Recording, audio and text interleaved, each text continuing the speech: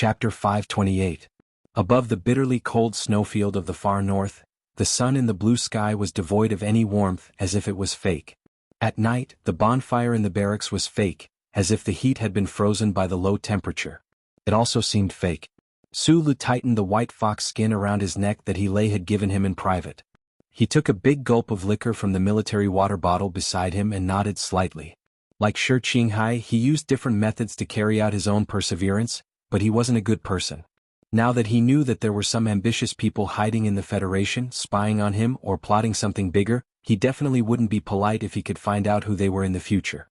The cold night made him feel a little depressed because of the unknown appearance and background of the enemies. At this moment, Shi Qinghai, who was already drunk and even more charming, suddenly leaned over as if he was about to say something. His left hand quietly reached under Shi Qinghai's butt and pulled out the chair.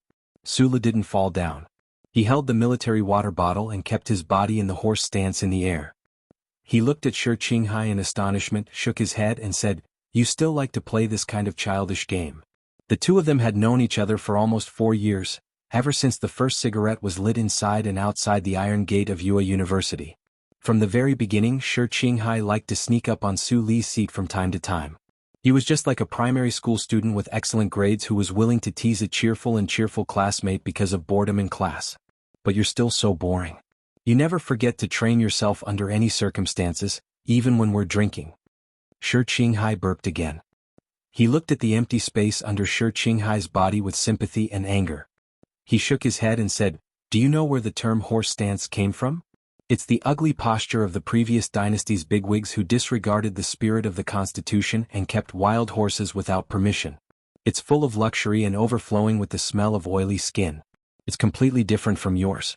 I really don't understand why you still work so hard. Why do you have to do this? If you don't work hard to improve yourself, it's easy to die. I knew this before I went to the battlefield. Only when I went to the battlefield did I realize this was the truth." Sulu stood up and pulled the chair back under his butt. He sat down in a relaxed manner and said with a smile, "I think the training you received in the Federation's Investigation Bureau and the 4th Department was no easier than mine. But I won't make my life as boring as a machine because of this." Shi Qinghai said sarcastically, "Besides, the government has been trying to make you into a war hero, an idol figure. As long as you don't act stupidly, crazy and impulsively, danger will never come to you." At this point, he frowned and asked seriously, "Actually, I've always been very curious about the relationship between you and the Lees of Philadelphia." The answer involved many things, including Su Li's real past, his identity as a fugitive from the Federation, and even the disguised chip behind his neck. However, he didn't hesitate and said softly, "The army god is the younger brother of the old man and also my teacher." Shi Qinghai was silent for a long time. He took a big gulp of wine and said with emotion, "Well, it is indeed nepotism. But I can accept that you are not Li Pifu's illegitimate son." He then said with a smile, "Although you don't need to explain, I still have to tell you that I will keep it a secret." Sulu smiled and didn't say anything. He wondered if he should find a chance to tell more of his secrets in the future to scare this guy. There were many kinds of friends. Fair-weather friends could have a spiritual resonance. Old friends could also turn their backs on each other in an instant. He and Shi Qinghai had gone through life and death together. They had a deep mutual trust that was as hard as alloy. There was no need to keep too many secrets between them. With the Lees of Philadelphia as your backer, as long as that old man is alive, no one in the Federation will dare to mess with you. Shi Qinghai looked at him thoughtfully and warned, "But you can't trust this relationship too much and make an incorrect judgment. The army god of the Federation was undoubtedly the most amazing big shot in the universe. In addition to his shocking military talent, this old man's political wisdom was also unfathomable. However, what made him the most fanatically worshipped and respected by hundreds of millions of people was his integrity, which was willing to sacrifice everything to protect the Federation." Sulu understood this very well. Li Ruofu thought highly of him and groomed him. Apart from compensating Uncle Fengyu, a large part of it was for the sake of the Federation. The old man very much hoped that he could be like himself in the future and become a fuel to continue burning for the Federation. Without this premise, all the appreciation and cultivation would be for naught. Just like the assassination that happened in Sunset State, Sulu had seriously thought that if he was killed by the 2 killers from Bermuda, would the army god Li Pifu avenge him? After thinking about it for a while, he couldn't help but deduce that if he really died, The old man would definitely not make a move against the 7 great families because that would directly destroy the foundation of the Federation's existence. Looking at the silent Sulu, Shi Qinghai knew that he had his own plans. He smiled and didn't say anything more. With the help of the alcohol that was gradually entering his brain, he gently swayed the small amount of liquor in the military water bottle and softly hummed a very familiar song. When he sang 27 cups of liquor to the 3rd cup, Su Li's voice softly followed and accompanied him all the way to the end, just like the countless nights in the bar in Linhai State. Shi Qinghai, who was habitually drunk, would be silent for a long time when he sang the last cup of liquor and thought of his father. Then he would drink a full cup of liquor as a memorial or cry to his heart's content. Sulu knew the sad story that made Shi Qinghai resolutely join the anti-government army in Green Dragon Mountain, so he couldn't help but feel a little surprised when he found that he didn't end the song, but started from the beginning again. Shi Qinghai's slightly hoarse but charming voice started to repeat the line of the girl, like a needle skipping in a retro record, giving people a headache. The 6th cup of liquor, the stone path curved, there was a girl at the end. There was a girl at the end of the stone path. Girl. That's my little girl. These are all my girls. I only want my girl. Sulu keenly heard the small changes in the 2 self-made lyrics. His eyes gradually narrowed as he stared at Shi Qinghai and said with a faint smile, "If it's a girl, is it Zouyu?" Shi Qinghai's drunken eyes were like stars. He raised his eyebrows and said, "So what? Before I went to the front line, I played the guqin for 3 days at the gate of the West Mountain compound to provoke her. When she came back from Linhai for a vacation, she gave me a handkerchief from inside the wall, wrapped in a stone. How deep is her love?" Sulu was stunned. The picture of a playboy standing at the gate of the Federal Army compound and harassing a minister's daughter in an infuriating manner instantly formed in his mind. He couldn't help but ask in surprise, "Are you serious? I'm warning you, Yuzi isn't as cold and arrogant as she looks. If she's really in love, she can be stubborn." "Yuzi?" Shi Qinghai frowned and said disdainfully, "I'm not Nan Mingxiu. She's my woman. She doesn't need your permission to find any kind of man." "You can't say that." Sulu shrugged and said, "In a legal sense, I'm the father of her son. As a guardian for the legal rights of the child, I have the right to object to her boyfriend." Shi Qinghai was stunned. He deeply exhaled a breath of alcohol and cursed. A moment later, a charming smile reappeared on his handsome face. He said, "In fact, I've been writing to her for the past year." In the beginning she replied very little. She was basically like a beautiful shrew. Although she still replies very little now, she's like a beautiful gentle girl. They're actually having an affair behind my back. What a pair of adulterers. Sulu said solemnly, but his mood was exceptionally joyous. Back then he had selfishly wanted to leave behind a descendant of young Master Shi, who he thought was bound to die. More importantly, he didn't want an innocent life to fall just like that. But now, it seemed that a fairy tale-like ending was about to happen. After living with Zouyu in the Wangdu apartment for so many days, he had long felt like a family member. He also hoped that she could have an excellent emotional home. If Shi Qinghai was no longer a playboy, he would naturally be the best man. "How did you figure it out?" he asked curiously. "I don't want to thank you, but it's true that because of the stories you told me, I fell in love with such a straightforward and cold woman. The most important thing is that she's really beautiful." Shi Qinghai replied with a calm expression. "When I was in high school, I liked astronomy and geography the most. I knew that the universe is long but human life is short. So in the future, I didn't care much about men and women. I only liked to have fun and I didn't like to make promises. But now, I understand that things like life and the universe can't be treated equally. Just like the magnificent Lu Ling on this planet, she only appears once every 3,000 years. The next time she appears will be 371 years later. I won't be able to see her for the rest of my life. Since that's the case, I should see something that's relatively long and worth having." Su Li's thoughts suddenly floated. He said, "Astronomy and geography. Tai Ziyuan is also very interested in exploring the universe.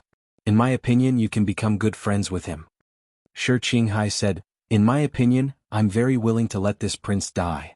While Mr. Shi was thinking about how rare it was to see Lu Ling in the snowy night, on the battleship outside the planet's atmosphere, the resident program of the Federal Central Computer was performing relevant calculations. On planet 5460, deep in the rock tunnels, the detection devices that were spread all over the ground faithfully recorded all kinds of fluctuations and transmitted them back to the battleship. It was like a huge spider web, keenly sensing the movements around it and then determining the real situation. The geomagnetic storm suddenly became abnormal, and the rock mass became denser and denser. The Federal Central Computer was calculating, or in other words, calculating the changes that happened inside the planet. This required a lot of data and high-speed computing power. Even though it seemed to be omnipotent, it was still a bit difficult. Chapter 529. When Sulu woke up from his nightmare, he suddenly felt a wave of sadness in his heart. He sat on the edge of his bed in a daze.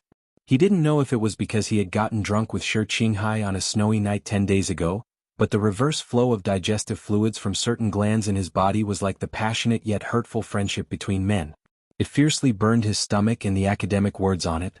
Or was it because Shangqiu had completed the MXT test mission 3 days ago and was currently on her way back to the distant capital ring? But he still remembered many mornings when she wore small snow boots and stood in the thick snow like a playful wild cat. Every time she took a step, she would kick her legs back. It was an extremely cute scene. Because of this, his heart was vaguely troubled by this feeling. At this moment, the Federal Central Computer's request to contact him appeared in his mind. Ever since that night when he had requested for privacy, the old bastard had bitterly started his days of being neglected. Whenever he wanted to chat with him, he would have to knock on a door that didn't exist in the void. After accepting the request, Sulu looked at the clear and concise words in his left eye and the virtual three-dimensional image. Cold sweat instantly broke out on his back and dyed his green military vest as heavy as ink. Only now did he understand that the frightening scenes in his dream were actually real. The old bastard had called him through the back door. Before he could ask why the Federal Central Computer had entered his dream without his permission, Sulu hurriedly got up with a gloomy expression. He hastily put on a jacket and rushed out of the room. Braving the bitter cold, he ran to Shi Qinghai's door and kicked it open. He quickly said a few words and then rushed to the regimental headquarters. Without hesitation, he pressed the emergency button for the headquarters. In an instant, a sharp and piercing alarm pierced through the dark night and the faint snowflakes and spread throughout the entire military camp. Whether it was the soldiers of the 1st Regiment of the 17th Division or the soldiers of Green Dragon Mountain, they were all startled awake. Although they were extremely puzzled, no one dared to ask what had happened. They silently but quickly put on their uniforms and equipment and ran towards the snowy area in front of the headquarters. He put on his military cap and inserted the H-12 pistol into his holster. He looked at Sulu and said, "Instructor, if this is just a drill, I think it will be difficult for us to explain to these guys who were woken up. In the past few days, the Federation's ground forces had been trying to destroy the last remnants of the Imperial Expeditionary Force. However, the Imperial soldiers relied on the desperation and craziness of death, and the Glacier Alley base that they had been operating for decades, and under the ruthless and even self-destructive command of General Ambly, they did not budge an inch. They used all means of combat and even used the primitive and cruel tactic of using human bombs. The final battle was exceptionally bloody. In the 700 square meters of the Glacier War Zone, there were people dying every moment. The Federation forces, who had the absolute strategic advantage, were actually somewhat terrified under the frenzied attacks of the Imperial soldiers. Just 10 days ago, even Du Shaoqing had been forced to have the Iron 7th Division slow down the pace of clearing out the alleys. However, this had nothing to do with the 1st Regiment of the 17th Division and that Green Dragon Mountain unit that had no official designation. They had not entered the heart of the fierce battle all this time. Furthermore, to this day, even if the Imperial Expeditionary Force was a god, they would not be able to conjure any unit to break through the encirclement in front of them and kill their way into the camp. Therefore, the emergency call for tonight's emergency assembly made many people somewhat puzzled as to what had happened. Level 2 clearance, top secret. I'm very sorry, but I can't reveal anything to you. I believe the official order will come down soon. The emergency assembly is to let everyone prepare in advance. Su Li's ears were filled with the sound of hurried footsteps and the heavy mechanical sound of engineering mecha. After a moment of silence, he spoke seriously to He Lei. The emergency assembly order could only be issued by the highest-ranking officer of the army. Although his previous actions did not cross the line, they still severely violated military discipline. However, He Lei knew what kind of person he was. This was especially so when he saw that rare trace of solemnity on his face. His brain had already begun to turn quickly, on guard against the major event that was about to happen. Back in the day, when Sulu had given up his glory and wealth to face the entire upper echelon of the Federation alone, he had not even blinked an eyelid. However, the news that the charter computer had given him tonight made him nervous and uneasy.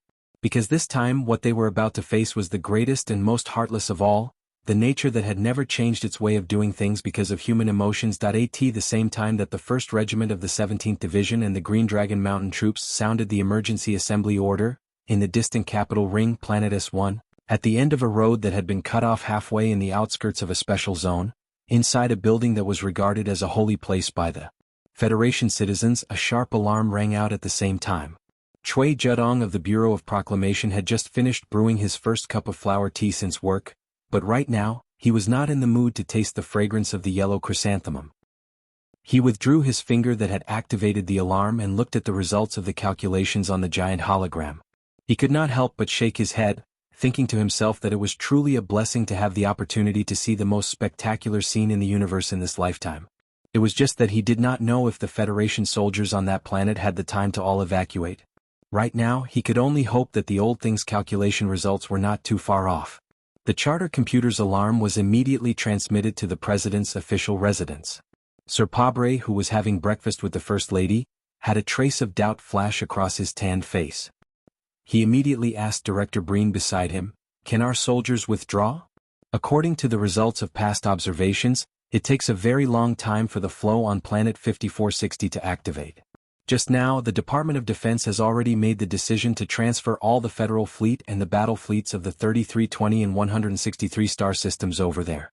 In addition to the backup transport forces of the Westwood's administrative main planet, the withdrawal of the troops should not be a problem. The young Director Breen replied calmly, clearly, and accurately. After a short pause, he continued, "Now what we need to consider is the time it will take for the ground troops to withdraw to the airborne base, and whether the remaining forces of the Imperial Expeditionary Force will stop at all costs to delay the retreat of the troops. Also, after all, this is the first time that the flow on Planet 5460 has appeared in advance since the Federation observed it 9 times, and this time, it is more than 300 years ahead of schedule. Later, the Federal Academy of Science will hold an academic discussion on this. That's not what I'm concerned about." President Pabre smiled at his nervous wife, turned his head and said coldly, "I only care about the consequences. None of our soldiers can die in that damn ice water. Tell the Department of Defense, if the Empire really tries to delay the retreat of the troops, let the fleet use the main cannons to fire directly and drive all these Empire rabbits back into the ice cave." Director Breen was slightly stunned and subconsciously objected, "But there is still plenty of time. Even if the Empire understands what is going on, they don't have a good way to stop our retreat. The effect of the main cannons of the battleships is not very good, and the energy consumption is too high. In fact, the Federation's interstellar energy quota this year has already exceeded by 70%. Being able to let those young men return with glory and safety is much more important than something like the energy quota." President Pabre said in a deep and firm voice, "Please make an appointment with Lady Tai for me. The government needs her help regarding the energy quota." In the building of the Department of Defense, Zhou Yingxing, wearing glasses, carefully read the report sent by the Bureau of Proclamation, listened to the President's instructions delivered by Secretary Jiao, and a slight smile flashed across his slightly tired face. He said, "According to Mr. President's opinion, immediately draft the retreat plan and let Commander Zhong make the decision. I believe that he will also like the best gift that nature has given to the Federation." In the headquarters building of the Westwood's main planet Federation, Zhong Shouhu used 2 fingers to continuously rub his white eyebrows, looked at all the documents that had just been delivered to him, and was silent for a long time. In the end, a complicated smile appeared on his face. He was about to rush to the front line again and directly command the last wave of attack of the Federal forces. He had enough pride and confidence that the military operation would definitely succeed. However, the situation was different from the situation on Planet 3320 and 163. Planet 5460 had the least amount of Empire troops, but the enemy general named Ambly had forcefully fought the battle to this extent. Even if he personally took command, he didn't dare to lightly say that he would be able to save a few Federation soldiers from dying. This is really a big surprise. In the early hours of the morning, the 1st Regiment of the 17th Division indeed received an emergency order from the headquarters. This order was electronically signed by Deputy Commander E himself, and it required all the participating troops on the ground to immediately evacuate from the Arctic glaciers. All the troops had to cooperate with each other. On one hand, they had to maintain a sense of pressure on the Empire people, and on the other hand, they had to retreat to the predetermined location as quickly as possible. The words of the order were very cold and fierce, and no troops were allowed to raise any objections. Therefore, in a short 3 hours, the federal forces, who were desperately searching for traces of the Empire people in the ice pit alleys during the night and during the day, and risking their lives to attack quickly and without panic, all began to quickly and calmly leave the battle area, turning into countless black lines and returning south on the snowy plains. Su Li's 1st Regiment of the 17th Division and that lucky Green Dragon Mountain Troop, because of a certain back door, were the first to make preparations to retreat. Even before the command center's orders arrived, he had already forced He Lei to give the order to have the mixed forces forcefully move 30 kilometers south. What exactly happened? He Lei sat in the command vehicle with a complicated expression, looking at the details of the order on the hologram, completely puzzled. If the Federation was preparing to set up a new battle plan, then even if a high-ranking officer like him didn't know the strategic intentions, he would definitely have been blown by the wind and guessed some of the details. He definitely wouldn't have retreated in such a baffling manner like tonight. There were many officers and soldiers of the Federation who had the same question as him. The officers and soldiers of the various participating troops watched as the remnants of the Empire were suppressed to the point of death after paying the price of countless sacrifices and blood, and could collapse at any time. In the end, they were ordered by their superiors to urgently retreat south, away from the dawn of victory. It was truly somewhat difficult for them to accept. In order to prevent panic from spreading among the troops, the upper echelons of the Federation tightly controlled this news within an extremely small circle. Only less than 5 generals in the ground forces knew the inside story. Su Lu was the first to know of this matter in the Federation, and he understood and agreed with the actions of the headquarters. However, facing the puzzled gazes of the people around him, he felt a bit of pressure. Chapter 530. Without any warning, a high-latitude volcano on the shore of the Western Sea began to violently erupt. The glaciers that had accumulated for hundreds of millions of years began to melt at a speed visible to the naked eye. The ice and snow within a radius of several hundred square kilometers of the volcano, mixed with molten lava, began to spread toward low-lying areas. Wherever the molten lava passed, the originally barren snowy plains were smeared into a complete mess. The blazing red lava came into close contact with the cold ice, producing sizzling sounds of barbecuing. Water vapor, together with black ash, crazily sprayed into the sky. What followed was a strong earthquake as high as a magnitude 9. Fortunately, the source of the earthquake this time was extremely deep. After it spread to the surface, its intensity was greatly reduced. Moreover, on the surface of this planet that had been fighting for several decades, other than the military vehicles and mechas moving through the wilderness, there weren't too many man-made structures. Therefore, it didn't cause too many casualties. The arrival of the volcanic eruption and earthquake was only a kind warning issued by nature to the two sides that were busy fighting on this planet. The overall temperature of the northern hemisphere of 5,460 began to slowly rise. Under this shocking astronomical phenomenon, a total of 7 divisions of the Federation's ground forces retreated toward the south at high speed. Beside the icy peak of K-22, there was a small group of Empire troops stationed in an alley. They were the first to discover the enemy's unusual movements. They, who had long been accustomed to fighting day and night without rest, were shocked to discover that, in the past 4 hours, even though the Federation's artillery shells were still unceasingly bombarding them, those troublesome Federal forces never attacked again. The company commander thought silently for a long time. He used his hand to heavily pound the cold-resistant concrete wall of the fortification. Carrying his machine gun, he crawled out of the alley.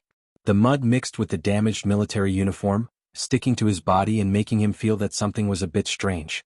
The silence around the battlefield was a bit frightening. With difficulty, he climbed through the thick ice used to block the Federation's bullets at the entrance of the alley. The company commander used his gun to support himself on the ground and stood up. He looked at the incomparably empty snowy plains in front of him and the silent Federation's military camp on the other side. He was so shocked that he didn't know what to say. The Federation retreated?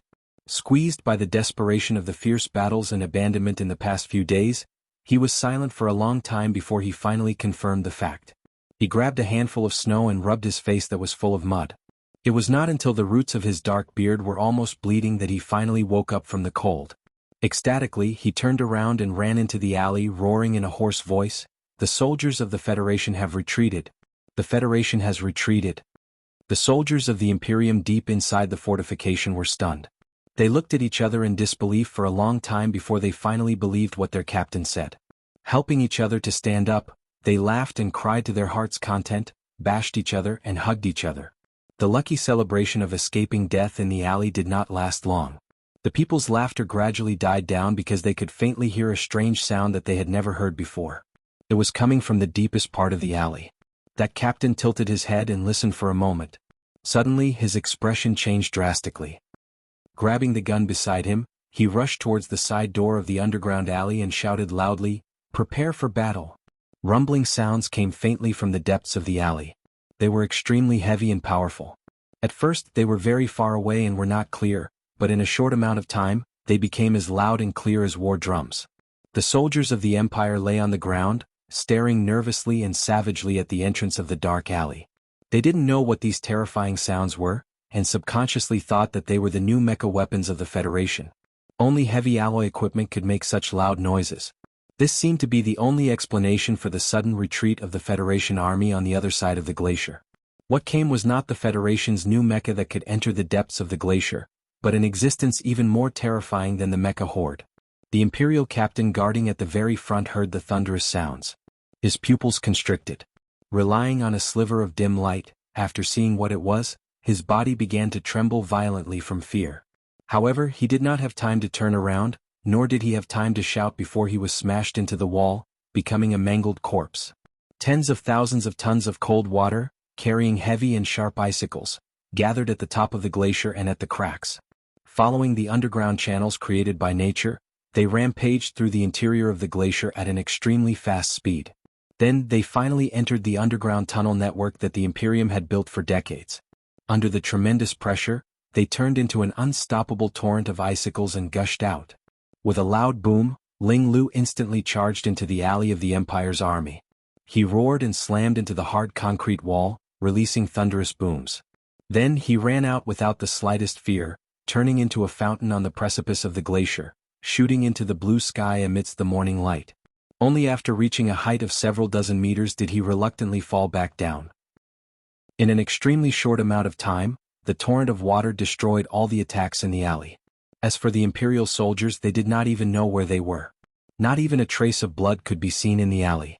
A few minutes later, the pressure in the cracks of the glacier gradually stabilized, and the torrent calmed down. The collapsed alley was filled with cold water.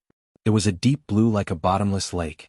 Dense icicles and occasionally a few broken empty boxes floated on top of it. The temperature was still not high. Not long after, the tens of thousands of tons of cold water in the alley slowly condensed into ice again.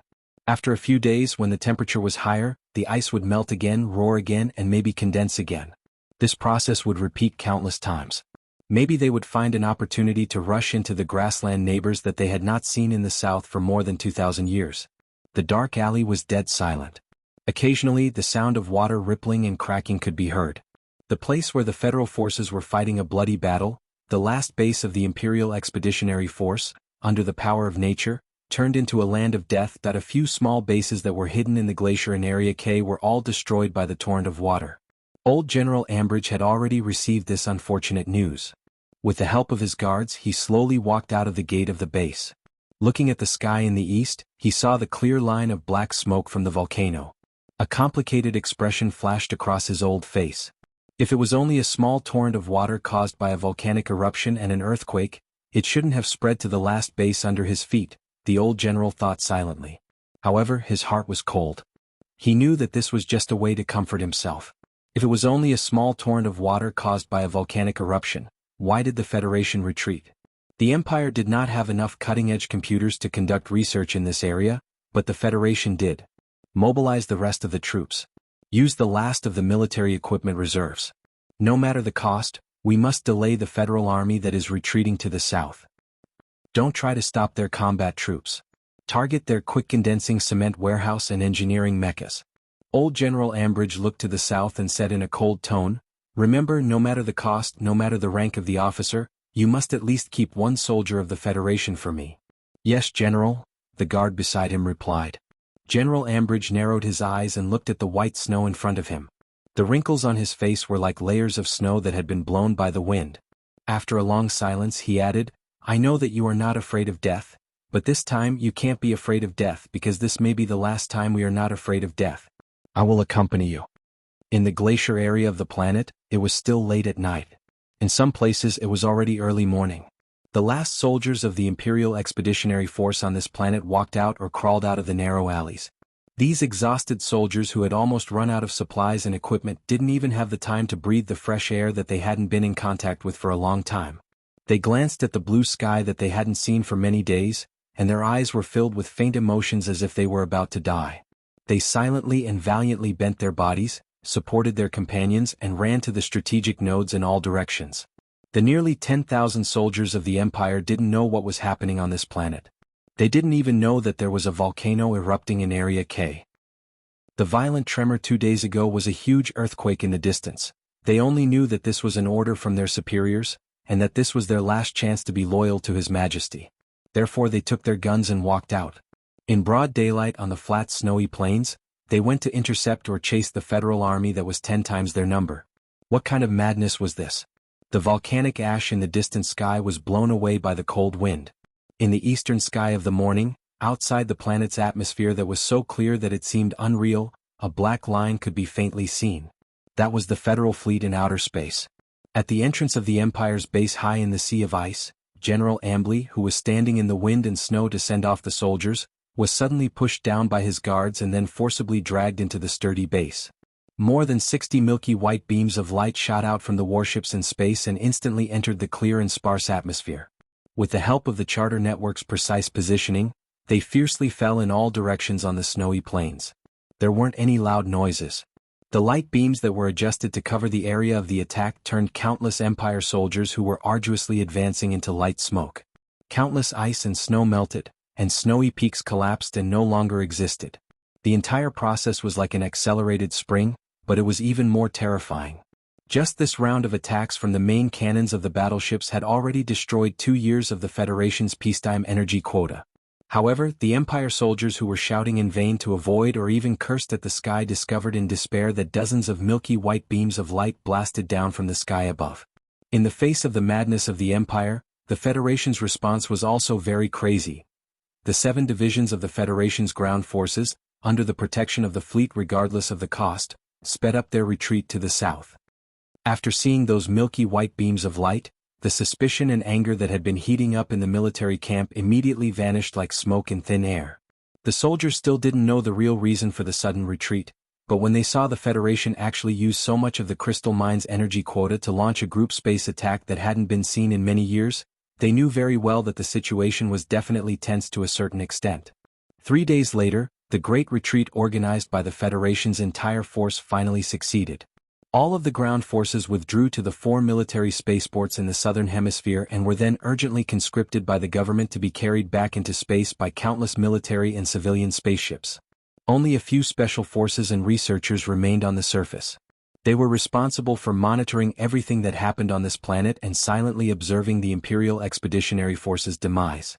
Sulu also stayed behind. Chapter 531. About 400 soldiers from the new 17th Division and the Iron 7th Division stayed behind. Together with the researchers, they were stationed at the newly built Shinza spaceport. This spaceport was located on a large granite base. The sea level was quite high, and there was the Huangshenling Lonely Ridge in front of it as a shield, so they didn't have to worry too much about the terrifying flow of water. The Federation had determined that this was a safe area based on past research records, so they chose this place as an observation point. However, they still cautiously sent 3 types of light battleships to stand by on the tarmac. If the planet's environment was unimaginably bad and even affected this place, they had to be able to immediately evacuate these few hundred soldiers. The volcanic eruptions on the planet became more and more frequent. Earthquakes of various sizes never stopped like the music of the new year.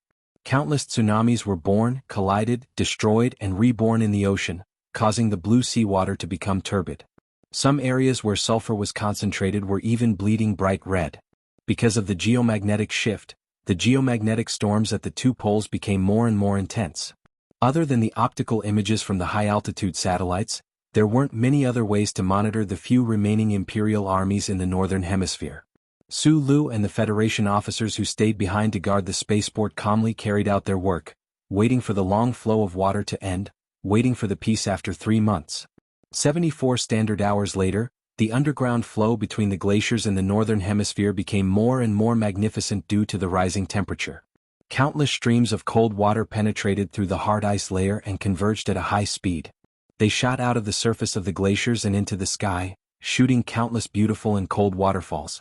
Then the flood mixed with ice fell heavily, instantly overflowing the obstacles in front of it, and slowly but firmly surged towards the low-lying areas in the south. 3 days later, the first flow of water in Area K crossed the central region of the snowfield and poured into a snow valley, rushing into the primitive forest in the valley. In front of the flow of water that was dozens of kilometers wide, thick ancient trees that were more than 1,000 years old fell like paper. The green vegetation was instantly torn into pieces. The mixture of ice and water all over the mountains and plains had a semi-solidified gelatinous feeling. Because it was wrapped in the black sand under the snow, it looked gray and dull. In the cold snow water, there were countless sharp and heavy icicles mixed in, like a knife without a sharp edge. In front of this giant blunt knife of the Creator, nothing could resist at all. The whole earth seemed to have been ruthlessly scraped. Wherever it passed, not a single blade of grass grew. Giant trees fell, birds and beasts wailed, and then there was dead silence. The further south they went, the more the ice melted, and the lower the terrain became. The speed of the mighty Lioli invasion also became faster and faster. The Lioli front, which stretched for hundreds of kilometers, rushed all the way to the south. If it encountered a mountain, it would be blocked, and if it encountered a lake, it would spread and freeze, and if it encountered a lake, it would drive the lake away. In the third millennium, this lonely planet at the edge of the West Woods would automatically tilt its angle in a strange way. In this big movement that changed the sky and the earth, countless small earthquakes and volcanic eruptions would occur on the surface of the planet that was divided by ice and green. In the glacier area of 1/3 of the northern hemisphere, the most spectacular Lioli phenomenon would occur. Just like at this moment, the Lioli scene was so spectacular that it made people feel a sense of awe and fear towards nature. And this was only the first wave of this Lioli. With the help of the research of the previous generation of scientists and the support of the supercomputing power of the charter computer, the Federation was confident that they could leave humans on the surface of the planet for observation. However, those who stayed behind could not help but feel frightened when they saw such an irresistible natural scene. Any big astronomical phenomenon would inevitably occur on a long scale. Even if a giant black hole swallowed a super-large galaxy, it would not be able to eat it in one bite. The soldiers of the Federation who stayed behind on the surface of the planet had to wait silently and nervously for 3 months. They were shocked by what they saw in front of them, but the emotions in the depths of their hearts were extremely complicated. The Federation paid a great price. Countless comrades sacrificed themselves to force the Imperial Expeditionary Force into a desperate situation. However, just when the enemy was sure to lose and they were about to win the glorious moment of glory, God came out to mess with them.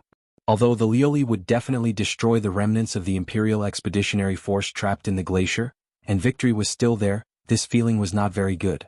Sulu definitely did not have this kind of emotion.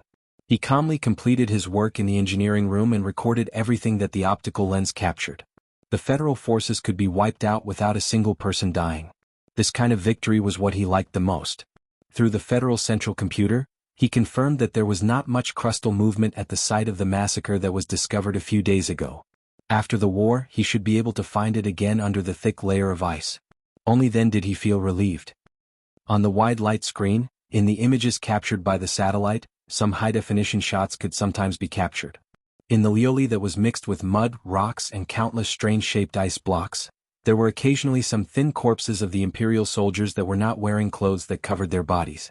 Most of the corpses that were discovered had already been rubbed by the ice blocks and rocks until they were too horrible to look at. It was chilling to look at. Sulu, who was extremely sympathetic, looked at the images on the light screen. He did not have the slightest bit of sympathy or emotion in his heart. His expression was calm. Professor Shin had taught him that there was no such thing as reason in this universe. His experience over the years had also convinced him that God had never taken the initiative to punish any evil deeds. However, this time, the Lioli suddenly appeared more than 300 years ahead of time, which made him feel touched. People often said that God was not fair. Now God was finally fair for once. This was the retribution of the Imperial Expeditionary Force that slaughtered the Federation civilians. Sulu thought as he walked out of the room. He raised his head and looked at the gray sky that was mixed with strange lightning. He looked at the snowflakes that had just drifted down and narrowed his eyes. Because of the melting of the glaciers, billions of tons of lioli carried countless ice blocks, boulders, trees, and even heavy mecha wreckage towards the south. At the same time, it also brought with it cold and relatively humid temperatures. In this season it was definitely not supposed to snow at Xinqiu Airport, but it was actually snowing. I've never seen snow in Donglin.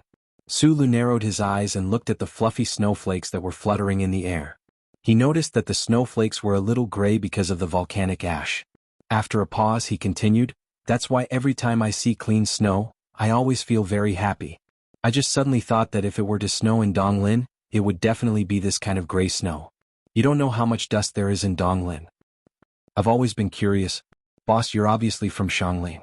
You've only been a soldier in Donglin for 2 years, but no matter how I look at it, you seem more like a person from Donglin." Bai Yulan held the cigarette between 2 fingers and took a deep breath. She looked past the fluttering strands of hair and asked softly, "Could it be that those famous stone miners really have such a great influence on people's behavior?" Sula did not answer. He just looked at the snowflakes in the sky and spaced out. The people in his hometown had never seen real snow. The cafe owner on Zhonglo Street had never seen real snow. The beautiful policewoman with long legs and boots had never seen real snow. His long-dead parents had never seen real snow. Oh, and his sister, Xianyi, had never seen real snow either. Not being able to talk about his feelings for his parents, his sister, his hometown, and his childhood made him forget about it. This was the most difficult thing for Sulu to accept in his life as a fugitive. Bai Yulan, who was squatting on the ground, looked up and saw a rare look of reminiscence on Su Li's face. After a moment of silence she said softly, "Bai Ziming has always liked to capture these kinds of scenes. If he were here right now he would definitely be very excited." The documentary Team 7 had already finished filming. The producer, director, guest reporter and narrator, Bai Ziming, had already left and returned to the Golden Star Film Studio in the capital of S1. Only after hearing Bai Yulan's words did Sulu recall this matter. Now that the production duo was no longer by his side, he actually felt a little uneasy. Although it was a spectacular sight, it would still be boring if one watched it too much. This was especially so if one watched it with a nervous and fearful heart. For a strong-willed professional soldier, this was a huge torture. Only the real scholars and researchers were extremely excited. They were screaming in the observation room. It was important to know that not all scholars had the opportunity to see such a rare sight that only happened once every 3,000 years. This was a temperament unique to the real academic community. Sulu actually had a lot in common with these researchers. However, in the boring waiting time he could not observe and record for a long time like them. This was because he was the deputy division leader of the new 17th Division, so he had to organize the study of the officers who stayed behind. Whether it was the new 17th Division or the Iron 7th Division, whether it was the troops who stayed behind on the ground or the fleet in space, at this moment, all the commanders gathered together seriously and checked the battle reports of the other 2 fallen stars on time every day. They were watching the command of a real military genius. In the eyes of the people, Zhong Suahu of the West Woods was a gloomy and violent dictator. He was the head of the 7 major families, a big shot who spanned both the military and the political world, and a big shot who ruled a corner of the empire. The officers and the people admired his hard work in leading the West Woods and the rotational warfare troops to fight against the Imperial Expeditionary Force for more than 10 years. However, they did not have a specific evaluation of his military command. This was completely different from Division Commander Shaoqing. Because of some rumors, the people had always doubted the ability of the Federation's frontline commander-in-chief. These disregard and doubts instantly stopped when the Tiger of the West Woods went to the front line again and personally commanded the victory of the military operation. In the 163 and 3,320 systems, facing the most powerful force of the Imperial Expeditionary Force, this Tiger suddenly burst out with all his brilliance. The large army gathered by the Federation turned into an invincible iron stream under his command. He vividly displayed his amazing combat ability and announced to the entire universe that he was the most talented military genius with one shocking and ingenious tactics and meticulous strategic concepts after another. Who could have thought that the 3 divisions were the secret moves that Commander Zhong had prepared in advance? Who could have thought of it? I analyzed the battle report after the fact and still could not understand how he had arranged all this. How could those poor commanders of the Empire have guessed it in advance? Yu Qinghai, the commander of the new 17th Division on the light beam, could not hide his surprise. He said, "This battle was so fierce that it made people speechless. After this battle, who dares to question his military talent and think that he is not qualified to be the frontline commander-in-chief? Having followed the Federation's god of war for many years, he actually used the word military talent to describe Zhong Suohu's commanding ability without any taboo. Naturally, he admired this man to the extreme. Su Lu suppressed the shock in his heart. Thinking of the conversation between himself and Commander Zhong that night, he could not help but think in a mocking tone, he didn't fight seriously before but now he is. Chapter 532. The days of waiting for Lu Ling's arrival or departure felt extremely long to the people. The surface of the planet shook continuously. Countless streams of boiling magma cheered as they rushed toward the long-lost ground. Countless streams of melted snow cheered as they rushed toward the long-lost south. The three largest plains had turned into an ocean, but it was snowing during summer in the southern hemisphere's hilly region. The gloomy clouds that covered thousands of kilometers of the sky were swept up by the strong wind and rolled into strange shapes. Dense and huge lightning flashed continuously in the clouds, tearing the gloomy, wet and cold sky apart. Then, thunder rumbled, causing the entire earth to begin to tremble. In this hellish environment, the only thing that could make the Federation soldiers feel a little bit of sunshine was the good news that came from the battlefields of the other two galaxies. Of course, as for the soldiers of the Iron 7th Division, it was not known to outsiders how complicated their feelings were. Like the commander of the new 17th Division, Yu Qinghai, all the soldiers who watched the final battle of the Federation's victorious military operation were in awe of the military talent displayed by Tiger of the West Woods in this battle. All the officers automatically gathered in one place to discuss the details of the battle. They analyzed Commander Zhong's commanding methods in depth and learned seriously. Even the officers of the Iron 7th Division who stayed on the surface were involved in the process of learning from student Zhong Laohu. It was said that this was a direct instruction from the commander they admired the most. In an inconspicuous grayish-black feather warship in the fleet of the Federation outside the atmosphere, Du Xiaoqing, who was sitting upright in his chair, was reading the battle reports sent by the two galaxies with a serious expression. With his rank, the battle reports that he could read were much more detailed than the basic officers. Therefore he could read them more clearly, and his feelings were even more complicated. So you haven't regressed in the past 10 years. Du Xiaoqing took off the black lambskin gloves in his hand and tapped lightly on the light screen with his fingers. He raised his eyebrows as if he was thinking and looking forward to something. A confident smile appeared on his lips. "Commander, is there anything to be happy about?" Dong Fangpei, who was standing in the corner of the room, asked curiously. The Federal forces knew that Commander Xiaoqing had a pair of extremely loyal subordinates. They were Shimin Jin, the commander of the defense battalion, and Dong Fangpei, the commander of the assault regiment.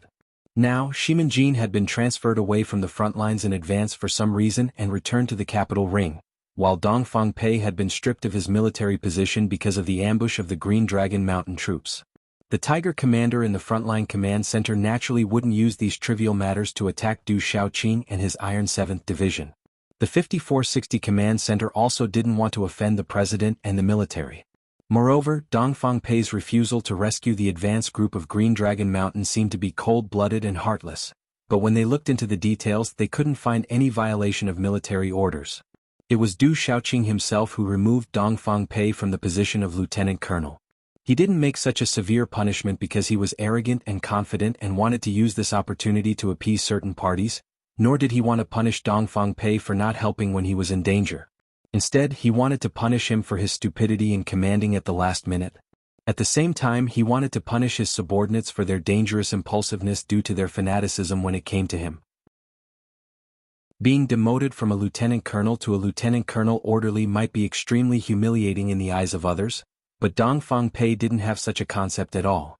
He was very happy to be able to follow beside his commander again like he did 10 years ago. The Iron 7th Division was made up of such a group of people. They were very cold, tough and good at fighting. They were very strict with their enemies and their comrades. No one could find any fault with them in terms of military discipline and fighting spirit. That was why they were able to become the Federation's trump card division, and become the division with the highest status in the hearts of the Federation people after the 17th Division.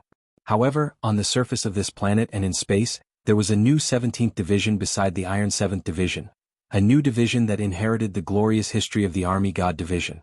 Since they entered the front line, they began to shine brightly and won many battles. If it was in the past, the 17th Division, which had old Master Li Pifu and had sent countless stars to the Federation, would never put the Iron 7th Division in their eyes. They wouldn't even bother to fight with each other. However, because of the appearance of that person called Du Shaoqing, the two trump cards began to be on equal footing. Because of their similar statuses, those old historical grudges would find a suitable stage to play out again. On the ground, the friction between the two armies had never stopped. Fighting for military merits, which seemed childish but was the most important activity in the military camp, had always been happening. The hundreds of soldiers who stayed on the planet's surface to observe Luling were all from these two divisions. Now that they were trapped in a corner of the spaceport, the two sides often saw each other. They even had to eat in the same cafeteria. The provocation and disdain in their eyes shot at each other thousands of times, and the insults in their words never stopped. The anger between the two sides grew bigger and bigger, and there was a danger that it could explode at any time. One day at noon, the freezing rain outside hit the window heavily, making people feel very upset. The soldiers of the new 17th Division and the Iron 7th Division began to mock each other in the cafeteria again. The content of this script would always repeat between the following lines. When my division went deep into the Empire's territory to destroy the enemy's 17th Division, you guys were still playing with mud in S3. When my division was fresh and stormed into the West Woods, you guys were still flirting with girls in Harbor City and could only eat my leftovers. My division's battle record, my division's killing of the enemy. My division fired the first shot of the Federation's counterattack against the Empire at the front line of Huangshanling Lonely Ridge. If my division's Lieutenant Colonel Sulu didn't help, would you guys be able to fire that shot? Since Sulu was mentioned, the following argument naturally developed into. My division has a level 5 ace pilot. My division has Lieutenant Colonel Sulu. My division has many of the latest MX mechas. My division has Lieutenant Colonel Sulu. My division beat your division in the military drill and graduation drill more than 10 years ago. My division only sent Lieutenant Colonel Sulu alone to break through your defense camp. My division has the undefeated division commander Shaoqing. My division has Lieutenant Colonel Sulu. My division commander Shaoqing has never lost a battle and is known as the #1 general in the Federation. My division's Lieutenant Colonel Sulu has never commanded. He blocked in front of your division commander by himself, and he didn't dare to do anything. The new 17th Division had a lot of things to show off, but the wonderful thing was that the soldiers knew very well that the most hated and most difficult part of the Iron 7th Division was Lieutenant Colonel Sulu. So no matter what the Iron 7th Division soldiers said, the new 17th Division would only say the words, Lieutenant Colonel Sulu, with a mocking smile. These words were like an omnipotent patch that could be patched to any place they wanted. The soldiers of the Iron 7th Division were enraged and their veins were bulging. Under the deliberate connivance of Division Commander Yu Qinghai, and the influence of Sour Lan Xiaolong and Dirty Work 7th Division, the new 17th Division was gradually inheriting the true and secretive style of the old 17th Division, shamelessness. The soldiers of the Iron 7th Division had always considered themselves to be standard soldiers, abiding by military discipline and were exemplary. When faced with such opponents, no matter how fierce they were in battle, they would never be able to win a battle of words. Probably because they had been ridiculed to the point of speechlessness too many times, today, the soldiers of the Iron 7th Division finally exploded. Since we're not your match, then let's fight. In the spacious cafeteria, hundreds of soldiers shouted furiously, picked up the tables and chairs beside them, and rushed towards the new 17th Division. At this moment, no one would care where the strict military discipline that their division commander Du Oching had strictly instructed them to go. The cafeteria was in chaos. Countless Federation soldiers were bleeding from their heads, and the air was filled with profanities. The sound of cursing the ancestors and cursing the female family members of the other side rose and fell one after another, reflecting each other. The broken cheap plastic tables and chairs and torn military uniforms accurately marked this chaotic scene. In the middle of the intense battle, the loudspeaker in the corner of the cafeteria suddenly rang. Hearing the sound from the loudspeaker, both sides were stunned and slowly stopped fighting. They subconsciously threw away the tables and chairs or chopsticks in their hands and stared blankly at the loudspeaker. The loudspeaker was not Du Shaoqing's cold and angry rebuke, nor was it Lieutenant Colonel Su Li's sincere invitation from the sleeping Lieutenant Colonel. Instead, it was the latest battle report from the spaceship. The Federal forces have recovered the 3320 and 163 star systems in the entire territory. Commander Zhong has now entered the last base of the Imperial Expeditionary Force, the command room. In 3 minutes, the 3 regions of the Federation will simultaneously broadcast President Pabre's speech on TV. All troops should gather immediately and organize to watch. The soldiers in the cafeteria clenched their fists tightly. Their eyebrows were either relaxed, furrowed, or trembling. Their expressions were extremely complicated. It seemed like they wanted to laugh but also seemed like they couldn't. This war had been going on for decades. The last military action was so tragic, but it ended just like that? The people of the Empire were kicked out of the Federation just like that? In the future, the children would ask their father, "What were you doing at that time? Are you going to say that you were beating up a detestable fellow officer?" The Federation's victory came so suddenly that not many people were mentally prepared. The people in the cafeteria were frozen for a long time before they woke up. The cheers replaced the curses, and the military caps that were constantly thrown into the air replaced the chairs and tables. All the soldiers excitedly clenched their fists and shouted, hugging the first person they could find and patting each other on the back. After a long period of cheering, the soldiers finally calmed down. They were shocked to find that the person they were hugging might be the person who was fighting with their lives just now. Their expressions changed drastically, and they turned around to go back to their own barracks to find wine to celebrate. They didn't look back at the other party again. Old General Ambly stood at the entrance of the heavily damaged fortification, calmly looking at the setting sun in the distance. Around him were traces of Liulin's rampage. The thick glacier was actually cut open, revealing the black rocks underneath. In the past few days, countless Liulin had poured into the underground fortification that the Empire had built for many years, completely destroying the last of the Imperial Expeditionary Force's strength. Then, the black and white mixed into the gray sky, making it impossible to tell the difference between the earth, rocks, blood, and corpses. This old general of the Empire was too unlucky, which was why his troops encountered Liulin. His luck was good, which was why the fortification that had been stopped for so long was actually preserved. However, in reality, it was even more painful for him to be alive, because he saw with his own eyes the mutilated corpses of countless young people from the Empire. The military cap on his head was long gone, and the general's uniform on his body was full of small holes. The old man looked at the red setting sun and narrowed his eyes. The wrinkles on his face reflected the red light, like a pile of burning paper. Chapter 533. No, General. Outside the black cave on the icy peak under the setting sun, the guard who had been following General Ambly for the past few days shouted in horror. He wanted to take the gun away from General Ambly's hand, but his ribs had been broken a few days ago, and even crawling was difficult for him. He could only reach out his hand in vain trying to grab something. Ambly's arm froze and he slowly lowered his head. His white hair was so dazzling under the red sun. After a long period of silence, he turned around and smiled at his loyal subordinate. There was a hint of consolation in his smile. If this was just a tragic war drama, the general who lost would have suddenly realized that he should cherish his life and live on bravely. He would have endured for many years, and then lead a new army to launch a bloody revenge against the enemy. However, this was a real battlefield, not a drama. The Imperial Expeditionary Army had been annihilated, and General Ambry was just like his subordinates. They wandered around aimlessly, unable to find their way home. They would never surrender, and only despair awaited them. There would never be a continuation of the plot. A crisp gunshot rang out, and a bloody hole appeared between the guard's eyebrows and he fell to the ground. General Ambly, whose cheeks were sunken, stared blankly at the smoke coming out of the muzzle, and a self-deprecating expression flashed across his face. The former emperor loved this kind of antique gun the most, and General Ambly, who was in his prime, got one because of his military exploits. At that time he mocked himself and asked himself if this antique gun could kill people. If it could kill people, then this antique gun could at least kill old people. Under the blood-red setting sun, Ambly, the highest commander of the Imperial Expeditionary Force on planet 5460, began to carefully tidy up his appearance. He took out half of a bone comb from his pocket, combed his white hair neatly, and then raised the gun to his forehead and pulled the trigger. After the gunshot, the old general's body suddenly collapsed. His senseless old and thin body fell forward and rolled down the dangerous black cliff.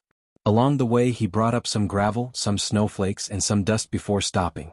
His head of white hair was already stained with blood and tangled into a ball. Su Lu, who had worked with the experts for 3 days and 3 nights, fell asleep. In his sleep, he could faintly hear the cheers coming from the canteen in the distance. A smile appeared on his honest and sincere face. He probably thought that he was dreaming about victory, but he still did not wake up. When he woke up late at night, he was somewhat surprised to find that the entire military camp was brightly lit and filled with cheers. The air was filled with the smell of barbecue and alcohol. Soldiers were lying on the ground drunk, forgetting about the freezing rain. He even saw a few old professors who were usually serious, dancing the hip dance that was popular in the capital ring. What happened? Bewildered, he responded to the warm greetings from all directions, the cups full of beer and the strong palms. It was only after a long time that he realized what had made the soldiers on the ground, who were about to go crazy from boredom, so excited. Victory. Sulu responded to everything around him a little numbly, but for some reason he was unexpectedly calm. In the atmosphere of the wild celebration, he silently took a bottle of hard liquor, quietly walked through the crowd, and came to a small hill on the side of the spaceport. The clouds in the sky were still thick and the freezing rain was still falling. His body was a little hot, but he did not feel cold. He did not know if it was because of the alcohol or something else. Almost half of the 3.5-liter bottle of amber liquor had already been poured into his stomach. His face was slightly flushed as he looked down at what should have been a grassland at the bottom of the hill but was now a mud lake. He suddenly opened his mouth and said, "Did we win?" "Yes." The charter computer flashed in his left pupil. "So many people died in the war. I never thought that I would be able to hear the news of victory just by sleeping." Sulu scratched his head, and a silly smile appeared on his calm face. Sulu did not feel the slightest sense of loss for the final miserable fate of the Imperial Expeditionary Army. Instead, he accepted the fact with incomparable joy. Professional soldiers might have some kind of respect for their enemies, but that was only because the enemies were worthy of respect. But an army like the Imperial Expeditionary Force that slaughtered civilians would never find any positive comments from him. It was just like how Macklin had stolen the name of ideals for his own purposes. He had made countless young people who had no martial arts skills but only a strong desire to change social injustice serve as cannon fodder. That was something that he could not tolerate. What he was ashamed of was the innocent being harmed. It was a positive term that was used as a pass for evil. Sitting in the cold meadow on the hill, Sulu kept drinking hard liquor and looked at the flowing water under his feet. Thinking that the Federation had finally won, he could not help but frown and shake his head. Then he laughed foolishly again. That night, he laughed foolishly more than he had in his entire life. The TV camera was interviewing Jian Shuier, the national girl who rarely showed her face after returning from the front line. The producer, Bai Ziming, did not draw a picture. He still used his voiceover that was familiar to the people of the Federation to ask, "According to the information that has just been declassified, during the Victory concert, Nutshell Group 7 was responsible for your security. Now, they have become a group of heroes in the eyes of the people of the Federation. Then, in your eyes, what kind of army do you think they are?" Jian Shuier, who was sitting on a circular sofa, wore a simple sportswear and a sports cap that covered all her hair. She did not seem to have expected such a broad question. She frowned and thought for a long time. In her mind, the lazy and rascally appearance of the members of Group 7 appeared. She could not help but laugh. Then she said seriously, "I think they are the most adorable army in the Federation." The scene changed. It was still the same question. "What kind of army do you think they are?" Behind an office desk carved from agarwood, the president of Nutshell Group smiled and said, "They are the pride of Nutshell. They are the most outstanding young people in the Federation." The same question was repeated in the TV camera. There were all kinds of people who answered the question. There were generals of the Ministry of Defense, and there were also respected members of the Parliament. The target of the question was expanded to the people of all social classes in the Federation. Everyone's answer was different, but it had a different meaning. Since they can take over the flag of the 17th Division, it must mean that they are outstanding. As for the question of iron, I think it should be said that they are the trump card of the Federation. The person who answered this question was a young and proud officer of the 2nd Military Region. "I don't know much about war." A female employee who was wiping the dust on her high heels was stopped by the camera crew. She stood up in a panic. Suddenly, a trace of shyness flashed across her face. "But I have seen the TV. There are a lot of handsome young men in this army. Especially Secretary Bai, he is very pitiful." Chapter 534. After a quick zoom on the TV screen, Xiong Linquan's big face full of mud appeared. He was eating and staring at the camera in shock and said, "Why are we fighting? Of course, it's to protect the Federation." Then he seemed to be honest, but he shamelessly admitted, "But this is the answer you taught me to say." Miraculously, neither the Golden Star Film Studio nor the Federal News Channel cut out this part of the footage. The camera continued to film for a long time, from the big tree behind the camp to the entrance of the division headquarters. Gu Shifeng, who had been appointed as the new commander of the Electric Control Battalion of the 17th Division, answered the question innocently, "Why did you fight?" I say, "Director, who came up with this stupid question?" Because the veterans are charging too fiercely. If we don't keep up during the battle, it will be very embarrassing.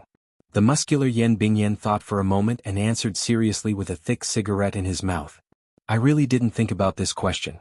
At the very beginning we were sent to the West Woods for no reason. We were miserably drilled for 10 days before being thrown to the front line. Song Xiang frowned and thought of his friend who had left the army. He shook his head and said with a sigh, "In a place like this, if you don't fight, you will die. Naturally, we can only continue to fight." At the end of the interview in the documentary, Major Lan Xiaolong, who claimed to be the spokesperson for Group 7 and the new 17th Division, gave a concluding answer to the hundreds of millions of people of the Federation behind the camera. He was wearing a new military uniform with all the medals and medals hanging on it. His answer quickly spread throughout the Federation society along with the broadcast of the documentary. It made countless young male citizens excited and hot-blooded. It was to the extent that this line was used on the recruitment posters of new recruits half a year later. As for Major Lan Xiaolong, who said this line, it became the model for the best male Federation actors to learn how to act cool. "Why are we fighting?" Major Lan Xiaolong's expression was firm.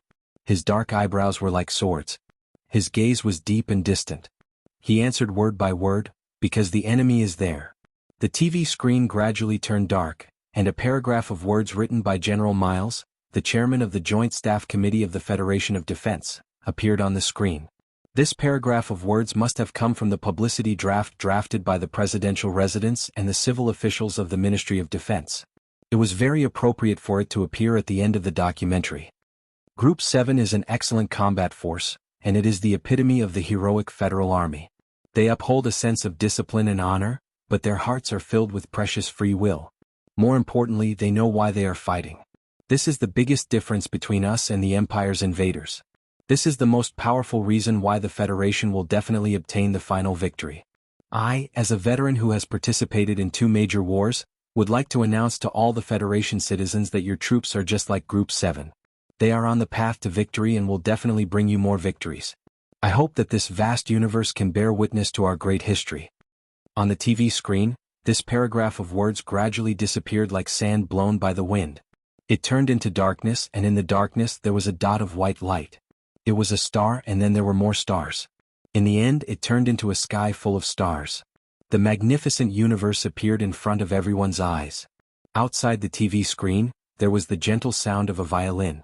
In the sound of the violin, a clear and bright female voice gradually became clear and slowly sang.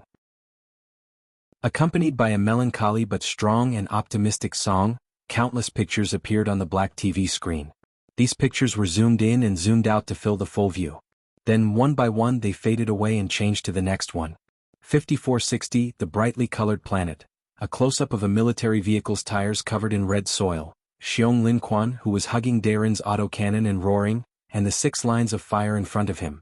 Magnolia, who was holding a small knife to cut down a tree, and a few strands of hair in front of his forehead with a calm and focused expression. The rapidly flashing black mass of tombstones in the hills and the white pigeons flying above them. Hundreds of Federation soldiers were silently moving forward in the valley from a bird's-eye view, maintaining a bowed posture. An officer in front was turning his head and shouting, his lips slightly open, but no one knew what he was saying. The battlefield, where the blood had dried up after a fierce battle, and the ashy faces of young soldiers who seemed to be sleeping with their eyes closed. The dense clouds of smoke formed by the dense explosions painted the clear sky with incomprehensible blocks of color. Several young soldiers were laughing and chatting, revealing mouths full of white teeth. In the close-up, there were 2 soldiers standing in the shadow of a tall mecha's alloy legs, lowering their heads and kissing with cigarettes. The last scene was Sulu sitting on the shoulder of the tall mecha. This time he was finally not wearing that pair of sunglasses, but he was looking at the rising sun at that time. The red and warm sunlight occupied most of the screen, so the audience could only see his back. The TV screen returned to darkness, and the ethereal and warm female voice slowly ended. A line of small white words appeared at the bottom of the screen. The documentary Team 7 ended or will continue. Thank you for watching. Sulu retracted his eyes from the black screen. When he thought of the last scene, he couldn't help but subconsciously touch the sunglasses in the pocket of his military uniform. He forcibly suppressed the urge to put them on, picked up the eye drops and dripped a few drops into his dry eyes. Previously, after completing the mechanical repair work in the Donglin mine, he had developed a good habit of protecting his eyes. Today, after watching 4 episodes of the documentary, he needed to take care of his eyes even more. At this time, he and the soldiers of the new 17th Division were on the Federation's battleship flying towards S1.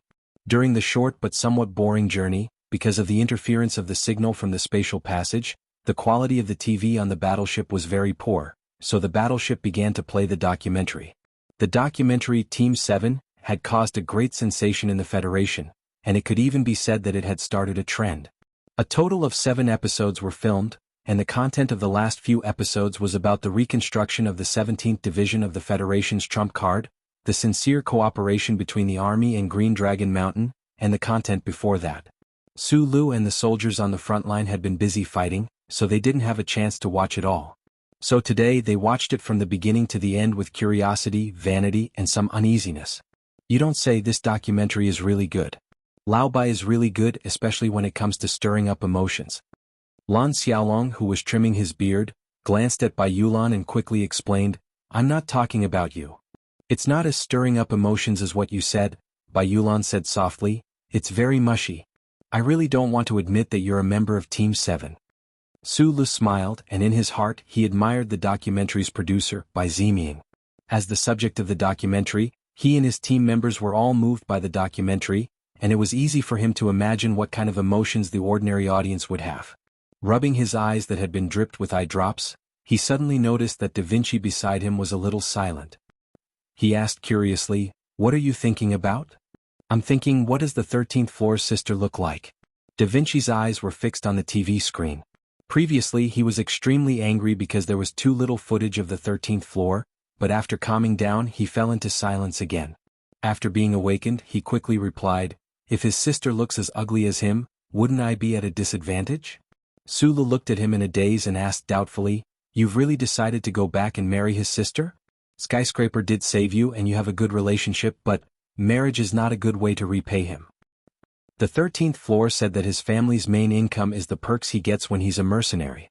"If I want to help his family financially, of course it's easy to do. But I always feel that his family is short of a son. If they have a son like me, the governor's son, as a son-in-law, they shouldn't suffer too much," Da Vinci explained seriously. "The problem is that you haven't even met his sister."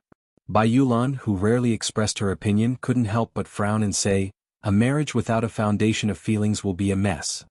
"Feelings can be cultivated," Da Vinci said seriously. "I just hope that his sister isn't too ugly, but as long as she's not too ugly, I'm still willing to marry her." "That's fucking bullshit." Su Lu shook his head and said, "Don't think that women will throw themselves at you just because you're the governor's son. Maybe Skyscraper's sister doesn't even like you." "Boss, why do you say beep beep?" "We're not the same as we are on TV," Da Vinci asked doubtfully. "We're going back to S1 soon. That's not the lawless front line full of sweat and smoke." Su Lu looked at the planet that was gradually becoming clearer outside the window. He shrugged and said helplessly, "I have to get used to how to speak without swearing. Otherwise, what if I suddenly curse his mother when I meet the president?" Although he was joking, in fact, the music at the end of the documentary was still echoing in his heart. The simple violin accompaniment was so melodious, but what really worried him was the quiet female voice mixed in with the violin. The ending song was actually sung by Jian Shui. Didn't she decide to disappear from public view? He was going back to the familiar S1 and was going to see many close and long-lost people. At this moment, Su Lu couldn't help but feel a little nervous. How's Lu Hua's appetite now? Zoe still has that bad temper? How much closer is the distance between Li Qixiao and his brother? Shang Qiu's figure, oh, she had just seen it. Her figure was as exaggerated and beautiful as ever. What about the daughter of the Prime Minister's family? He hadn't replied to her all this time. Was she happy? There was another very important thing. Did the auntie selling fast food boxes below the Wangdu apartments have a relationship with the head of the protein meat ration station? The S1 Capital Military Airport was heavily guarded today. The police were scattered everywhere as if they were facing a great enemy. Agents in black uniforms nervously patrolled all suspicious places, but the rest of the people had joyful smiles on their faces. There was not a trace of nervousness at all. This was the scene of the Federation's ceremony to welcome the victorious return of the frontline soldiers. President Pabre, Vice President and Speaker Byron, Vice Speaker Shaun, the special representative of the Green Dragon Mountain Committee, and the top figures of the Federation were all gathered here. They gave the dozens of slowly landing giant warships and the ordinary young Federation soldiers on the warships the highest courtesy. On the three-dimensional screen above the airport, the TV footage of the Iron 7th Division's attack to the north in the Battle of Yellow Mountain Ridge was playing non-stop, as well as the already famous documentary. Chapter 535. The battleship landed in the jubilant spaceport. Amidst the blast of air, the cheerful military music grew louder and shook the clouds. A few minutes later, this group of soldiers who were going to participate in the welcome ceremony walked out from under the huge battleship. Many soldiers looked at the scene in front of them with surprised and nervous expressions. Sulu was also one of them, but he was not surprised or frightened by the Federation's enthusiasm at this moment. The sunglasses on the bridge of his nose reflected the clear afternoon sun. He dragged the box that Jian Shuier had specially sent over with his left hand and slowly walked out from the caterpillar tunnel under the belly of the battleship. In the distance, Shi Qinghai was mixed in with the Green Dragon Mountain team. He raised his eyebrows and walked down from the belly of the battleship with a smile on his face. He was also dragging a box beside him. In the box was the ACW that Mr. President had specially approved. Wearing a neat military uniform and a young and determined face, he could really be described as handsome. However, there were countless Federation soldiers arriving at the spaceport today, so the two of them were naturally submerged in the crowd. Most of the soldiers who participated in the battle had already returned to their respective planets. The native soldiers of the West Woods had probably already returned home to enjoy the delicious taste of mashed potatoes and stewed meat slices. Only a small number of soldiers could appear at the Federation's welcome ceremony today. However, a small number here was a relatively new concept. More than 30,000 Federation soldiers gathered together, still a black mass spread over the entire tarmac. It was a very spectacular sight. The stern and austere military orders of the military commanders of the various troops rang out. Tens of thousands of Federation soldiers quickly lined up on the tarmac. In a very short time, they were divided into 3 square formations and lined up neatly in front of the rostrum. The military music gradually stopped. On the rostrum, General Miles gave a speech that was full of enthusiasm but also full of the tone of a military camp. Then he began to call the names of the soldiers who had participated in the battle to come up to the rostrum. The soldiers who could be praised at the ceremony were naturally people who had made outstanding contributions on the front lines. Sulu was not surprised to hear his name called. He lowered his head and rubbed his nose that was not used to the dry air of S1. He followed behind a captain that he did not recognize and walked up to the rostrum. There was a sense of discipline in the award ceremony.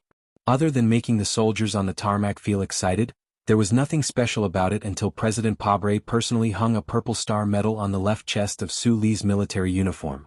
The Purple Star was the federal military's highest honor. Even Madman Li, who had the most outstanding achievements on the front lines, had not won this medal until today.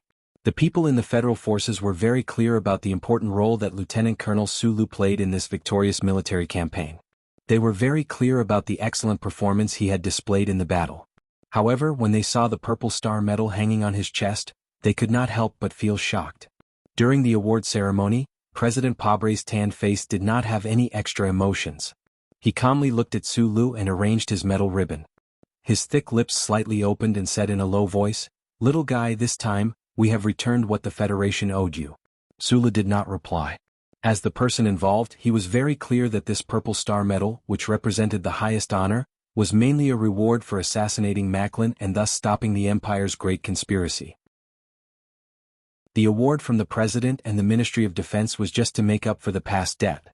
After a moment of silence, he looked at President Pabre, raised his right hand, and performed a standard Federation military salute. He said, "Thank you, Mr. President." Following that, there were still quite a few officers who received awards.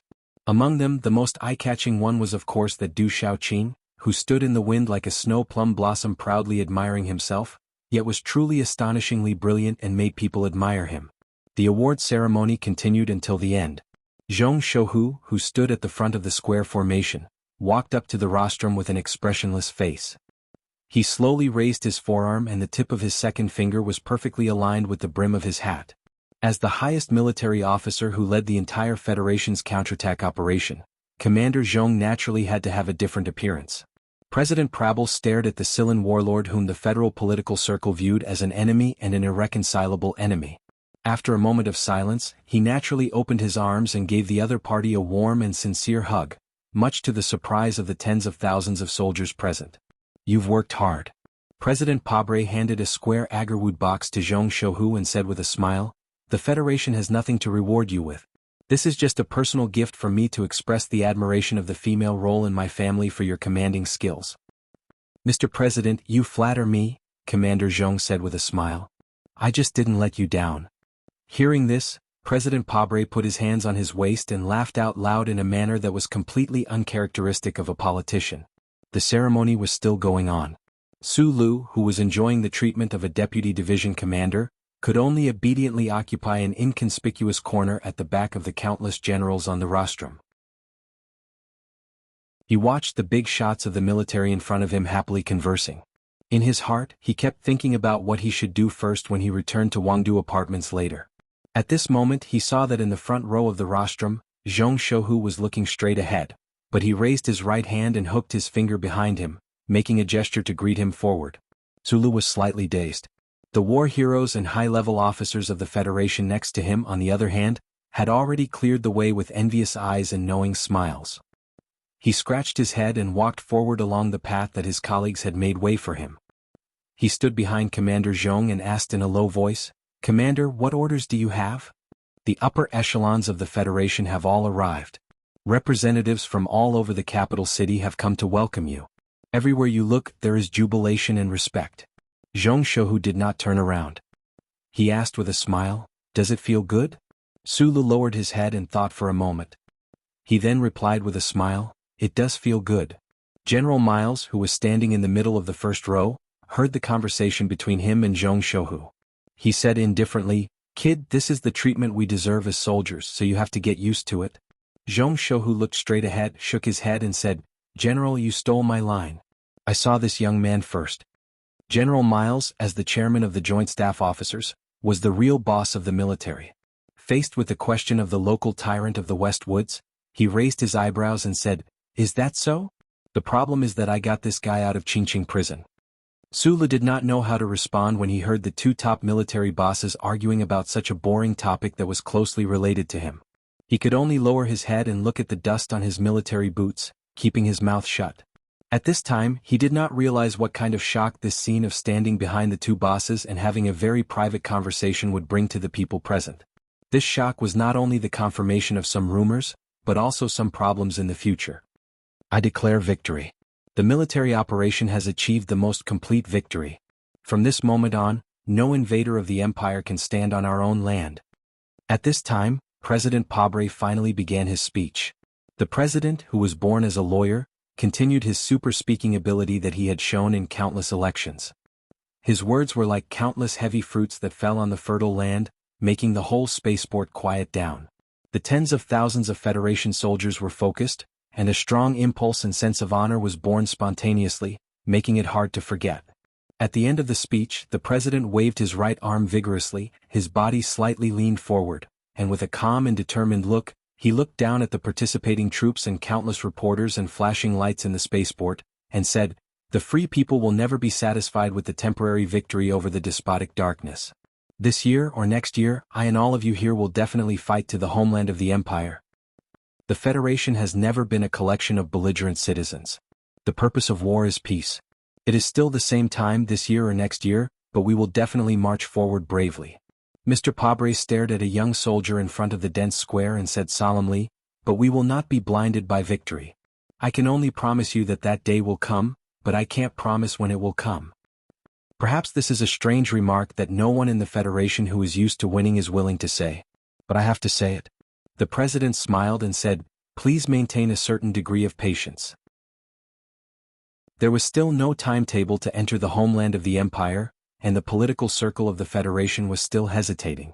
Even in such a grand ceremony, the president admitted it. Hearing those words, many people in the federal military standing on the rostrum lowered their eyes.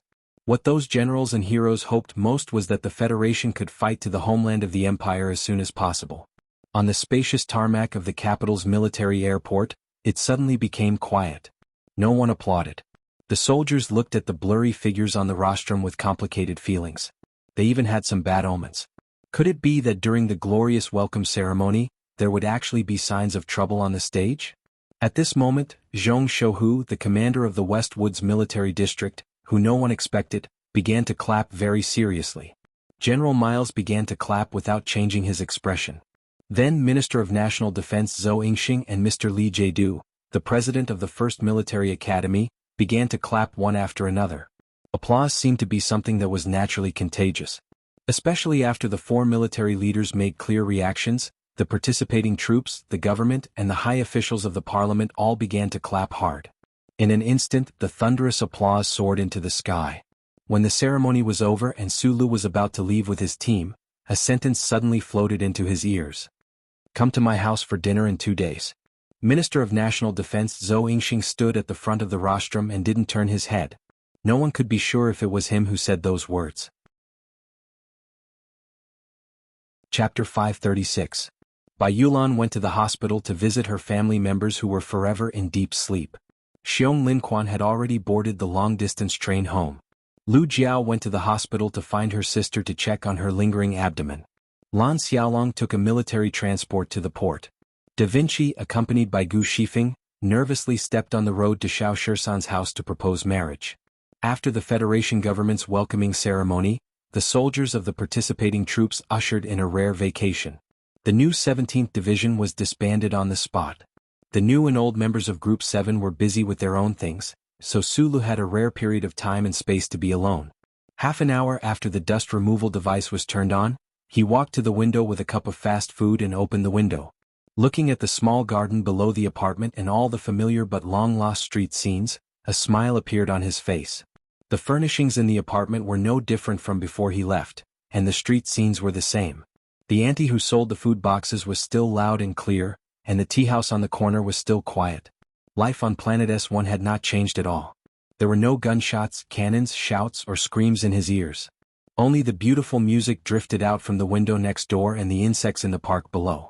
There was no pungent smell of liquid explosives, no thick black smoke that covered the sun, no metal shells that dug into one's feet that one could not avoid no matter how hard one tried, and there was no blood flowing out, no gutted corpses and no wounded soldiers howling in pain. There were only 2 quiet moons in the night sky and a few clouds that slowly brushed against the faces of the moons. Sulu could not help but feel a little lost. The fierce battles that happened at the front line did not seem to affect the rear at all. Between here and there, like the joys and sorrows of many people, it was a completely different world. But he had experienced and clearly experienced the great cruelty of life and death. Before he understood it himself, the experience at the front line had already left a deep impression on his life. Those subtle changes that had not yet fermented might appear clearly one day in the future. After casually finishing the lunchbox, he carefully cleaned the room and sat comfortably on the leather sofa that Zhou had bought for him.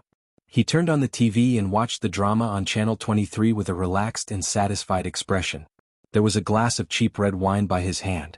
This was a habit that he had developed since he was a teenager. Unfortunately, after the metal frenzy ended, he could no longer see the fluffy purple-haired girl on this channel. Perhaps he would go to Philadelphia to visit her in 2 days? Su Li's thick black eyebrows raised slightly as he thought of this possibility with a smile that in the next few days, Sulu talked to Tai Ziyuan on the phone. However, he didn't want to go to the back of Macho's mountain to meet the madam. Firstly, he didn't like her, and secondly, he had to admit that he had always been afraid of her. Li Xiaotong was an S2. The Sanlin United Bank had made a large investment in the reconstruction of the 4 states around the mountain. Many projects worth billions of dollars were being implemented.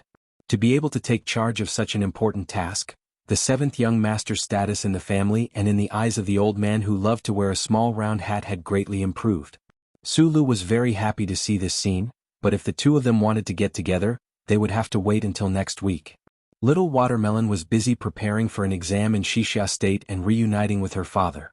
The little girl begged Sulu to play with her over the phone, but for some reason after just leaving the battlefield he felt a little loose and lazy all over. He didn't want to be too far away from the apartment. His subordinates and friends were gone or living their own lives in other places. Sulu didn't have any classmates, old friends or relatives in the capital ring. As for the interview requests of some news media and the luncheons of the relevant departments, he politely declined all of them. The next day he made an appointment with little Professor Shen to go to Xinghe Cemetery. In front of Professor Shen's grave, he placed a small bouquet of dehydrated yellow flowers from 5460. Then he returned to the Wangdu apartment again. Day and night he watched TV, ate lunch boxes and spaced out. After just 3 days of the long holiday, the days became as heavy as if they were covered in a thick layer of dust. This situation persisted until he received a call from someone he thought was busy playing with flowers. Only then did he remember Minister Zhou's low voice at the spaceport that day. He was surprised to discover that in the center of the Federation, other than this apartment and the concierge at Yue University, the most familiar place to him was actually the minister's building in the Shishan compound. A black car without any markings drove silently on the street without attracting anyone's attention. On both sides of the road were more than 100,000 pots of flowers carefully prepared by the Capital Parks Department to celebrate the victory of the war.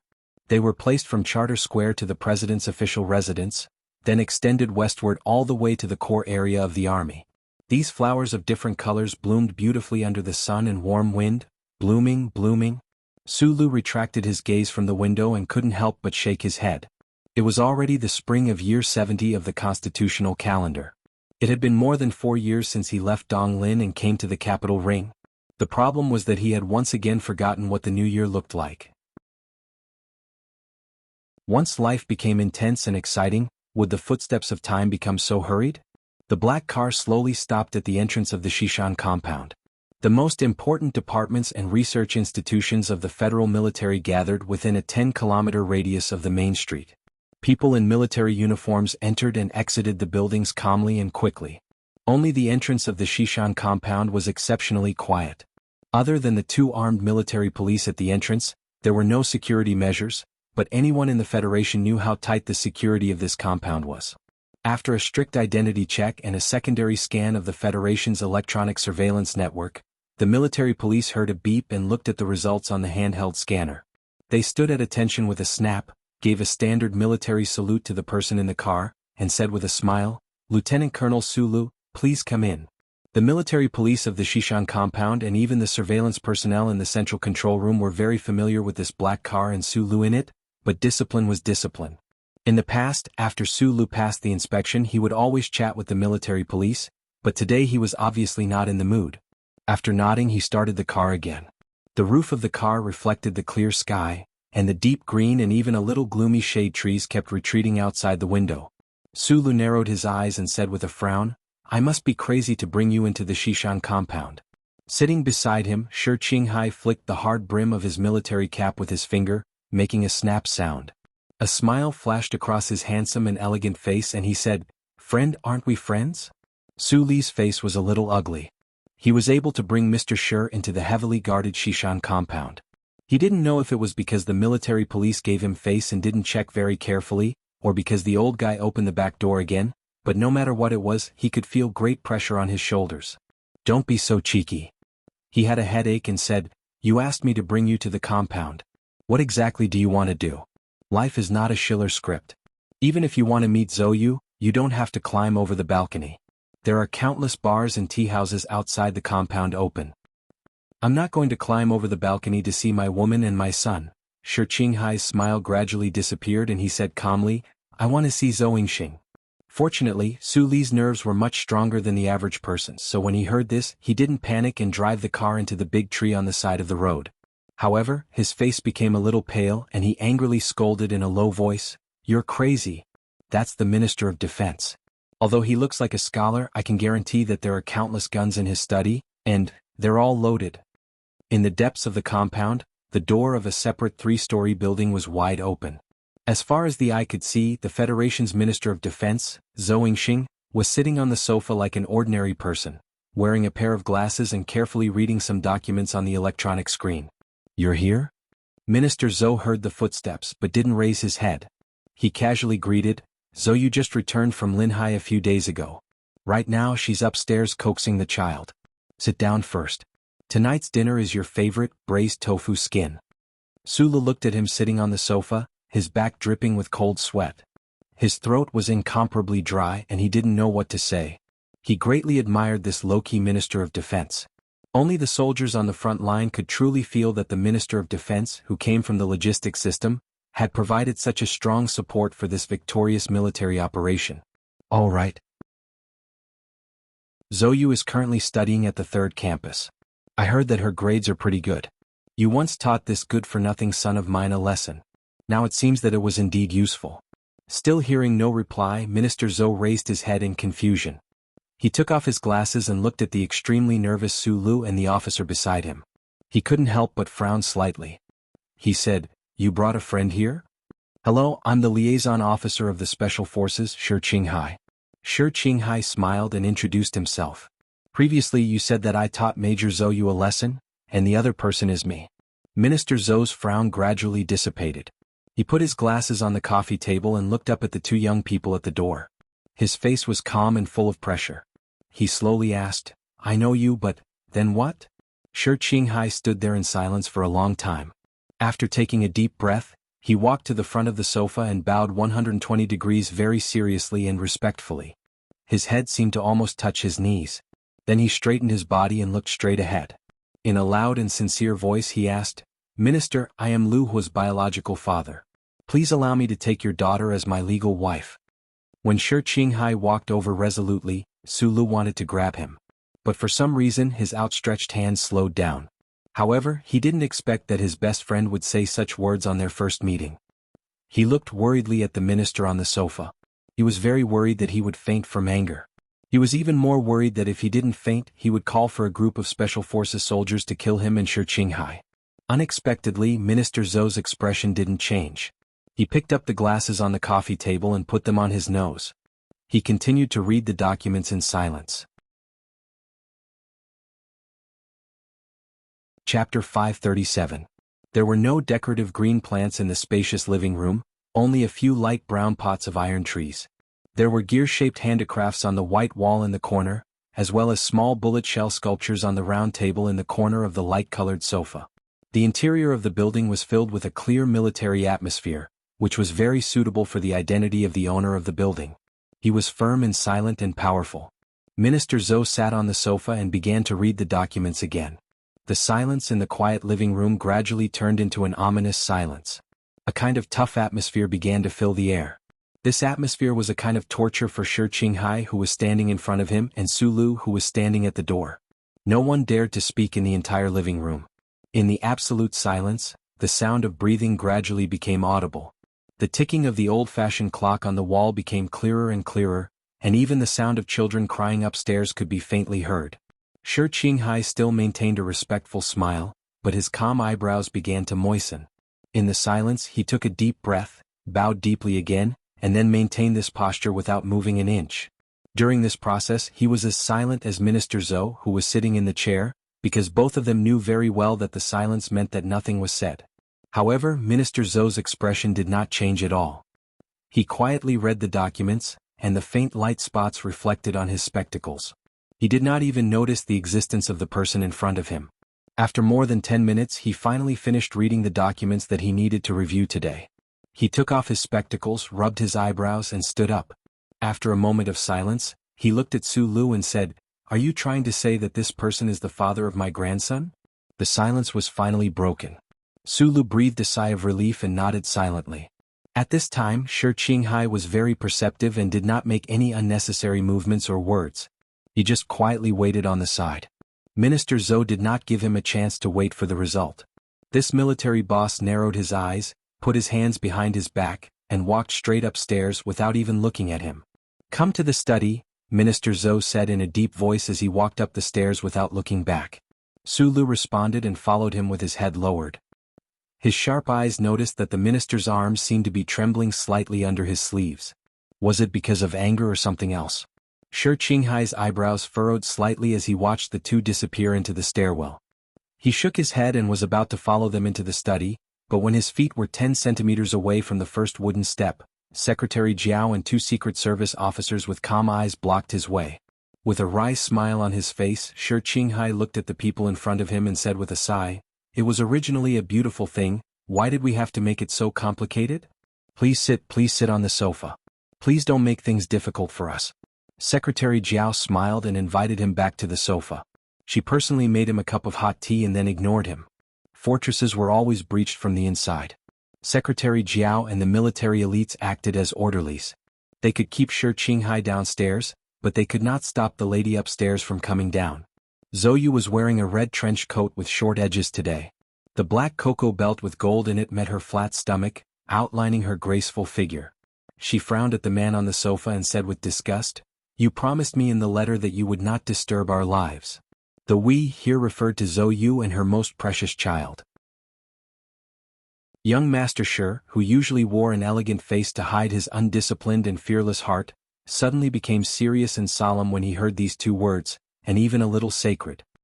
He stood up from the sofa, looked at the beautiful girl in front of him, and said very seriously, "Like I said in the letter, after a long period of serious consideration and comprehensive consideration from a rational and emotional perspective, I think it is necessary for me to join your lives. In other words, we are together and that is our life." Zhou Yu's bright eyes flashed with a trace of confusion and anger. She sat on the single-seater sofa, and her beautiful face flashed with strong sarcasm. She asked, "What do you want to do?" It seems that the way of explanation just now was a bit too artistic. Shi Qinghai took off his military cap, rubbed his hair carelessly and said with a bright and handsome smile, "The purpose of my visit today is to marry you." The sarcasm on Zhou Yu's face disappeared instantly. She was stunned, and behind her was shock and inexplicable embarrassment. She slightly lowered her head and sneered to hide her emotions. After a while she said, "This joke is not funny."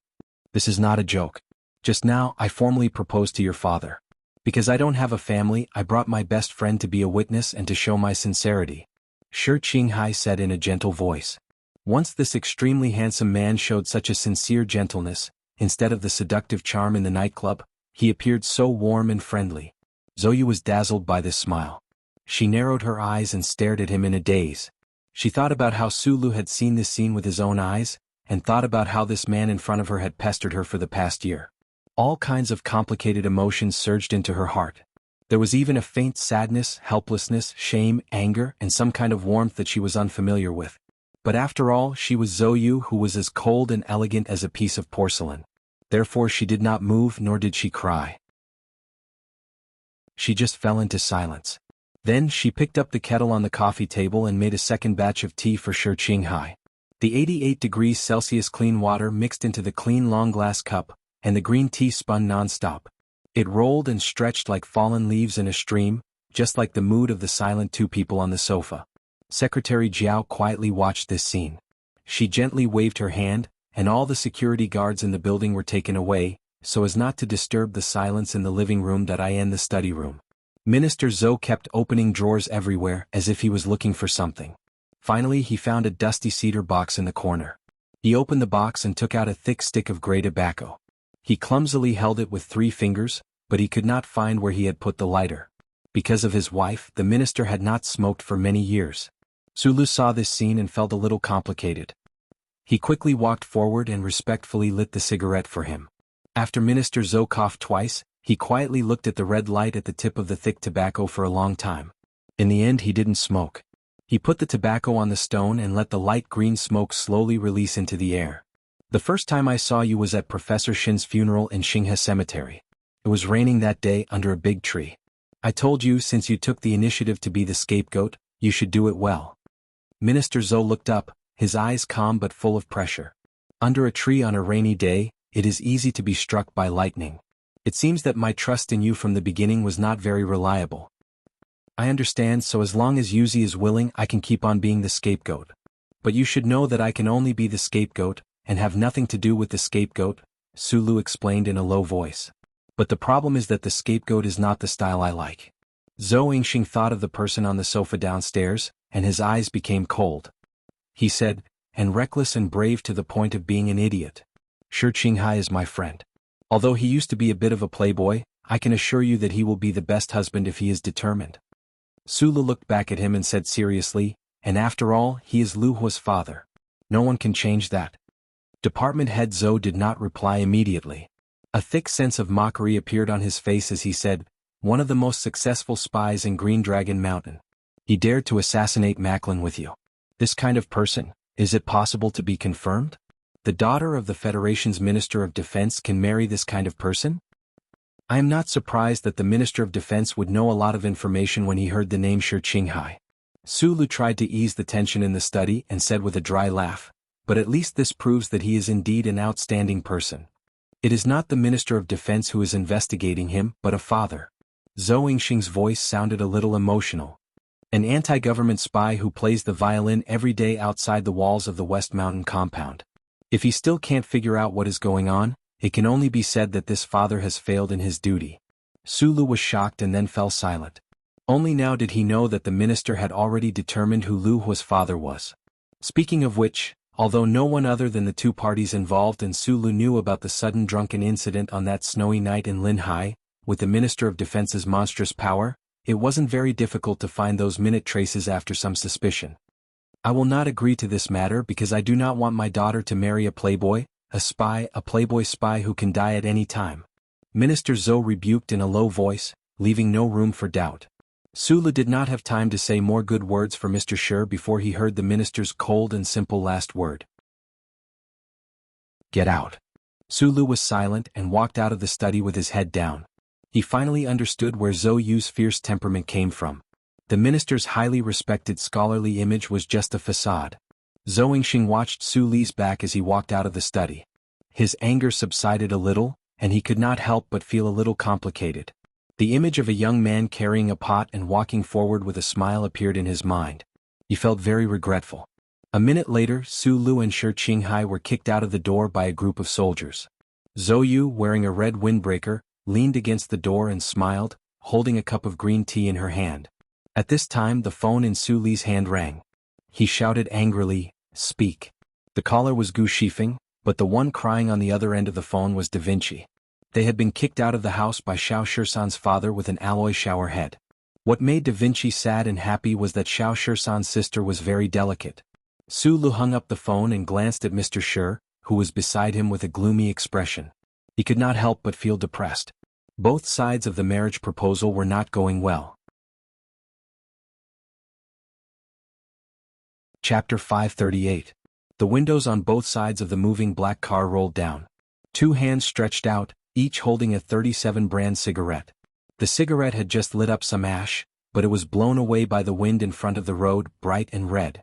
Shi Qinghai took back his hand, took a deep breath, and licked his slightly bitter teeth with the tip of his tongue. He shook his head and said, "Speaking of which, I haven't said thank you to you since Zoe was pregnant." "You're welcome. You said it was something I should do. Maybe the taste was a bit strange, but I really didn't put in much effort. I just didn't end your family line, so I don't deserve your thanks," Su Lu said mockingly. His hand holding the cigarette was on the car window, and his free little finger and ring finger kept tapping the car. Shi Qinghai threw the cigarette butt out of the window and replied, "If you can get my marriage done, I'll thank you properly. Although I also believe in freedom of marriage, you have to know that I'm not Judge He Ying who can't even give face to Philadelphia," Su Lu said somewhat angrily. "Her father is the Federation's Minister of Defense. What can I do? You have to think about this question yourself. My identity in Green Dragon Mountain is too sensitive. If you make too much noise, I'm afraid it will have the opposite effect," Shi Qinghai said shamelessly. Su Lu finished the cigarette in one breath, pressed the cigarette butt on the car's ashtray and twisted it hard. He said, "In Linhai Bar you repeated countless times that you are a bachelor. Why are you so persistent this time? Don't tell me that this is a new task that your organization has arranged for you." "Don't worry, I never mix work and life together." Shi Qinghai looked at him and said mockingly, "Not all people who graduate from the 4 courses are like your Zhang Xiaoming." This open arrow made Su Lu bleed. He looked around awkwardly as if he was looking at the traffic situation on the road, but in fact he was looking at the air. "In the past year, I've had a few work contacts with Ms. Zhang Xiaoming. This woman seems to have changed a lot." Shi Qinghai smiled and looked at his black hair that was blown by the wind outside the window. He said, "If you want to relive the old dream, I can bridge the gap for you." Su Lu was speechless and could only remain silent. After a long time he replied, "First, she and I have already passed. Secondly, if I want to be with her again, I don't need you to do anything. I know how to get to Parliament Hill. Thirdly, the difficulty of this matter is not equal to what you are doing now." "All right, I'll explain to you why I want to marry Zhou," Shi Qinghai said in a serious tone. "First, she is the mother of my son. I have lived for almost 30 years and only have one son. Secondly, she is very beautiful, really beautiful. I like to have a beautiful wife. In addition, in terms of genetics, if I marry her, I can provide countless idols for the Federation in the future just like your Jian Shuier. Don't always say that it's mine. No matter if it's Zhang Xiaoming or Jian Shuier, it's their own. Su Lu raised his right hand and warned seriously, although your reason is ridiculous, it does make sense. Zhou Yu's seductive yet not seductive, beautiful yet not serene face matched her cold red robes, making her very charming. Otherwise, it would be impossible for the Li family's seventh young master and Madman Li of Philadelphia to have their hearts set on her.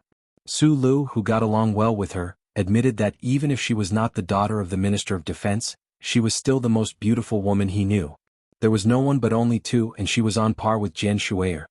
Going back to the beginning, I'm not only thankful that you took care of her and her son for me during that time, but I'm also thankful that you changed some of her temperament. Shi Qinghai lit another cigarette, and a trace of joy flashed across his handsome face.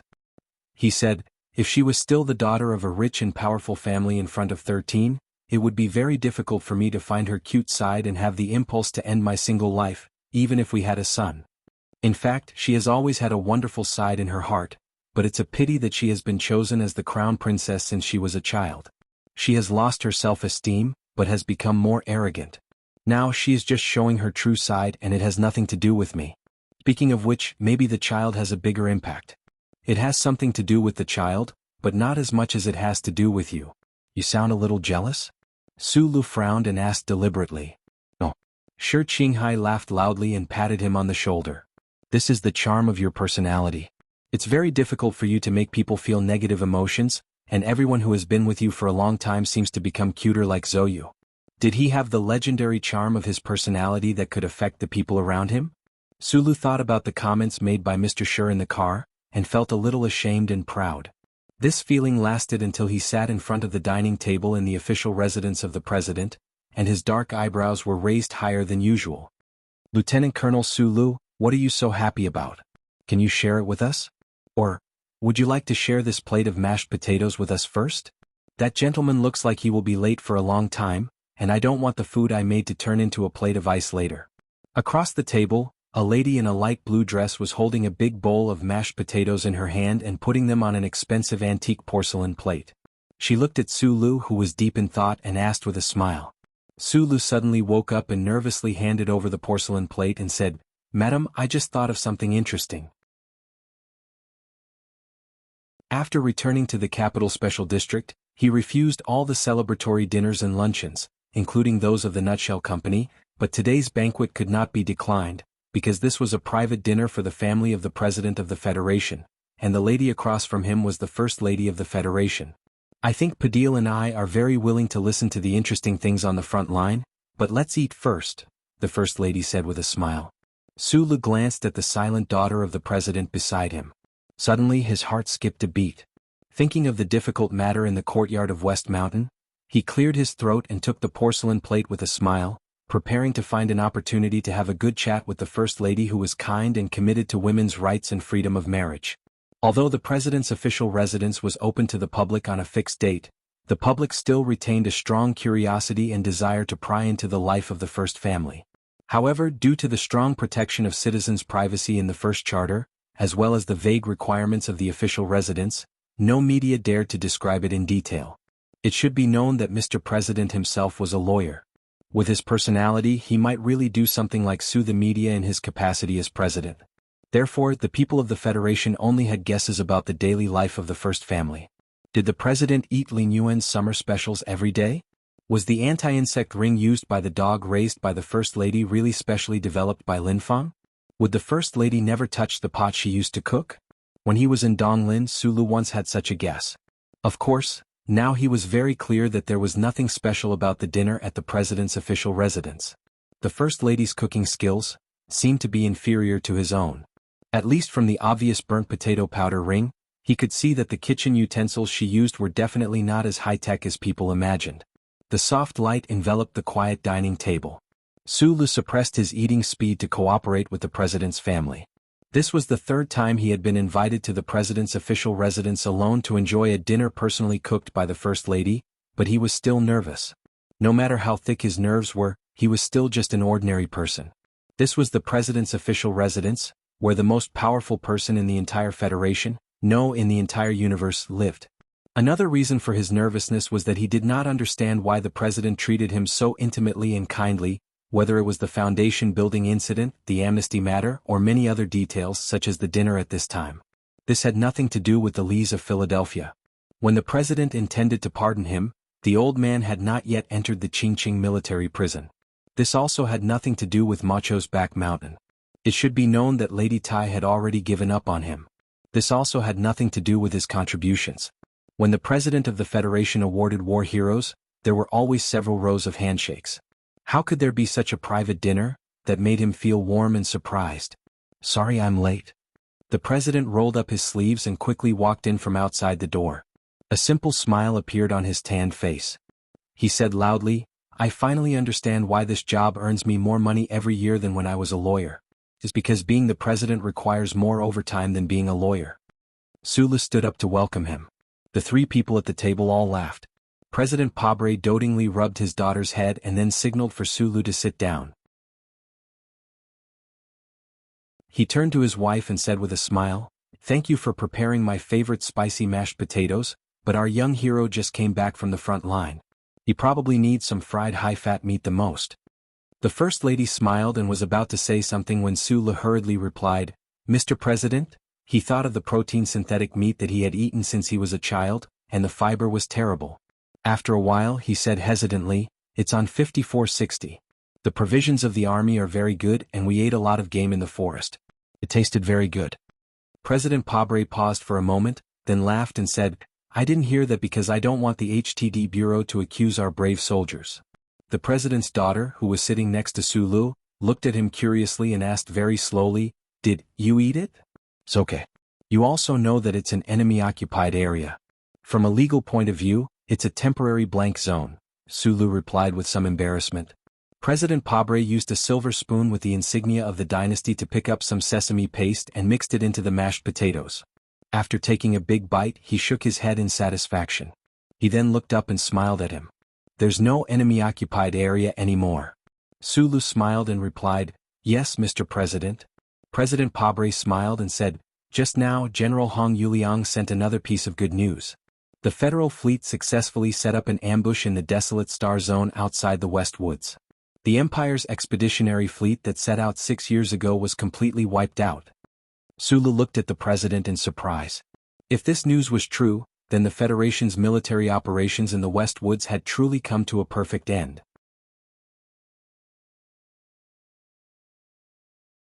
Chapter 539. After the last space war, the Federal fleet had been stationed in the Night Scorpion Nebula and Gary Corridor for a long time, because the two self-generated giant warp holes were the only space channels that connected the Federation and the Imperium. The Night Scorpion Nebula and Gary Corridor were like two space gates made by the Creator, and the keys to the two gates had always been in the hands of the Federation. The Federation could freely choose the time to open the two gates and enter the Imperium based on the political, economic, and military situation. It was an indescribable advantage in terms of strategy. Everyone knew what the control of the two space channels meant for the situation of the entire universe. The Imperium had spent decades and generations of scientists researching without sleep and food. They had invested unprecedented resources and wealth, but they still could not achieve any success. To this day, they could only remain silent and frustrated in the face of the vast universe and launch a 6-year expedition to vent their anger and ambition. But the Federal Army had never let down its guard, because no one knew whether or not the Imperium's technological level would skyrocket in a certain field because of the appearance of a certain genius. No one knew when, in the future, the densely packed small warships of the Imperium would pass through the space channels like a disgusting swarm of insects, silently appear in the black background of the universe, and march toward the prosperous and peaceful capital ring. Although the Federation's warships were much more powerful than the Imperium's warships, people would feel suffocated when they imagined such a bloody and terrifying picture. Because of the strong uneasiness and vigilance, the Federation had never relaxed its surveillance of the Gary Corridor and the Night Scorpion Nebula. Even when the resources of the crystal mines were seriously exhausted, they still maintained a powerful fleet and stationed it there for a long time. However, this time, in order to completely crush the Imperium's expedition strategy, the Federation had moved the main force of the Federal fleet to the desolate space zone outside the West Woods. Because of the good news, the atmosphere of the private dinner in the president's residence became even more lively. Only the president's daughter, who was sitting next to Sulu, remained silent. The 12-year-old girl lowered her head and ate quietly. Now and then, she would subconsciously draw on the white tablecloth with her silver chopsticks, as if she was thinking about something. After dinner, the hot tea was served. Madam President knew that the men still had topics to talk about, so she smiled and exchanged a few words with Sulu before preparing to take her daughter upstairs to do her homework. When the president's daughter walked to the entrance of the dining room, she suddenly looked at Sulu and then revealed a pleading expression to her father. President Pabre smiled and nodded gently. President Pabre and Sulu were the only ones left at the dining table of the official residence. Those solemn-looking staff members of the Special Task Force, dressed in formal black suits, were nowhere to be found. The president's residence is a side courtyard left behind after the palace was demolished. After the election, the first day I moved in, I was stunned by the luxurious decorations inside. From this, you can imagine how exaggerated the palaces that those emperors lived in were when they were still alive. President Pabre said slowly as he looked around the room at the famous oil paintings and wood carvings of the Dew River. He picked up the silver cutlery in his hand, looked at Sulu, and continued, "The royal family uses these expensive cutlery, so naturally they have to distinguish themselves from the common people at the bottom. The cost of their meals is so high that the poor can never imitate them, so they can't eat like them." Sulu listened carefully, not knowing what the president wanted to say to him, or if it was just purely personal. The people who want the election process to be expensive the most are the powerful, so that the poor can't get the right to be elected. The people who want the judicial process to be expensive the most are the powerful, so that the poor can't win the case. The people who want the media to be expensive the most are also the powerful, so that the poor can't get the right to speak. President Pabre said with a serious expression, "The three elements that run through the spirit of the Charter, democracy, justice, and freedom of speech, all have a common characteristic in this environment, and that is the high cost of the process. So these democracy, justice, and freedom can easily become the democracy, justice, and freedom of the powerful. I couldn't become the president of the Federation without the support of people like Macho in the back of the mountain. But all the funds for the first election I participated in came from the people who trusted me. You may not be able to imagine how many disabled miners took out their meager compensation. That was the primary election for the state councillor of Nashi in Donglin." President Prabal furrowed his brows, but there was a sincere smile on his tanned face. He was probably reminiscing about his life, which was difficult but full of ideals. I was a soldier in Donglin." Sulu reacted, scratched his head and changed his words. "I know what the stones of Donglin are like when they're angry. In fact, I've always felt that your personality is very similar to the people in my hometown." The president laughed, and then the smile immediately disappeared. He said seriously, "It is because I remember the people who raised money to help me in the election that I have never forgotten that I am an elected president." President Pabre had a pair of thick and charming lips, and his deep voice was full of firmness. "So every decision I make must protect the interests of the entire Federation as much as possible." He looked at Sulu and extended a finger. He said in a heavy tone, "Remember, it is the entire Federation, not the combination of politicians and powerful people. It has to be specific to every independent citizen." The entire Federation knew that the president was an eloquent speaker when he was a lawyer, but after entering politics, he became a leader with gentle words but very influential words. At this time, listening to these powerful words face to face, although Sulu was still silent, his heart was greatly touched. Everyone has their own position. The war against the empire has, to a large extent, eased the opposing feelings between the various levels of the Federation and unified our position. However, the military operation in the West Woods has achieved complete victory. Where should the Federation go in the future? Sulu did not think that he had the right to discuss the future direction of the entire Federation with the President of the Federation, so he subconsciously thought that President Pabre's words were a heavy question to himself and not to him. However, after a moment of silence, he was surprised to find that the President had been looking at him calmly. "I am an engineer and now you can say that I am a soldier. I don't know much about politics," he said with difficulty. Everything he said was the truth. "I can't give any opinions on such a big matter." President Pabre laughed and lightly patted the surface of the table. He spread his hands and said, "Then why don't you talk about this war from a military point of view?" Sulu felt a little nervous. It should be known that the middle-aged man sitting opposite him was the most powerful figure in the entire Federation. At this moment, he could not help but think of the conversation in the restaurant in Sunset State. He could not understand why important figures like the President and Commander Zhong would value his opinion so much. Suddenly he thought of a possibility. His thick eyebrows raised slightly. He looked at the president and said very seriously and sincerely, "Mr. President, my opinion does not represent the opinion of the old man in Philadelphia." Half an hour later. Although the reasons for our judgment are different, the conclusion we reached is the same. The people of the empire will never give up the idea of invading the Federation. President Pabre said worriedly, "The Night Scorpion Nebula and Gary Corridor cannot block those cruel enemies forever. Even during my term of office or even when you and I are alive, the empire may be isolated for 6 years. But one day the empire will break through that line of defense and enter the territory of the Federation. The Federation wants to develop. The people need peace and the right to be free from fear. We must completely defeat the empire. Right now the Federation has a strategic advantage. We must turn this advantage into victory while it is still in our hands. This means that the Federation must enter the territory of the empire. Moreover, it cannot be delayed." Sulu furrowed his brows. The president's judgment was not surprising. In fact, from the ceremony a few days ago and the propaganda of the Federation as a whole, it was inevitable that the Federation would launch a new round of attacks on the empire. Why did Mr. Pabre look so worried?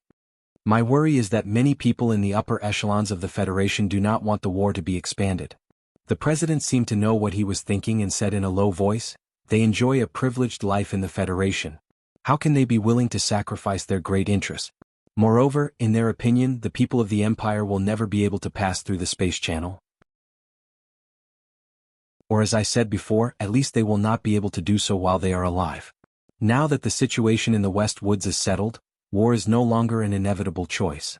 Under such circumstances, the government and the military are facing a lot of pressure. This pressure cannot be revealed in the light of victory, but once they find a chance, they will stop the Federation from invading the territory at all costs." Who are they?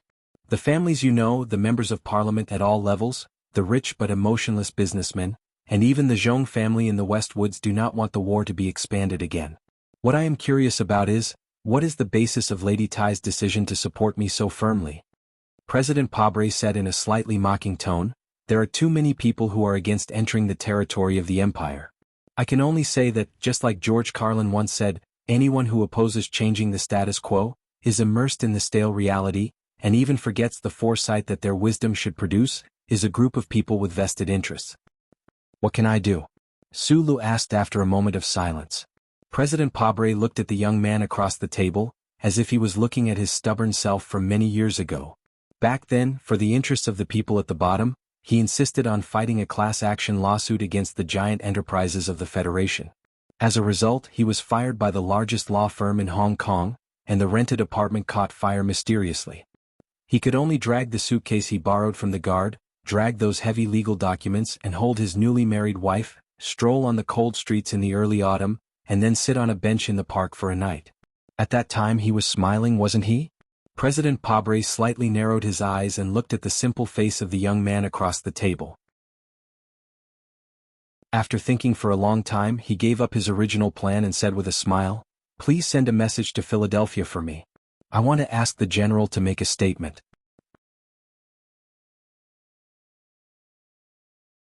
Chapter 540. The current situation seemed to be bright, but who would have thought that there were dark waves flowing underneath? After hearing Mr. President's words, Sulu fell into silence. The god of war, Lipifu, was an anomaly in the political system of the Federation. Even though he had been living in Philadelphia for many years, no one dared to ignore his existence. In the hearts of hundreds of millions of people, he had an incomparably high status. Although he did not deliberately control the voice of countless subordinates, in fact, he controlled the voice of countless subordinates. If this old man casually said a few words by the lakeside, all the noises in the Federation would disappear. Even those families who had inherited the imperial court's legacy and had extremely strong influence in the shadows of history had to politely avoid him in these few decades, again and again. From this point of view, it was natural that Mr. President hoped to get the support of the Lees of Philadelphia through him to complete the Federation's plan to attack the homeland of the empire. But for some reason Sulu always felt that something was wrong. Maybe it was because Mr. President had said too much at this official residence banquet, but in the end he had asked for too little. In fact, in his opinion, Mr. President should be able to find a better middleman to invite the old man from the lakeside of Philadelphia, such as his political partner, Lady Tai, who did not worry about the back of the mountain.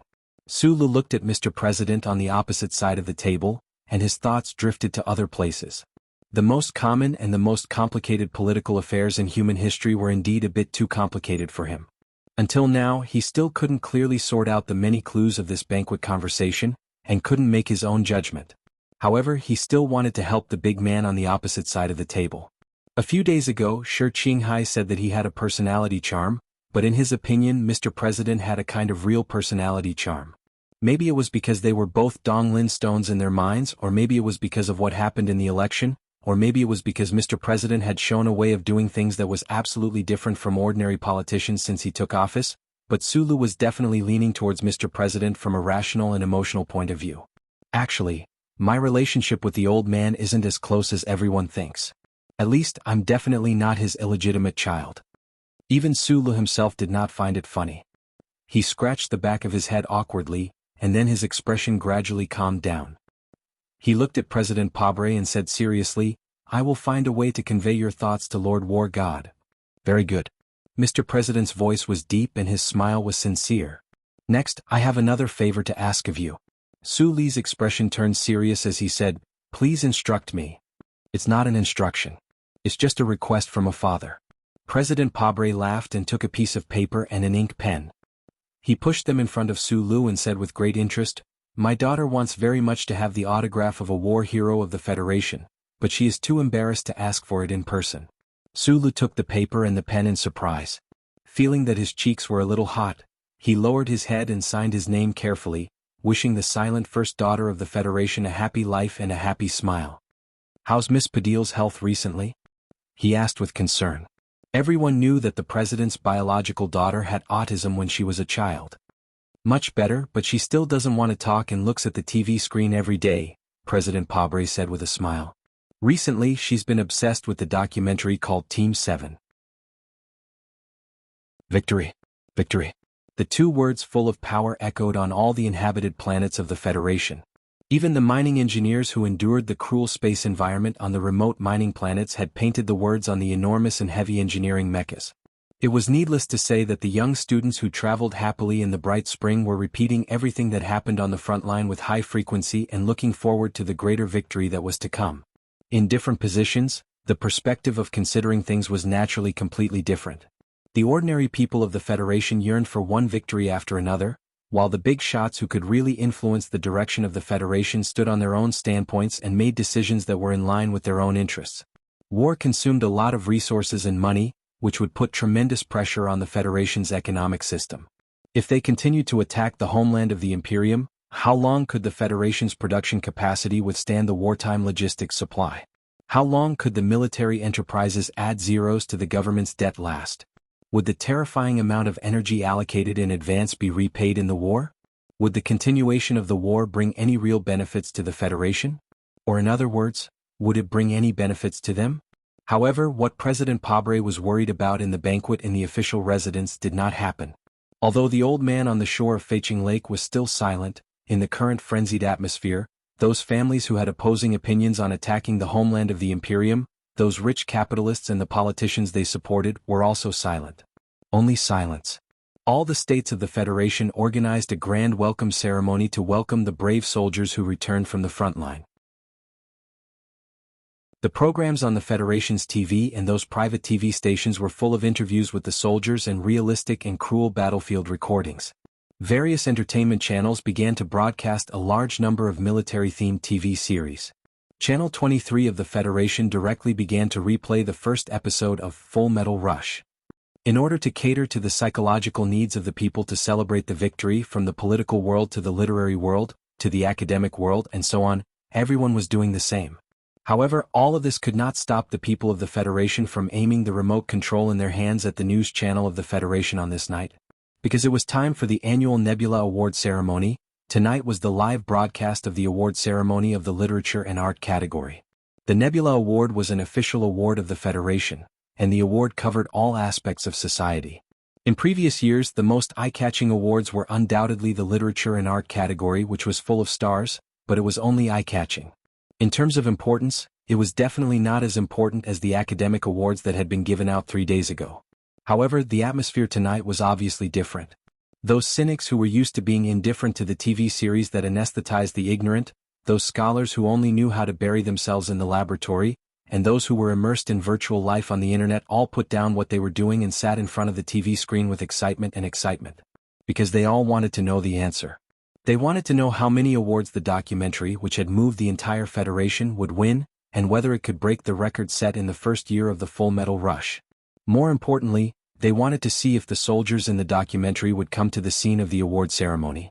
They wanted to see what the roaring, angry, silent, and sad characters looked like when they returned home.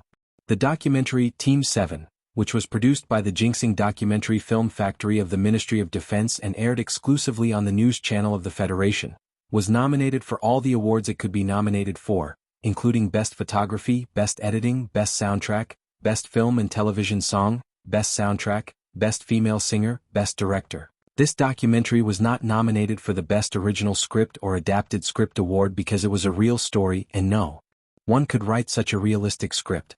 Team 7 was also not nominated for any acting award because there were no actors in it, only real soldiers. Including almost all the nominations, Team 7 was naturally nominated for the Best Documentary Film award, but what shocked the entire Federation and more than 3,000 members of the jury was that Team 7 was actually nominated for the Best Film award. A documentary was actually nominated for the Best Film award, which was something that had never happened in the long history of the Nebula Awards. After the shortlist was released, the Federation's press was in an uproar, but strangely, there was no harsh criticism or ridicule. There was only a wave of amazement and puzzlement. A member of the jury admitted in an interview with the official broadcasting agency anonymously that he had indeed filled in the name of Team 7 on the list of nominees for the Best Movie. However, at that time he had been moved by the documentary and suddenly had a strong impulse. He did not expect that more members of the jury would do the same thing. The George Carlin Foundation Arts Center in the Southern District of the capital officially became the venue of the Federation's Nebula Awards ceremony 2 years ago. This decision was made by President Pabre himself. At first it was to appease the angry protesting students, but now it had become the shortest historical tradition of the Federation, and no one was not used to it. Outside the large building of the Foundation Literature and Arts Center, thousands of people were excitedly waiting outside the cordon. Their eyes were collectively fixed on the huge light screen above the building. Those blazing eyes seemed to want to melt the picture on the light screen. The red carpet ceremony was over. They had already fainted from the excitement of cheering for their favorite stars, but at this moment, they were still waiting here, happily waiting for the results of the award ceremony. It seemed that tonight the entire Federation was looking forward to the results. Inside the central building, a light blue and soft three-dimensional light enveloped the spacious stage. It was empty. There were no award-winning actors or enthusiastic hosts. There was only a pillar of light formed by the blue light, and on top of it, words slowly appeared that left a deep impression. These words were the speech written by General Miles in the last episode of the documentary Team 7. The art museum, which could accommodate thousands of people, was already full. The gorgeous stars of the Federation and the giants of the film and television industry were sitting in their seats. They were not smiling and leaning around to greet people as usual. Instead, they were looking at the stage seriously. It was quiet on and off the stage. Only the breathing of thousands of people could be heard. In this silence and waiting, the melodious sound of a zither came. It was faint and beautiful, falling from the sky and falling on people's clothes and hair, adding a sense of harmony. In the sound of the zither, a beautiful girl that no one expected appeared in the blue light column. She gently clenched her fists and looked at the light in the sky, as if she was looking into the distance. She began to sing softly. Jian Shuier, the national girl who had disappeared from the public for a long time, sang the ending song of the documentary Team 7, a mixture of sadness and sunshine, opening the curtain of the Nebula Awards ceremony.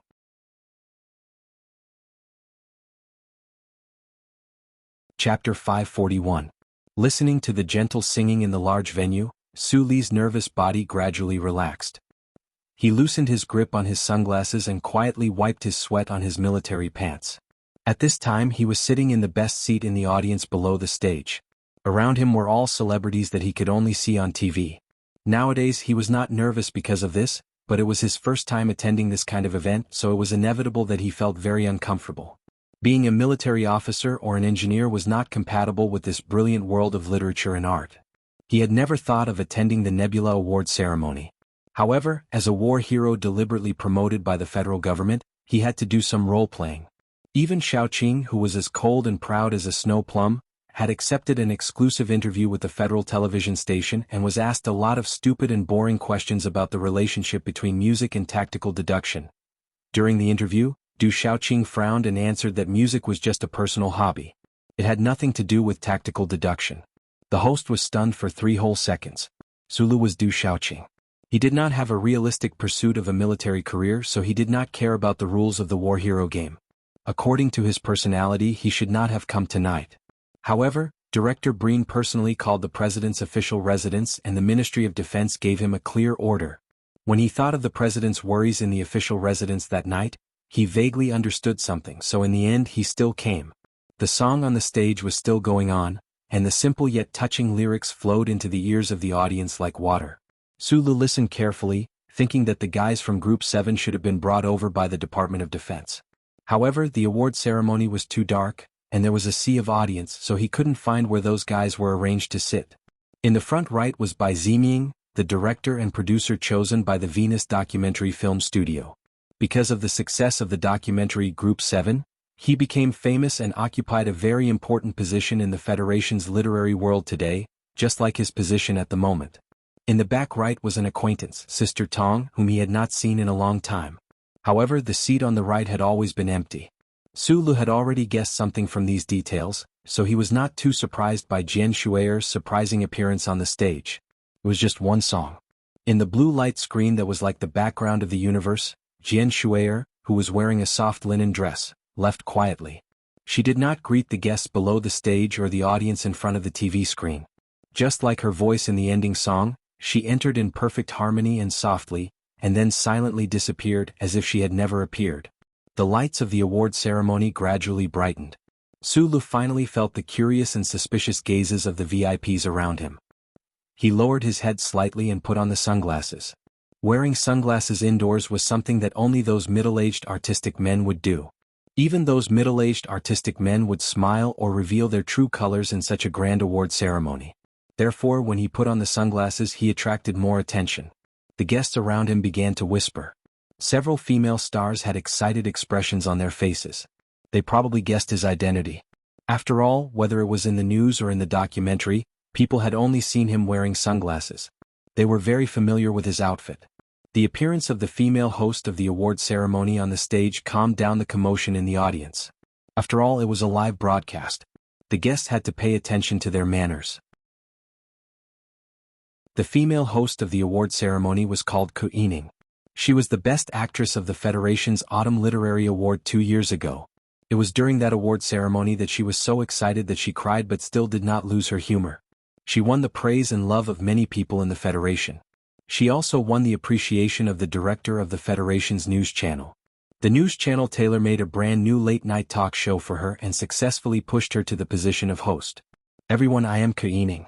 Welcome to the award ceremony of the Nebula Award for Arts and Culture. The award ceremony is a process that makes people in this industry excited, distressed, and even tormented. Everyone, welcome to the battlefield without the sound of guns. There was a burst of laughter in the audience. But in my opinion, the real sound of guns might win the biggest victory tonight. Ku Yining was wearing a light black low-cut dress. She was very charming. She gently brushed her hair and said casually, pointing out the biggest focus of today's award ceremony, the documentary. She continued to speak to the entire audience in the Federation. When I received the only award in my life, I once shouted to the air, Miss Jian Shue'er, come back because people need you. In the end, it seems that the heavens heard my call, so she really did come back. Ku Yining turned to the empty electric beam curtain wall behind her and shrugged exaggeratedly. Unfortunately, she left again. There was a burst of laughter in the audience. Of course, we all know that Miss Jian Shue'er wouldn't stand on the stage again because she heard my call. Ku Yining turned to the audience and said with a smile, we all know why she appeared tonight.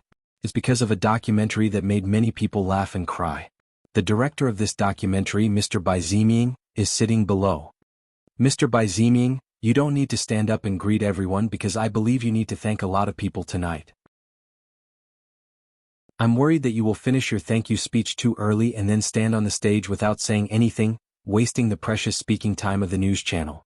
Ke looked seriously at the audience below the stage and said, which naturally attracted a burst of laughter.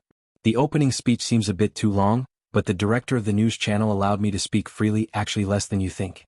The amiable and interesting hostess shrugged and said, actually, the reason why I'm talking about Miss Jianghu and the documentary Team 7 is because I want to announce the winner of the Best Film Song Award today. The winner is, well, this song doesn't seem to have an official name, it is the ending song of Team 7. Songwriter and singer, Miss Jianghu. The venue was quiet for a while, as if they didn't expect the climax of the award ceremony to appear from the beginning. Then a burst of thunderous applause broke out. This applause was for the legendary Jianghu, who had already left the world, and for the documentary that had won countless praises.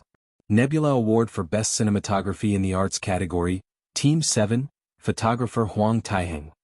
Best Soundtrack, Team 7, Federation Golden Star Orchestra, composer, Zheng Ers. Best Documentary, Team 7, Best Editing. As everyone expected but still shocked everyone, the documentary Team 7 swept away all the awards it was nominated for. Although Team 7 didn't set a record for the number of awards it was nominated for, if it could win the final 2 awards, then the number of awards it won would surpass Full Metal Tide, a few years ago. It would write a glory that was difficult to replicate in the history of the Nebula Awards. And looking at the awards before, who would doubt the final result? In front of this amazing momentum, the outstanding actors and superstars who won acting awards lost all their glory. Best Director by Zieming. The loudest applause since the beginning of the award ceremony rang out. Thousands of people watched the man running up the stage and praised him from the bottom of their hearts. Documentaries were not easy to shoot, and it was even more difficult to shoot a war documentary. Bai Zieming and his team endured the fierce artillery fire for such a long time in the difficult front line, it was really respectable. Moreover, this war documentary didn't fall into the inherent pattern of tragic or heroic. Countless seemingly ordinary details of military life and the unique angle of the footage made up the unique charm of this documentary, and it made people in the Federation fall for it. I'm really nervous. Bai Zieming lowered his head with difficulty and said tremblingly into the vertical microphone, even more nervous than when I just entered Team 7, and was almost beaten into a meat patty by Lieutenant Colonel Su Li's people. What he said was not a joke, it was the truth. However, the guests at the award ceremony and the hundreds of millions of people in front of the TV screen laughed loudly. This is the 4th time I'm on stage today. Although I value the Best Director award the most, the editing and dubbing awards in front of me, like the host said, used up all my gratitude list. I have already disturbed my Father in heaven, I can't disturb my father's father or even my ancestors. After the nervousness, Bai Zieming began to get excited. He said with a trembling voice, so, I'm just going to briefly talk about the reason and feelings of shooting this documentary. He raised the award with his right hand and said to the guests below the stage, I asked them, why are you fighting? They said, because the enemy is there. Someone asked me, why am I taking the risk to shoot with the hostility and incomprehension of Team 7 at the beginning? My answer is because the soldiers who are fighting in blood for everyone to live a peaceful and happy life in the Federation are there. Hearing Bai Zieming's emotional words, the award ceremony quieted down. A solemn atmosphere enveloped the entire venue. Everyone was moved. At this moment, a sarcastic voice disturbed the atmosphere. In an inconspicuous corner of the auditorium, someone shouted angrily, "You stole my line. I'm going to say it again when I'm on stage." There was a huge uproar in the venue. The guests looked for the source of the voice in shock. Some of the more impatient people even stood up from their seats. The director of the news channel quickly adjusted the lights and illuminated the dark corner. There were dozens of Federation soldiers sitting neatly there. They were wearing dark green formal military uniforms, and on their chests was a variegated medal with the number of the 17th Mechanic Division of the Federation's 1st Military Region. They were tall and straight, but their expressions were obviously a bit awkward because of the shout of one of their companions. Team 7. It's Team 7. So, they really came to the award ceremony? Thousands of guests looked at the soldiers in the corner in surprise and talked excitedly. Then, without knowing who started it, applause sounded like heavy rain, mixed with cheerful laughter and exciting whistles. For a moment, the entire venue was in a riot. Chapter 542. Sulu knew it was Lan Xiaolong talking nonsense the moment he heard the voice. He did not turn around to look for his companions. Instead, he lowered his head and rubbed between his eyebrows. This action was not to hide his inner awkwardness, or to pretend not to know this person as often described in novels to avoid embarrassment. It was just that he was thinking about something interesting. Major Lan Xiaolong's sarcastic tone was something Su Lu and the members of Group 7 were already familiar with. They would not be surprised even if he appeared at the Federation's grandest award ceremony.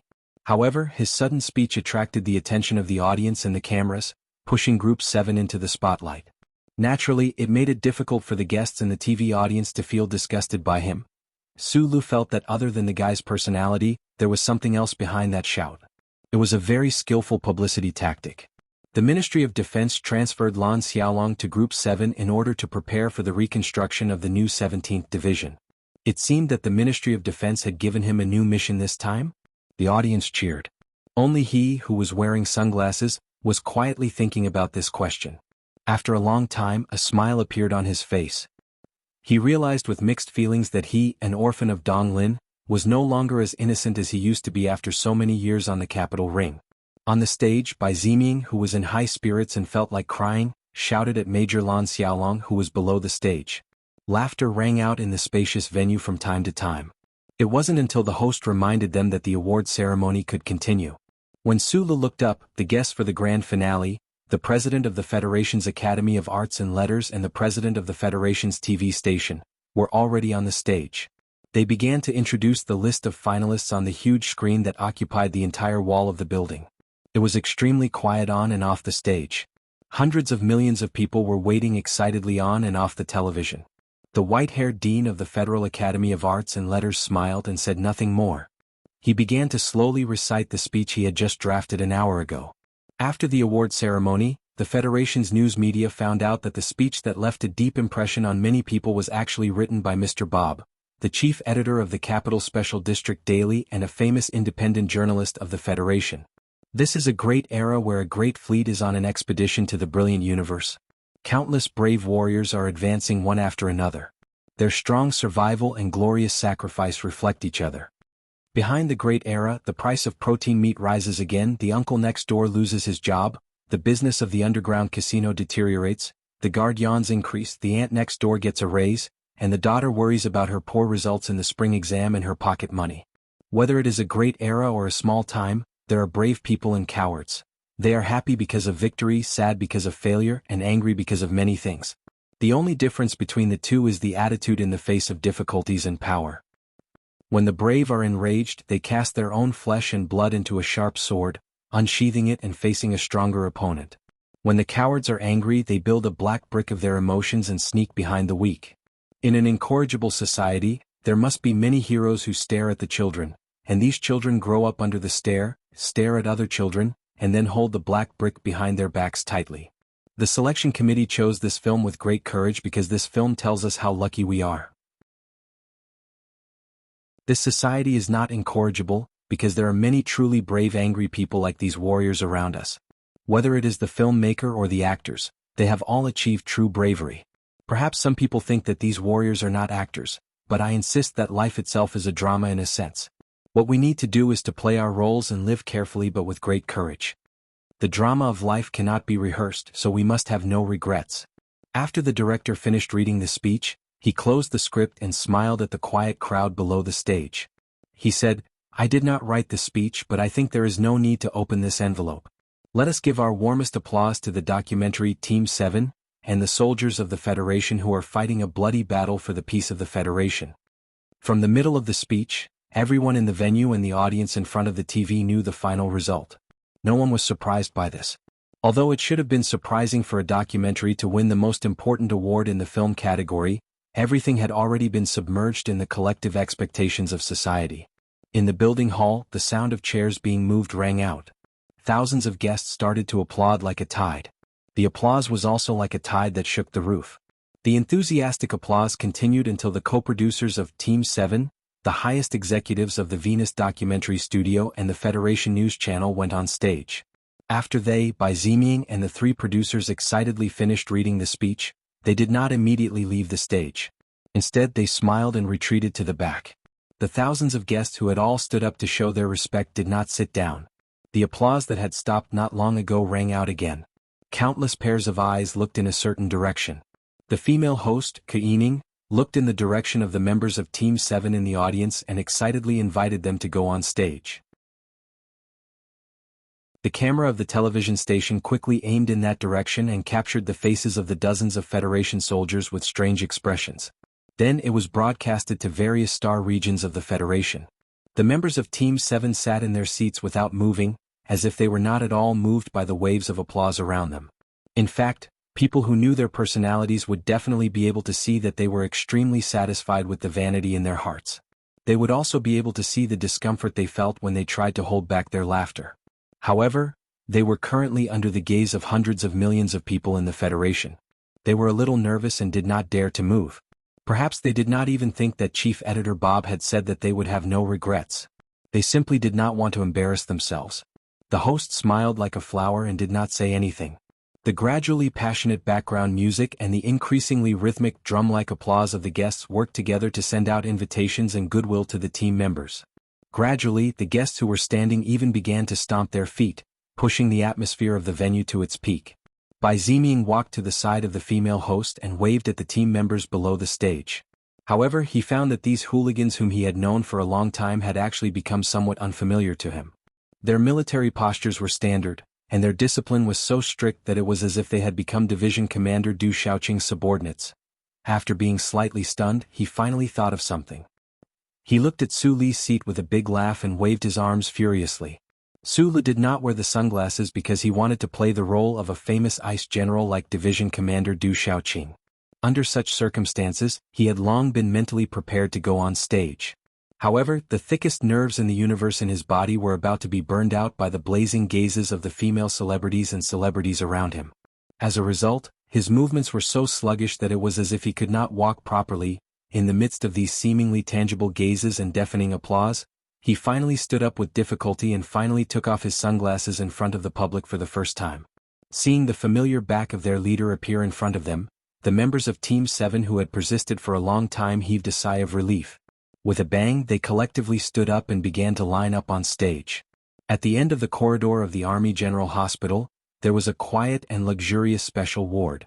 When the glass window was pushed open, one could see the trees in the deep spring just like in the past. Every spring, the trees would grow almost the same green leaves and finally turn into a familiar forest. There were no visible changes at all, and no onlookers could detect that they had aged. Bai Yulan glanced at the dense leaves illuminated by the street lights outside the window. He turned around and looked at his parents who had been sleeping on the hospital bed for many years. His parents had been poisoned by a gas leak many years ago. They had been in a coma and had never woken up. There were no changes, just like the trees outside the window. Usually, when Bai Yulan came to the hospital to watch over his parents, his mood would always be a little gloomy. However, he was in a good mood today. The scene on the TV screen made him smile from time to time. Of course, if the uninvited guest in front of him could leave earlier, that would be even better. Mr. Bai Yulan, I really want to know why you refused the long-term medical assistance provided by the Air Route Medical Foundation. It seems that your parents really need this assistance. A slightly chubby middle-aged man wiped the sweat on his forehead and asked with a smile.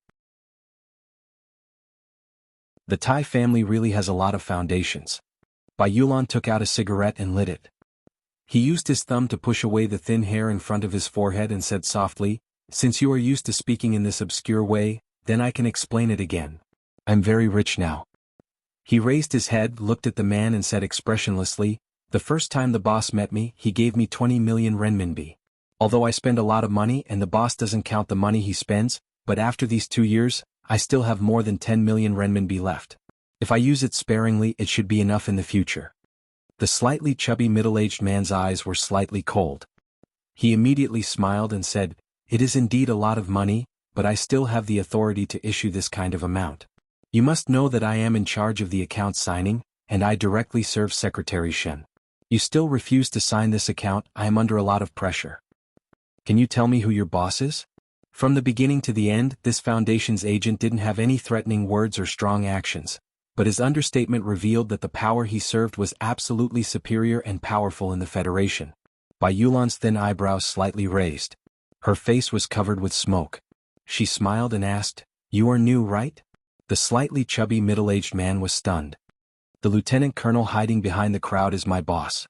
Bai Yulan pointed at the award ceremony on the TV and said, "My human relations is with the 17th Division, which used to be the 7th Division."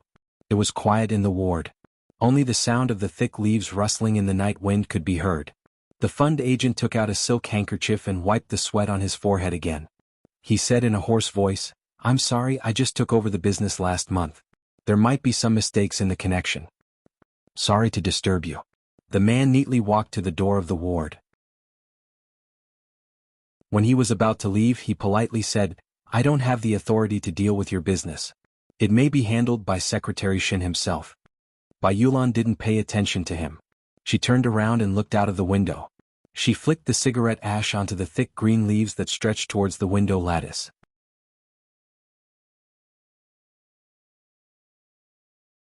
Chapter 543. On this night, the people on the night shift couldn't watch the Nebula Award ceremony. Naturally, it was unfortunate. A middle-aged female nurse in the corridor outside the ward had a troubled expression on her face, but it had nothing to do with this. She looked at the smoke coming out from the crack of the door and frowned. She seemed to be hesitating whether or not to push the door open and stop the other party. As medical staff, they knew very well what kind of place the Army General Hospital was. An ordinary old man in a blue and white hospital gown strolling under the shade of a tree was an old military commander with outstanding military achievements. The woman waiting in the obstetrics and gynecology department was the daughter-in-law of the New Moon Base's commander. Big shots in the political world often came to the hospital for treatment or rest. In this place, any ordinary person could be in existence that they absolutely couldn't afford to offend. The officer smoking in the ward didn't seem to have any background, but he was able to book the intensive care unit for so many years and hire 6 special nurses. This kind of eccentric person with a lot of money, she didn't dare to offend him.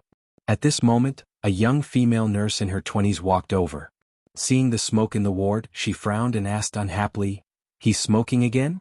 On the television screen, Lan Xiaolong, who was wearing a neat military uniform, was speaking as an unofficial spokesperson to the guests below the stage and the audience outside the camera.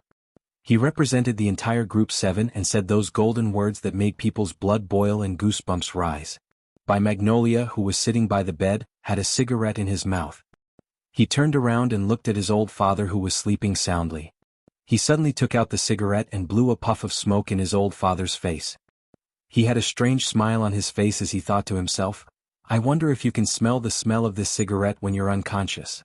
By Magnolia's ladle-like smell was the true embodiment of his strange personality. He never cared about what others thought of him. Naturally, he didn't think that blowing a smoke ring in the face of an unconscious and seriously ill old man would be strange and disrespectful. When the young nurse opened the door to the ward, she saw this scene. Her beautiful eyebrows furrowed and she scolded him in a low voice, "No smoking." Bai Yulan's gaze turned cold as if a sharp knife had been unsheathed. When she turned around and saw that the person who had spoken was her, the sharpness in her eyes gradually disappeared. The young nurse had been in charge of this ward for more than 3 years. In these 3 years he had never asked for her name. He had never even thought of asking for her name. He was too lazy to interact with the ordinary people in this society. However, perhaps it was because he was in a good mood tonight, or perhaps it was because of some other reason, he suddenly opened his mouth and said, "Have you always been this fierce?" The young nurse was stunned. Everyone in the hospital knew that this delicate yet frightening man never spoke to anyone other than to pay money and ask the doctor about his condition. She had never heard his voice before, but today he actually spoke. How am I fierce?" The young nurse suddenly became nervous and stuttered. Bai Yulan smiled and continued to watch. On the TV screen, those familiar companions were standing on the stage uneasily. Standing under the spotlight, Sulu stood silently in the crowd as usual. However, today he was not wearing sunglasses. His small eyes were full of spirit, sincere and amiable.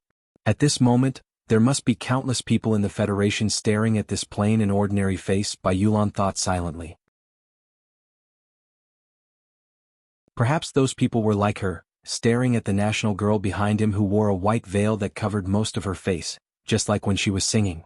3 years ago, when I brought this guy to this hospital for the first time, you yelled at him to put out his cigarette. Bai Yulan pointed at Su Lu on the TV screen and said, "In the Federation, there are fewer and fewer people who dare to do that to him, so I think that you are a very fierce woman by nature." The young nurse was stunned. She turned around to look at the TV screen and said doubtfully, "I have seen this person before. 2 years ago he came to visit your family several times." When Bai Yulan heard this, she suddenly became silent. Her fingers that were holding the cigarette froze. His name is Su Lu and he is my current commanding officer. The young nurse looked at the TV screen and finally understood what the man beside her was trying to say. She covered her mouth in disbelief to prevent herself from crying out. Immediately after, a sentence sounded in the ward, causing the young and beautiful nurse to become even more shocked.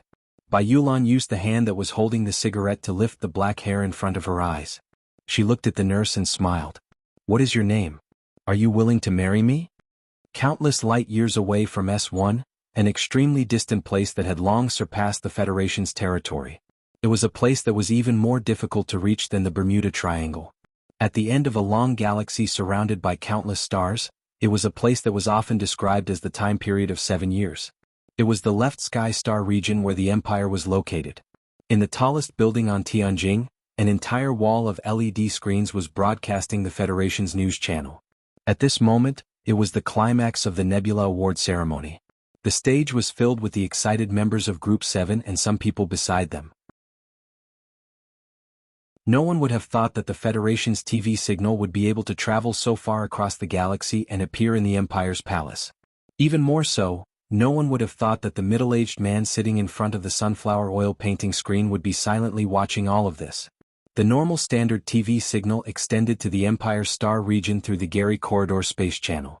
Although it took the opportunity to travel through the long universe, the signal degradation was extremely serious. The Empire spent a lot of effort to successfully restore the data of these signals and send them to the military, the Royal Intelligence Agency, and the Imperial Palace that was held high in the clouds by giant alloy pillars. However, this kind of data restoration was still not complete. In order to prevent the mosaics from damaging the great middle-aged man's vision, the technical department used rendering technology to fill in the color blocks. However, in this way the TV image seemed to be coated with a layer of light, appearing somewhat hazy. It was as if another world was illusory, as if it could not be touched with one's hand. In front of the exaggerated and golden sunflower oil painting screen, the highest ruler of the empire still only left the lowly servant and the young officer kneeling on the ground with his back. This back was still valiant and filled with a chilling sense of oppression. The emperor of the empire stared at the scene of the award ceremony on the screen of light. He stared at the national girl at the back of the crowd whose beautiful hair and face were completely hidden in the shadow of her hat. He stared at her left wrist and was silent for a long time before he suddenly sighed softly. His left hand rested on the back of the soft chair, slowly and silently tapping on the expensive Ladei calf leather. Below his fingertips was a vine stained with old bloodstains. I've always been thinking that since the expeditionary army was unable to capture this little girl, I don't know if I'll ever see her appear in front of me again in my lifetime. Of course, whether she's dead or alive. The emperor of the empire spoke in a calm tone, but his words were filled with a strong sense of unwillingness and mockery. Huai Chaoshi, who was kneeling on one knee behind the screen, could only remain silent. He did not need to be like the other officials and generals, constantly fawning over the emperor's emotions. The Federation was under the protection of the glory of the Charter. Even though the military's research had already achieved a breakthrough, he still did not dare to promise that he could infiltrate the Federation, capture or kill this girl and bring back the bracelet. I approve of your plan. The middle-aged man in front of the screen said calmly. The expeditionary army was completely wiped out. The people of the Federation will have to pay a corresponding price for this. I will not ask for interest from them, but I will definitely make them suffer. Yes, Your Majesty. Huai Chaoshi thought of the plan jointly formulated by the military and the Royal Intelligence Agency.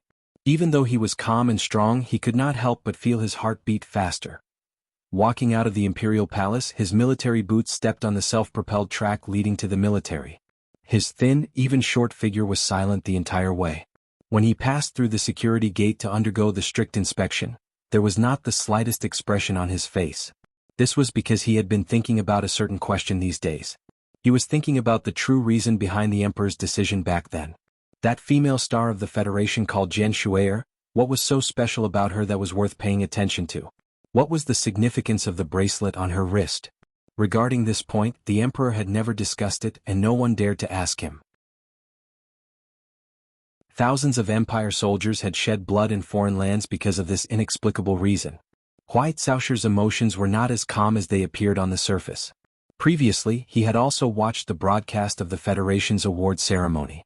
He had no interest in this kind of ceremony that was full of the Federation's unique hypocrisy and propaganda flavor. All of his attention was on Jian Shuier. He also noticed the young lieutenant colonel of the Federation in front of Jian Shuier. According to the Royal Intelligence Agency's intelligence, this person should be a war hero that the federal military focused on cultivating. He should have a complicated relationship with the Empire's biggest enemy in Philadelphia. However, the Emperor and him did not pay too much attention to Sulo. For people of high status like them, this kind of person was really too insignificant. Deep underground of the Empire's military headquarters. It is my honor to report that the test of the new mecha has been completed. Regarding this, we are very grateful that you personally tested the mecha. A scientist's expression was humble but extremely excited as he reported. Hearing this very important good news, Huai Chaosher, who had a cold expression, finally showed a trace of a smile. The Minister of Military Affairs, Prince Bo Wu, looked at him with a smile and said, "The success of the joint microengine technology in reality is due to your great contribution. His Majesty has given the naming rights to you. It seems that before you depart, you should quickly think of a better-sounding name." The entire universe knew that His Majesty the Emperor favored this young officer. Prince Bo Wu did not feel any jealousy in his heart. In fact, other than this young officer, there was no one more suitable to name the most advanced mecha of the Empire. Wolf Fong. Huai Chaosher did not think too much and directly answered. The excited researchers were stunned. The chief scientist of the mecha development said with a trembling voice, "Although it is quite common, it is very suitable for the new mecha's combat style. You don't have to explain. I know this name is very common." Huai Chaosher narrowed his eyes and said, "But in my opinion mecha are used for battle. The name does not matter. P.S. I've been writing seriously recently. I know. I didn't want to ask for votes, but I felt that it would look much better to be in the top 10 of the monthly votes list. That's why I'm seriously asking for votes. I still have some left, so please give me a few. Thank you very much. PS2, I seriously recommend Skeleton's new book, Armed Storm. I should have released it many days ago, but I was so busy that I completely forgot about it.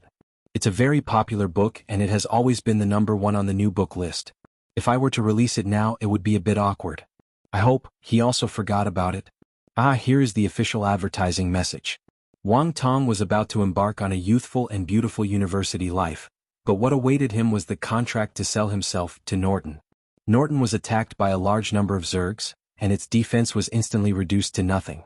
What awaited Wang Tong was the harsh environment of 5 times the gravity, the ravaging of Zergs, the lack of food and water, isolation and helplessness, the mysterious space crystal, the power of the Blade Warrior. The 256-point ultimate tactics of the Blade? Wang Tong had to fight for his life against an honest and low-level robot and a ghost who was full of nonsense. Skeleton would like to share with you a story filled with passion and passion. The new book, Armed Storm, book number 1562523.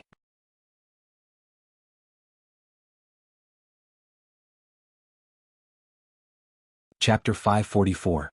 How are the preparations going over there? Huai Chaosher retracted her gaze from the mecha blueprint and asked her uncle softly, "A year ago, His Majesty allowed me to go over there. I hope you won't try to stop me." The Empire's military minister, Prince Bo Wu, had a strange expression on his face. He looked at him and sighed, "Everything is going according to the original plan. There should be no problems with the analysis of the Royal Intelligence Agency and the military department. The key now is that we have to wait for the brave hero bloodline to send back information from the Federation." "Still the second target?" Huai Chaosher frowned and asked. "That's right. The target is currently debriefing at S1. According to past practice, he will depart for Silin in about a month." Prince Bo Wu said slowly, "Li Pifu has been hiding beside Feiqing Lake. He won't appear at that time. If we choose this old man as our target, I'm worried that Keaton's mid-level fleet won't be able to complete their mission. There's no real god in the universe." Hearing the name of the Federation's war god, Huai Chaosher's eyebrows suddenly rose, then she immediately calmed down and said indifferently. Prince Bo Wu had a cold expression on his face. It was rare for him to raise an objection. "If he's not a god, how can he erase my father from reality?" Huai Chaosher remained silent. The previous emperor of the empire had been assassinated by Li Bufu on the battlefield. This was the most shocking and humiliating event in the history of the empire. In the face of this fact, even if she hated him to the core, she had to admit that he was a terrifying person. After a moment of silence, Huai Chaoshi said coldly, His Majesty asked the military and the Royal Intelligence Bureau to ensure the safety of that hero. Even if they have to give up on this mission, they will do it. Prince Bo Wu frowned. The military had been preparing this revenge plan for more than a year. No one wanted to see them give up on it. However, he also understood His Majesty's feelings. After Prince Doring was exposed, the Federation's Bureau of Proclamation had destroyed all the seeds that Fan Xian planted. That hero hiding in the Federal Military's Intelligence Department might be the last one? His Majesty is talking about the backup plan. The plan will be executed as usual. Please tell Prince Keaton to prepare his fleet. Huai Chaoshi narrowed her eyes and said, The time to make the Federation bleed is coming. Half an hour later, the ordinary-looking young officer of the Imperium boarded an ordinary-looking spaceship in the secret base of the military headquarters. His short hair was messy due to the strong wind on the tarmac and was stuffed into his military cap. Just like how his ordinary-looking appearance hid his noble identity, this ordinary-looking spaceship was, in fact, the latest superspeed spaceship specially made by the Empire's royal family. This spaceship would fly at the fastest speed to the edge of the star system that was filled with the turbulence of the warp hole. When he arrived, he would become the most ordinary soldier and follow the Empire's revenge fleet that they had been preparing for a long time to carry out a bloody mission that was originally a bit whimsical but was now very clear and real. Huai Chaoshi took off her epaulets and all the small items that could reveal her identity. She picked up a cup of fragrant coffee and sat by the porthole. She looked at the silent and eternal stars outside the window and narrowed her eyes. He had seen the information about the star system on the Federation's side before, but it was still unfamiliar to him, so he was curious and looked forward to it. This feeling was just like when he saw the national girl on the screen in the palace. At this moment, the young officer suddenly remembered the young Federation officer behind Jian Shui, who didn't leave a deep impression on him. It was said that this person and Li Pifu's grandson were known as the strongest mecha warriors of the Federation's younger generation. Huai Caoshi's eyes narrowed again. She thought with some regret that she probably wouldn't be able to encounter this person in this mission. Not being able to kill a war hero of the Federation was truly a pity. The Nebula Award ceremony had just ended when Su Lu and Jian Shui silently disappeared from everyone's sight. Many people noticed this and tried to find their figures, but on such an exciting night, everyone's attention was immediately diverted to the several grand celebratory banquets that were going to be held later. With the help of the Federal Central Computer, Su Lu had a good understanding of the architectural layout of the George Carlin Foundation's central building, as well as the security measures tonight. Just like hiding a cat in his own attic, he led Jian Shui, and walked easily and freely in the darkness, avoiding everyone's gaze. They passed through layer after layer of security and arrived at an abandoned door in the shadows at the side of the building. Jian Shui's hand was held by him the whole time, and she kept looking at his back curiously. This guy's hands were full of calluses and his back was very firm. His posture when he was sneaking away with her was calm and confident, as if the dark stairs and old-fashioned door locks before them didn't exist. The palms of the two hands holding each other were slightly damp. Facing her now, Su Lu naturally didn't feel the panic and helplessness of facing his idol, but holding her hand, was still nervous. Along the way the two of them didn't speak. It wasn't that the young man and woman were letting the ambiguity fester in the dark. On the contrary, it was a kind of closeness that only family members could have, which made the two of them more and more accustomed to each other's existence. At least that was the case for Jian Shui. Apart from her family in Philadelphia, this was the first time she had such trust, closeness, and even a natural sense of familiarity. This was the same feeling she had when she was in the hospital. The abandoned iron door still had an extremely complicated electronic lock, but under Su Li's fingers and the small tools he carried with him, the electronic lock only resisted for less than 10 seconds before it clicked and unbuckled. It had no choice but to give way. A black car was parked outside the door. The door opened automatically and Su Lu and Jian Shui got in. Suddenly, a voice sounded from the dark back seat. The voice was unusually calm, but because of this calmness, it revealed a kind of temperament and pride that could only be cultivated over thousands of years. Even if it was Mr. Pabre, I wouldn't have waited for so long. Su Lu looked at the slightly thin face of his friend in the rear-view holographic screen and said with a smile, "This is normal. In my opinion, you're more important than Mr. President. Of course, the prerequisite is that you don't speak in such an annoying tone." Tai Ziyuan leaned against the back of the seat and closed his eyes to rest. The corners of his lips curled up slightly as he said slowly, "I've already given up the front passenger seat. What are you still not satisfied with?" Jian Shui didn't say anything. She just watched the two young men bicker with great interest. In the uppermost circle of the Federation, there had always been rumors about the friendship between the young master of the Tai family and Lieutenant Colonel Sulo. Many people didn't believe this to be true, including Jian Shui. Although she wasn't the daughter of an aristocratic family, she was the daughter of the god of war. She knew very well how difficult it was for someone like Tai Ziyuan to gain the friendship of ordinary people. However, when she saw it with her own eyes today, she realized that the friendship between these two men was actually deeper than many people thought. This kind of friendship must be extremely difficult to maintain. Jian Shui narrowed her eyes slightly and couldn't help but admire the two of them. The Li family's spaceship encountered a space storm, so its speed will be a bit slower. We don't have to wait for him. Su Li's hands were firmly on the steering wheel as he drove the black car towards the train station. "It's your honor to meet this seventh young master."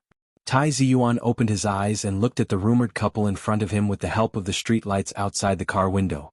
After a slight smile, he realized that it was only at this moment that he could completely relax. Su Lu understood what he wanted to say, so he smiled and nodded as a reply. However, he had a strange feeling in his heart. He never understood the relationship between the seven great families, but he knew very well that Tai Ziyuan's existence was completely different from the other descendants of the families. Whether it was the seemingly prominent successors of the other families or even Tai Ziyuan himself, they all tacitly agreed that he was different and superior. The black car drove steadily in the spring breeze. At about the same time, Bai Yulan quietly left the Army General Hospital with a card with the nurse's phone number written on it. She got into a taxi and softly said to the driver, "Old train station." 10 minutes later, at the Nebula Awards Ceremony Celebration Banquet, the members of Team 7 had just entered the banquet hall. They were cautious and didn't pick up the dishes, but they tried to straighten their backs and strike up a conversation with the beautiful female celebrities. At this time they felt a slight numbness in their waists.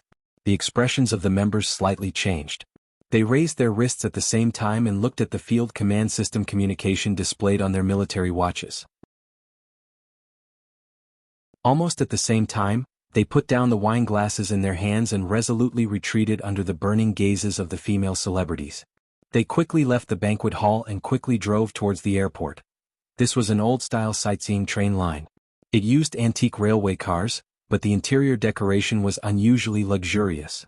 The railway company focused on the nostalgic style of the dynasty, hoping to offset the disadvantage of speed with comfort.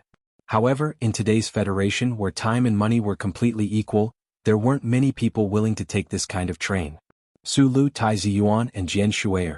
These three people had completely different personalities and backgrounds, but were the most outstanding young people in certain fields in the Federation. At this time they were like ordinary passengers, sitting in the slightly undulating and swaying carriage.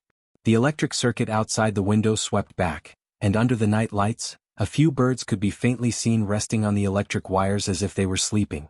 Tai Ziyuan looked out of the window with a calm expression. He didn't hide the interest and relaxation in his eyes.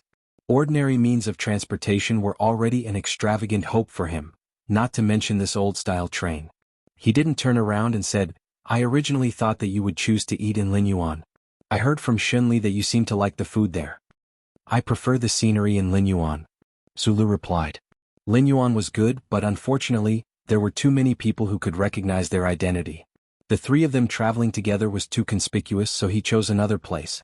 Tai Ziyuan turned around and frowned. "The Yishui Bay you chose is the latest place that Lin Banshan is taking care of. I heard that it's very lively these days. You know, I don't like lively places. I asked Secretary Jiao to help me book it. It should be very quiet." Sulu picked up the teacup and took a sip, his eyes slightly narrowed. He knew that Bai Magnolia had arrived. The theme of this trip to Yishui Bay was to meet up with old friends. He also wanted to do something by the way. The two experts from Bermuda were dead, but there were still some aftermath to clean up. This was something that he had thought about when he was at the front line in the Westwoods. In fact, even if he didn't do it, those people who were angry because of his assassination would do it.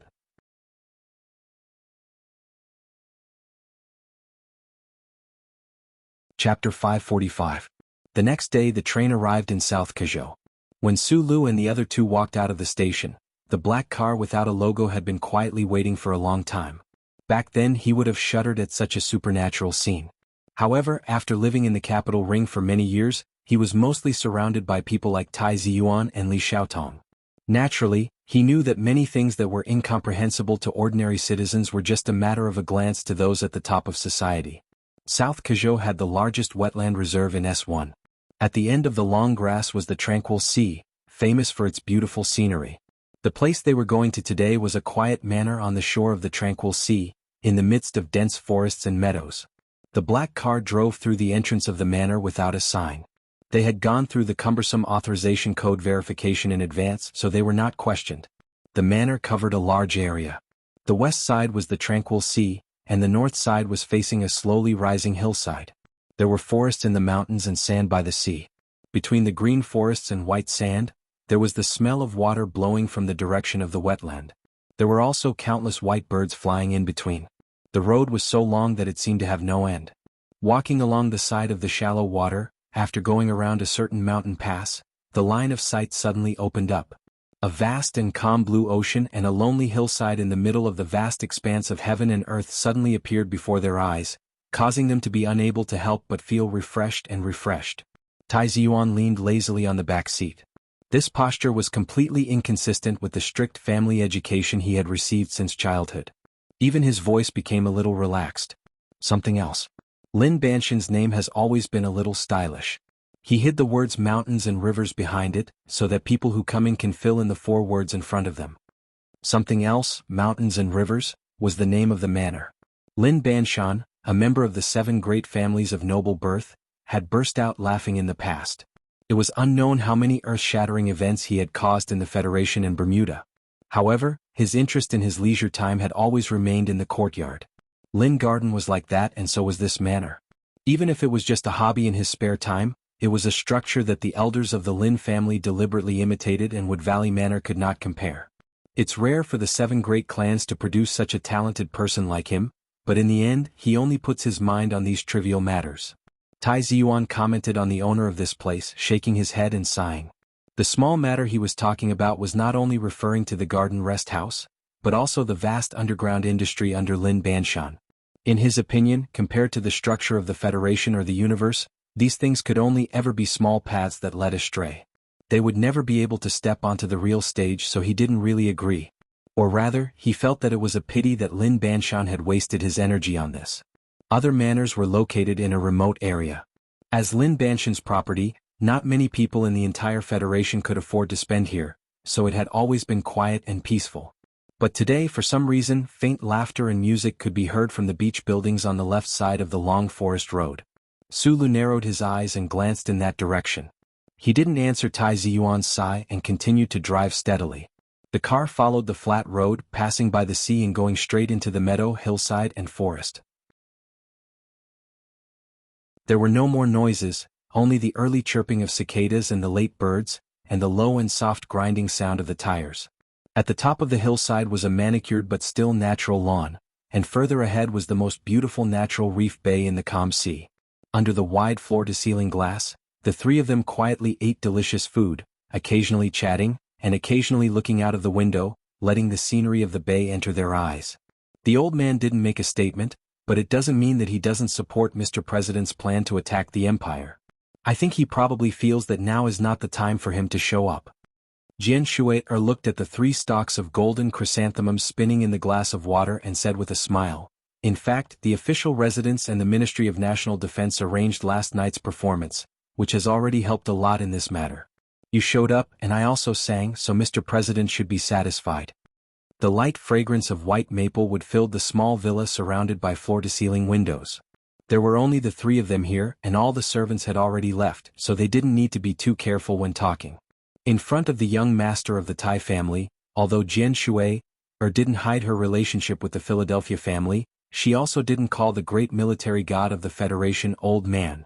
The people at the top of the Federation, such as the core of the 7 great families, such as the leaders of the parliament and the military, were very clear about the close relationship between the national girl Jian Shui and the Lees of Philadelphia, but most of them couldn't figure out what this relationship was. Tai Ziyuan was different. The relationship between the back of the mountain and the Philadelphia family started a few decades ago, and the relationship was complicated and tangled. The madam knew about the existence of Jian Shui for a long time, so he naturally knew about it as well.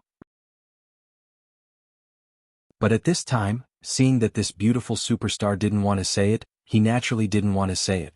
President Pabre pushed you and your subordinates to the front of the stage. I believe that even if you have a slow political sense, you will understand this method.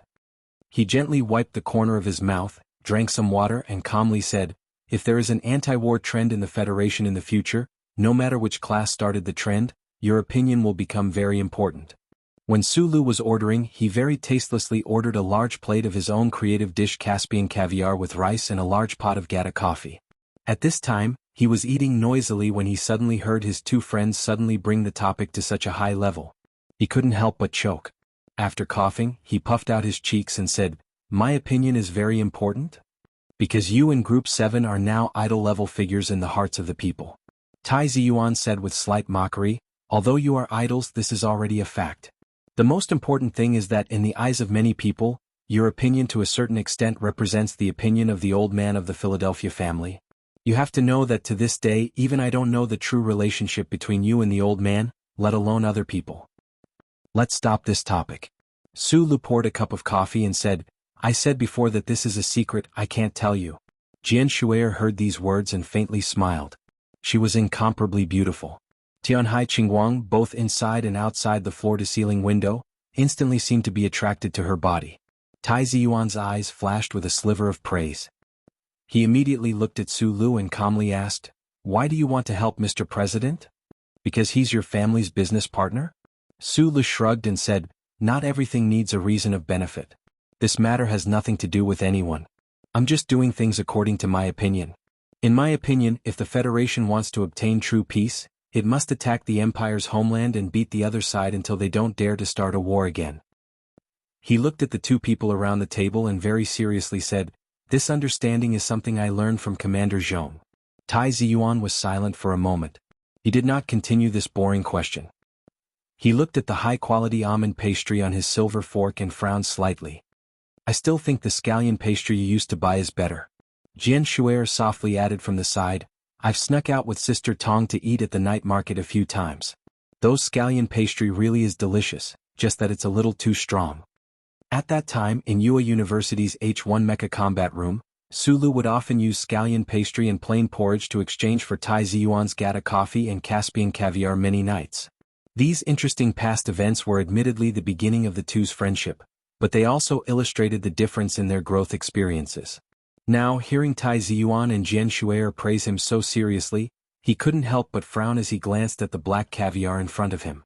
He didn't pretentiously sympathize with these two pampered children for not having the happy lives of ordinary people.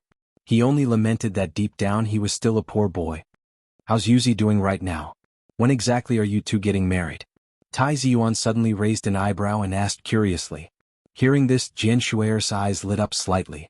She looked quietly at Sulu. She knew that this crown prince was trying to tease her and Sulu, but for some reason she really wanted to hear the answer from Suli's mouth. Sulu raised his head and stared at Tai Ziyuan. She's not your crown princess candidate right now. Naturally, it has something to do with someone else. As for other things, I can't be bothered to explain them to you. The affairs of the human world were very strange. When they had first met in Linhai, Red Coat Zoyu was definitely an existence that made one angry and disgraceful. However, as the years passed, their relationship had long since changed. Now, thinking of Tai Ziyuan's attitude back then, how she had stopped his black car on the highway and wept to her heart's content, he actually felt that Zoyu wasn't worth it. He felt that it was unfair for her, and he felt resentment towards Tai Ziyuan. She was my only normal friend when I was young. Tai Ziyuan spread out his hands and said, it seems that this world is becoming more and more complicated. Just pretend I didn't ask. After a night of train, a sea breeze, a simple meal and a chat, the rare gathering of friends had come to an end. Tai Ziyuan looked at Sulu and said calmly, the attitude you want to express to those old guys doesn't need me to be a witness. I won't watch that play later. There are still some things I need to take care of at home. I'll leave after sitting for a while. You've appeared with me. That's already a witness, Sulu replied with a smile, not saying the words, thank you. Tai Ziyuan shrugged his shoulders in a very casual manner. He put the wet towel on the table and reminded him, don't kill him. Tai Ziyuan naturally knew very well about the assassination attempt on Commander Zhong and Su Lu in Sunset State in West Woods. However, after the assassination attempt in Linhai State Stadium, this young prince had always maintained a kind of blind trust in Su Lu. He didn't believe that those stupid guys could hurt Su Lu. Since that was the case, why should he care? Jian Shui didn't understand what they were talking about. She shrugged her shoulders helplessly like the men, and used the edge of her palm to adjust the brim of her hat. She smiled sweetly and said, I have to leave first. The school has a mock exam in New Moon Base tomorrow.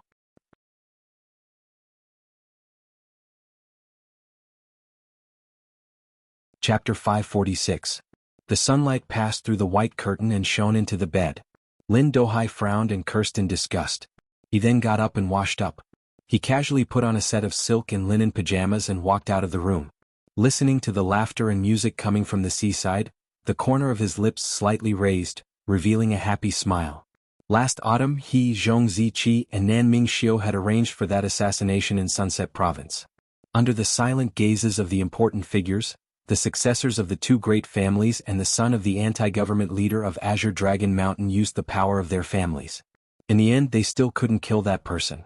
After that, Nan Mingxiu was kidnapped back to Green Dragon Mountain, Zhong Ziqi was banished back to Jingwei, and he was directly escorted back to the S3 family manor by the elders of the family from the Westland Horse Field until a month ago.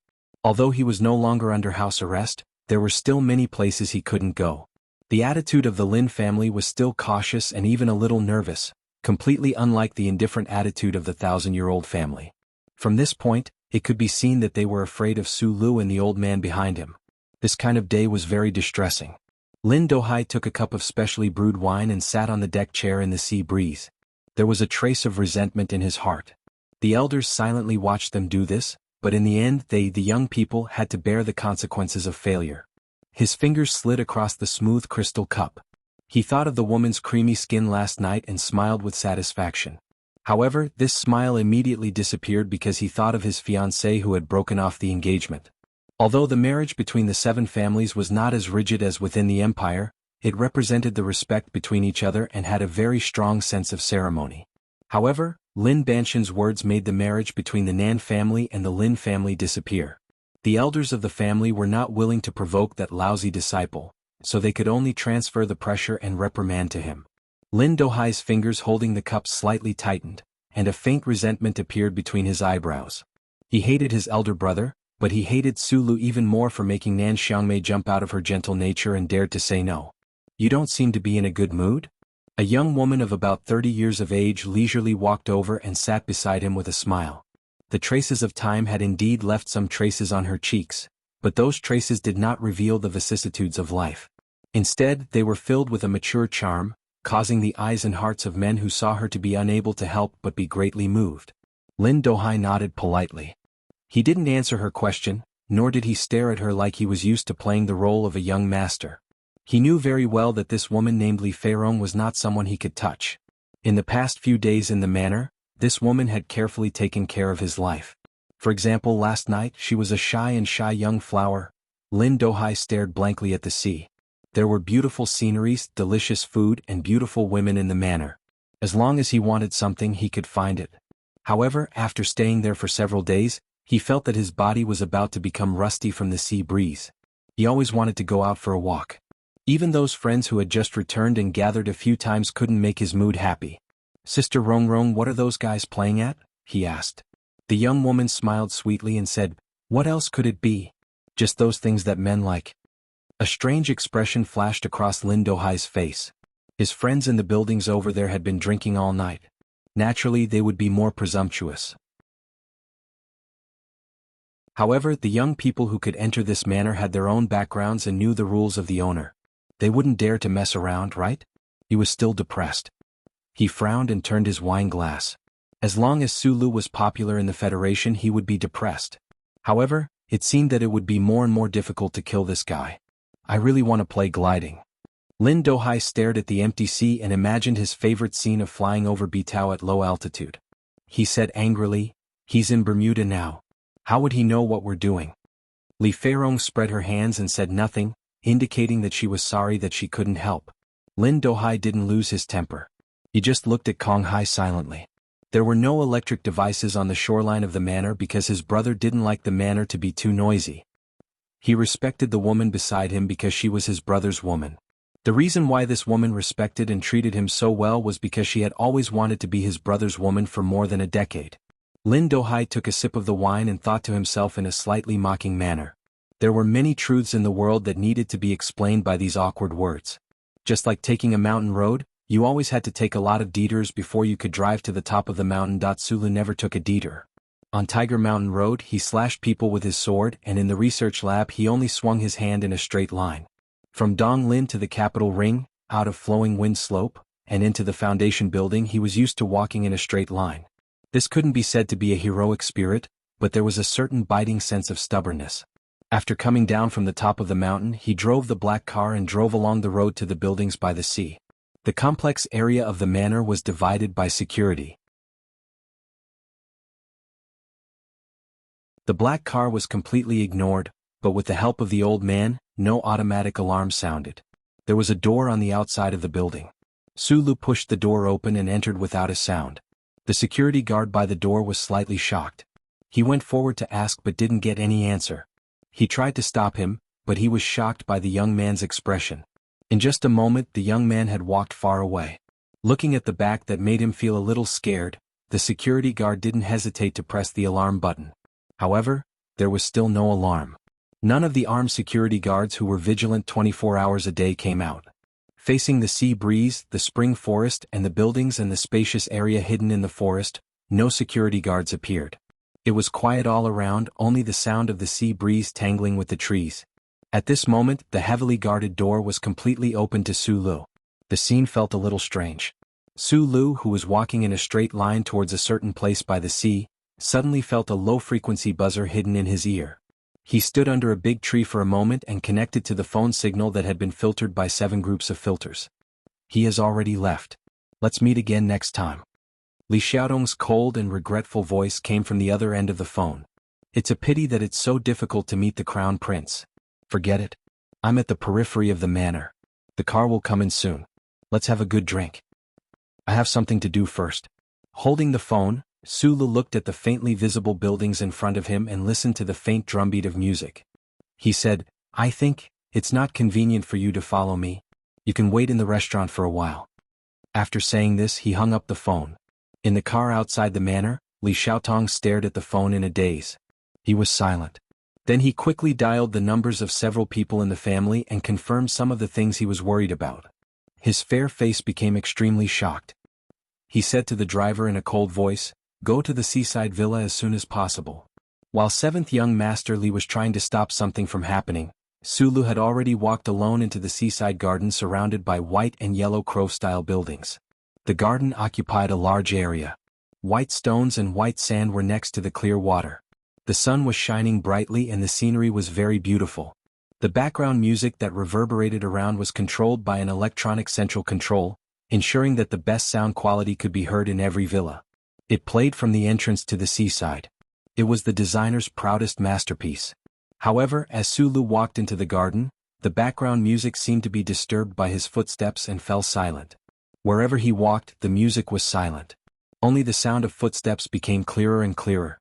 There were some puzzled voices in the various villas. A few young men in luxurious clothes rubbed their tired faces after sex and walked to the window and the balcony to look into the garden. Then they saw a man in military uniform walking toward a deck chair by the seaside. The music stopped with his footsteps. This scene was very shocking. Gu Shifeng stopped the music. Su Lu, who was in the middle of the garden, said to the system, Today is not a movie shoot, and you are not by Ziming. I don't need this kind of entrance ceremony. Following these words, the music by the seaside stopped. Below the salty wind and the cheerful water birds, the people in the villas watched this scene in shock. Sulu walked to 10 meters in front of the deck chair and stopped.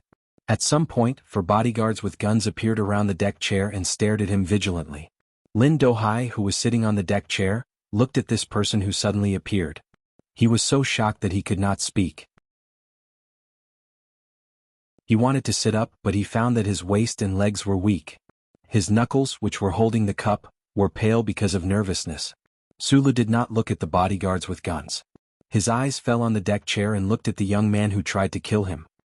He narrowed his eyes and said, I really admire you. Your family's elders know to avoid my revenge, but you still dare to come out and play." Lin Dohai did not speak. He slowly put the crystal cup on the short table beside him. It took him a lot of effort to prevent the specially brewed wine at the bottom of the cup from spilling out. "What do you want to do?"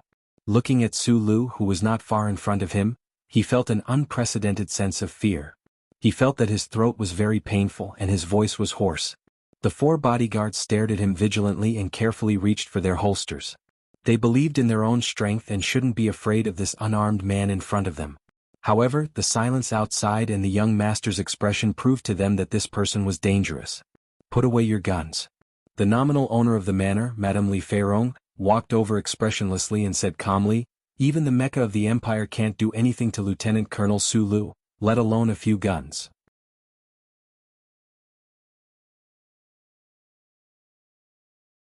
Chapter 547. The residence on the mountain was reserved by Secretary Jiao of the Ministry of National Defense. Based on the rules that had started with Lin Yuan, Li Feirong did not inquire about the details of the guest. Only when she saw the other person appear in front of her silently, firmly, and dangerously, did she know who the other person was.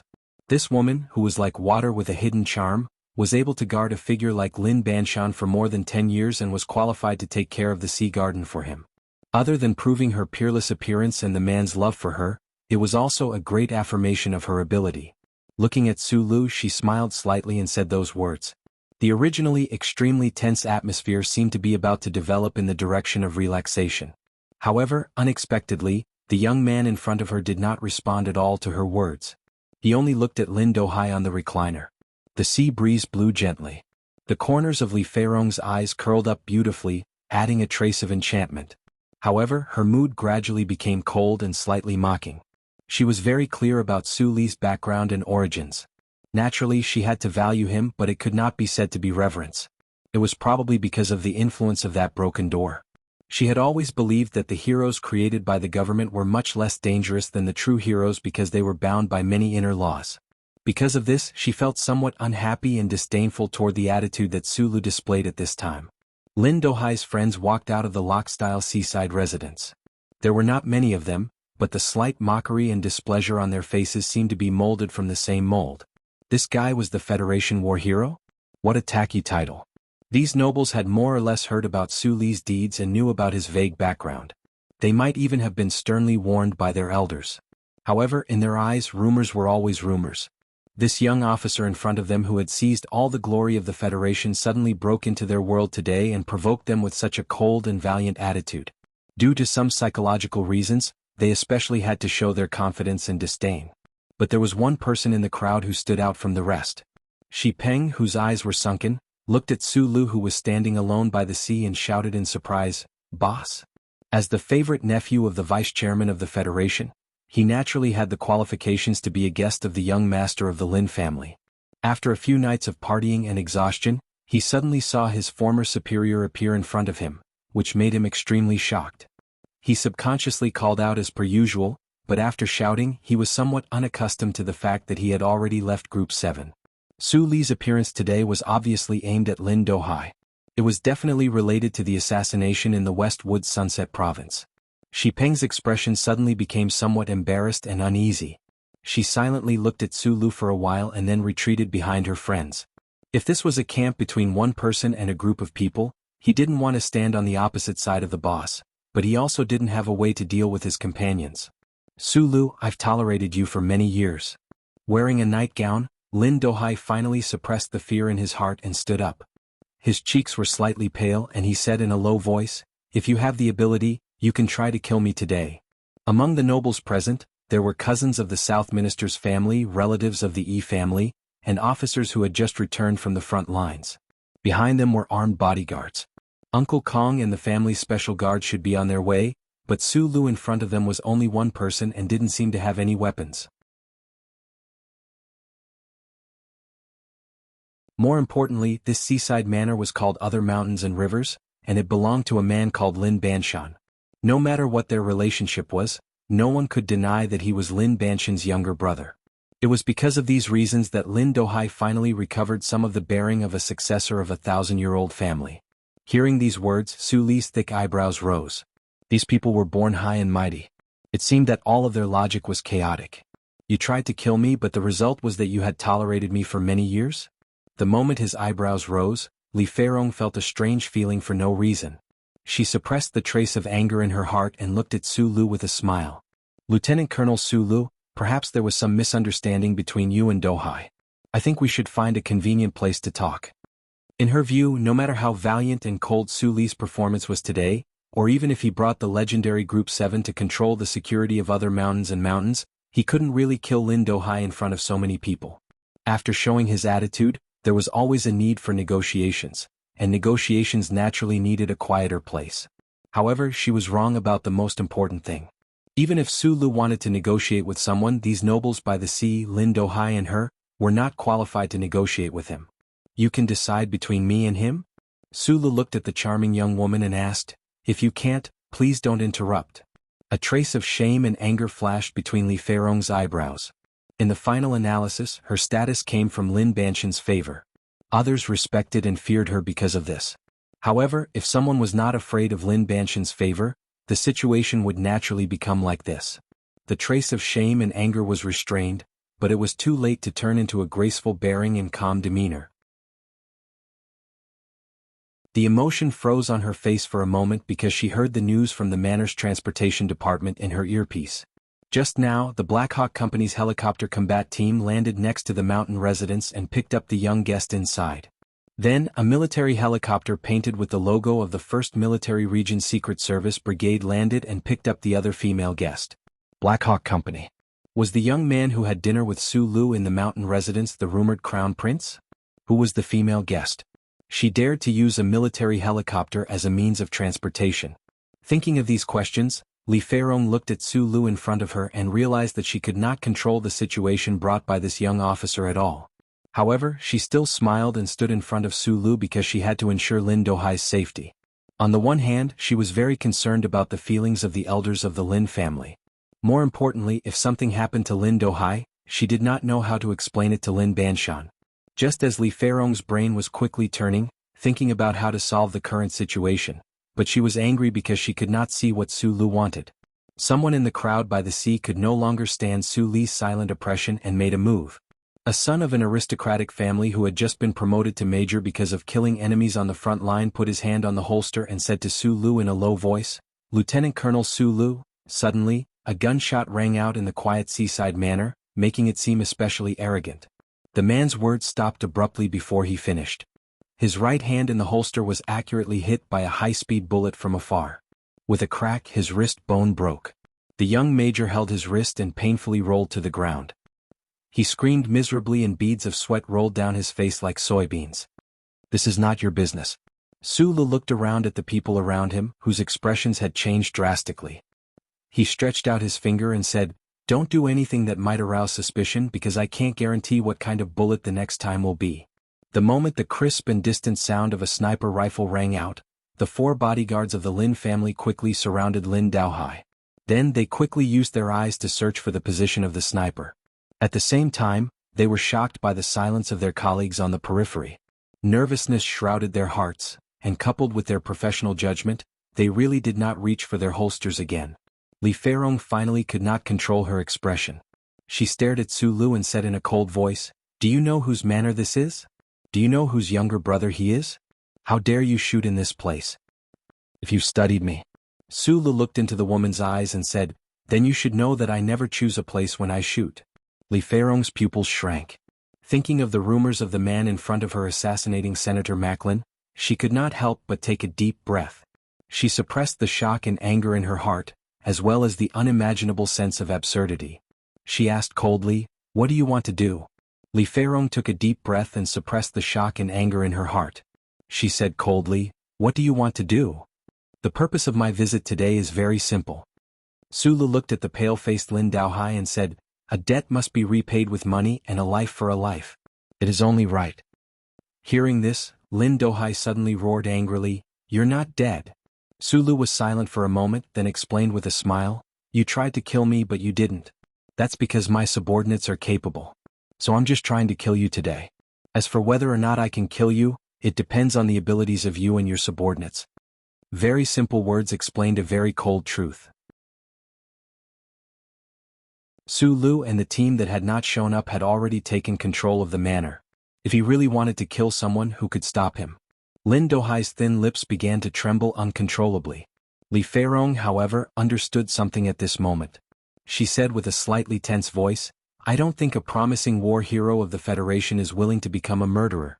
You should be very clear about his identity.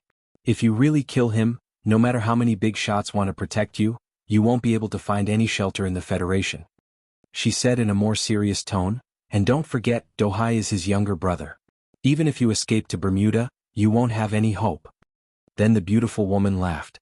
"The most important thing is that Dohai is still alive.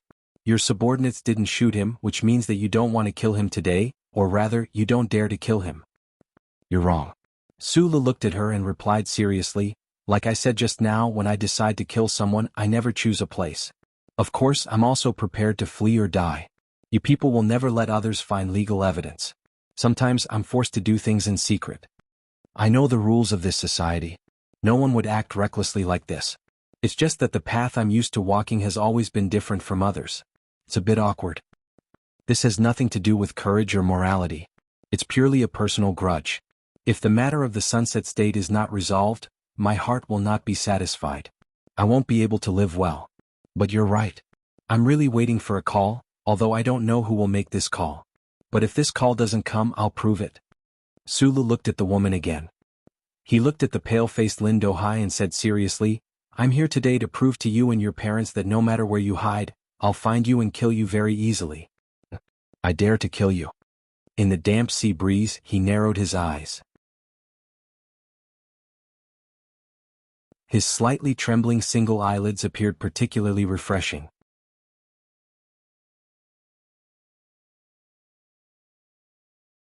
Chapter 548. A group of people gathered by the quiet seaside. Outside the forest, there was a sniper rifle and troops hidden in the shadows. The atmosphere was tense and oppressive. The people standing opposite of Su Lu were as stiff as statues, not daring to move too much. Su Lu admitted that he was waiting for a certain phone call, which slightly eased the sense of urgency. However, the long silence that followed was also an extremely harsh test for the hearts of the people. Schiller had a two-act tragicomedy called Waiting for the Man with the Surname Gu. The characters in the play never saw that person appear. Only absurd delirium filled the play, endless and torturous. Just like at this moment, everyone was waiting for Su Li's phone to ring, but it didn't ring. At this time, a silver luxury car came at high speed from the mountain road. The hard rubber tires made a violent grinding sound on the ground. The security equipment of the manor had been completely disabled, and there was no equipment to respond to the arrival of this car. Before the silver car came to a stop, Li Xiaotong jumped out of the car and blocked in front of Su Lu. He forcefully tore open the bow tie on his neck and didn't have time to wipe the sweat from his well-trimmed temples. He looked at Su Li's face and said, "Take a deep breath and think again." As an early investor and close friend of Su Lu, the seventh young master, who was a calculative person, knew very well how stubborn this guy was. When he saw that pair of small eyes slightly narrowed, he knew that Su Lu really had the intention to kill today. Li Xiaotong felt a chill in his heart and blocked in front of Su Lu. He didn't expect that he could change the other party's decision. He had just told what had happened in the manor to his father. He only hoped that those old guys could quickly make a decision, although the decision was a bit too difficult for the dignity of the seven great families. Su Lu shook hands with him and replied, "The one you need to think about now is not me." Although he said this, he really did follow Li Xiaotong's advice and took a few deep breaths. The slightly salty sea breeze poured into his lungs, making him feel very comfortable and clear. Once again he confirmed that his request was not excessive. Li Xiaotong was slightly relieved. He lifted the cotton bow tie and quickly wiped the sweat from his temples. He stood beside him and began to wait with him for the phone that might never ring. The phone rang. Su Lu waited for the phone to ring twice before he picked up the call. No one spoke on the other end of the line. It was as quiet as the silent night. Only a very light and long breathing sound could be heard. Judging from the breathing sound, the person on the other end should be an old man. "Leave this manor, and I will pretend that nothing happened." After a long silence, an old and cold voice suddenly sounded from the other end of the phone. The other party's tone was as mysterious and proud as the Federation's ordinary citizens imagined, with an innate sense of oppression and authority. It was as if the ordinary people in this universe were born to obey or revere him. This was not what Sulu wanted to hear, so he raised his thick eyebrows slightly and unsheathed them like two flying knives. He remained stubbornly silent and did not say a word. He just put his left hand behind his back and slowly clenched his fist. The answer to the arrogant and domineering old man on the other end of the phone was a crisp gunshot. The sniper rifle on the other end of the mountain opened fire again. The real bullet cut through the air with a whistling sound and hit the sand in front of Lin Dohai's feet. With a whoosh, it shot into the ground who knew how many meters deep. There was a burst of suppressed cries of alarm and frightened retreating footsteps from the seaside. Although it only splashed up a cloud of sand, everyone could see the power of this bullet clearly. If the sniper's hand had trembled slightly, Lin Dohai's feet would have turned into a rain of blood. This young master of the Lin family, who was regarded as the most useless of the 7 great families' second generation, appeared to be much stronger than the people on the seaside. With a pale face, it was as if he did not hear the gunshot or feel the violent tremor from the soles of his feet. He insisted on not retreating a single step, clenching his teeth and staring at Sulu, who was talking on the phone in front of him. It was because he guessed who was on the phone. In this situation, which had not happened for many years, the dignity of the 7 great families could not be shaved any more. Sulu still did not speak. After the head of the Lin family on the other end of the phone heard the gunshot, he also did not speak. That person, who was extremely mysterious and lofty in the eyes of ordinary people, knew very well what the young lieutenant colonel on the other end of the phone was waiting for him to say. For ordinary people, those words were very common, but for the head of the 7 great families, it was a condition that was difficult to accept. In the long history since the end of the Tai dynasty and the reconstruction of the political system of human society, these families, who hid behind the scenes of history and constantly influenced the direction of history for thousands of years, may have made substantial concessions, or may have had to endure for some time, but there were very few people who could force these family heads to bow their heads, because they represented the bottom line of the family's dignity. In addition to Mo Chao's Back Mountain, there had been a few very powerful chairmen and presidents who had done this. However, many of these great figures had paid a heavy price for it. They were either disgraced during their term of office, or assassinated in a cloud of mystery. Some of them were as powerful as they were in the beginning until death, but they could not prevent their descendants from suffering the devastating revenge of the 7 great families in the 100 years after their death. Today, Sulu brought dozens of people with him, and he wanted to do something that many people before him could not do. For the head of the Lin family and those great figures who had just received the news, what an absurd and arrogant attempt this was. After a long silence on the oppressive and tense beach, there was a person lying across the blue sea and white clouds. The voice on the other end of the phone was very slow, self-restrained and indifferent. "My son is useless, you can kill him." This was still not the answer that Sulu wanted, or even the answer that he had not thought of. The moment he heard this, his pair of thick eyebrows that were about to fly up suddenly fell down.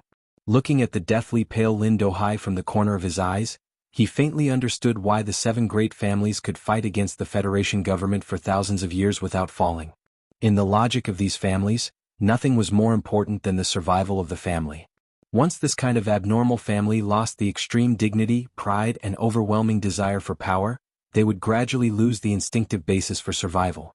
In a sense, the continuation of this kind of dignity and pride was even more important than the continuation of the bloodline. But for some reason, perhaps because he wanted to realize the fantasy of an ordinary person challenging the 7 great families, Sulu still wanted to try, so he was still silent.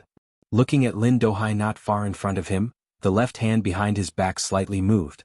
The sniper rifle in the mountain forest suddenly opened fire. Bang bang bang bang. The dense and dull sound of high-speed bullets fiercely sounded on the beach. In an instant, who knew how many terrifying bullets enveloped the area, shooting the rain of sand into the sky into smoke and dust. There was a burst of exclamations on the beach, and those rich and powerful people fled in all directions. At this moment, no one noticed that in the smoke and dust, Lin Dohai was continuously letting out terrified howls. The smoke and dust settled and the gunshots stopped. Between the lines of sand, Lin Dohai's face was deathly pale, and his legs were constantly trembling. His eyes stared blankly ahead, and his pupils could not focus at all. There was a water stain on the front of his nightgown, and there was a stench. He was so weak that he was about to collapse. He did not know that he was still alive, and had entered into a miserable mental state where he did not know whether he was alive or not. That Sulu put the phone to his ear and waited in silence. After the call was connected, the head of the Lin family said a few words in a condescending and indifferent manner. With just a few words he was able to knead a person's heart into a crisp. His bearing and shrewdness were unfathomable. However, it could not knead Su Li's heart, which was as hard as a rock. He kept silent, simply and straightforwardly using gunshots to face the other's temperament. It was still that old saying, only the barrel of a gun could spray out light wind and light clouds. People who wore shoes were always easily afraid of people who were barefoot, and people who spoke of temperament were always unable to do anything to simple people who were crude and straightforward. Even if the 7 great families were omnipotent at this moment, Lin Dohai was under the gun. As long as Su Lu took the initiative to give in, no one could solve this problem. Then, someone had to give in or Lin Dohai had to die. This time the silence on both sides of the phone was even longer. It was so long that the people who had scattered in all directions, once again turned their gazes back. They looked around in bewilderment, searching in vain for that terrifying sniper rifle. It was so long that the gentle sea breeze blew across the sand, covering up the dense and mournful bullet holes on the field. It was so long that the shocked expression on Li Feirong's face turned to confusion, and finally to fear and confusion. When he woke up, he tried to bravely lift up the unconscious Lin Dohai. Su Lu heard Gu Shifeng's report. There was a signal on the Lin family's line. The Lin family's line could not be traced at all. As for this sudden signal, it was even more impossible to monitor. The other party's technical level was no weaker than that of Group 7.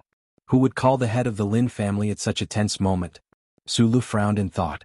Then, a man with thin shoulders like a mountain appeared in his mind. His brows slowly relaxed and he became calmer. Sure enough, a moment later, he finally heard the head of the Lin family speak again. This matter is our fault.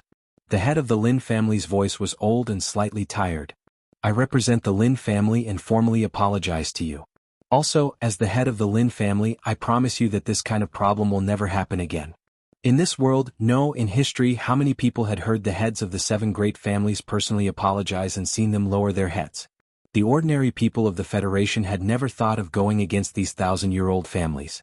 Not only was it because these families were mysterious and unapproachable, but it was also because they knew that doing so would be futile. Su Lu now had a powerful background and dozens of guns. He was no longer an ordinary person, but compared to the 7 great families, he was still insignificant and insignificant. However, today he didn't even use any of his background. He just brought a group of brothers and barged in a straight line. This proved that as long as he tried hard, perhaps some things could really be done successfully. Hearing these words, Su Lu narrowed his eyes and grinned, revealing his white teeth. After a pause, he finally spoke for the first time. I heard you. Sorry to disturb you. Then he hung up the phone and waited for the next call that was about to come.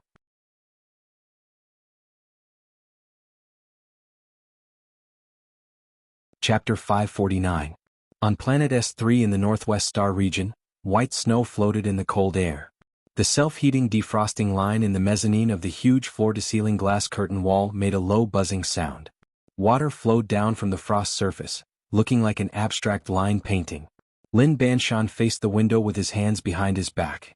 His thin and straight shoulders showed a sense of steepness.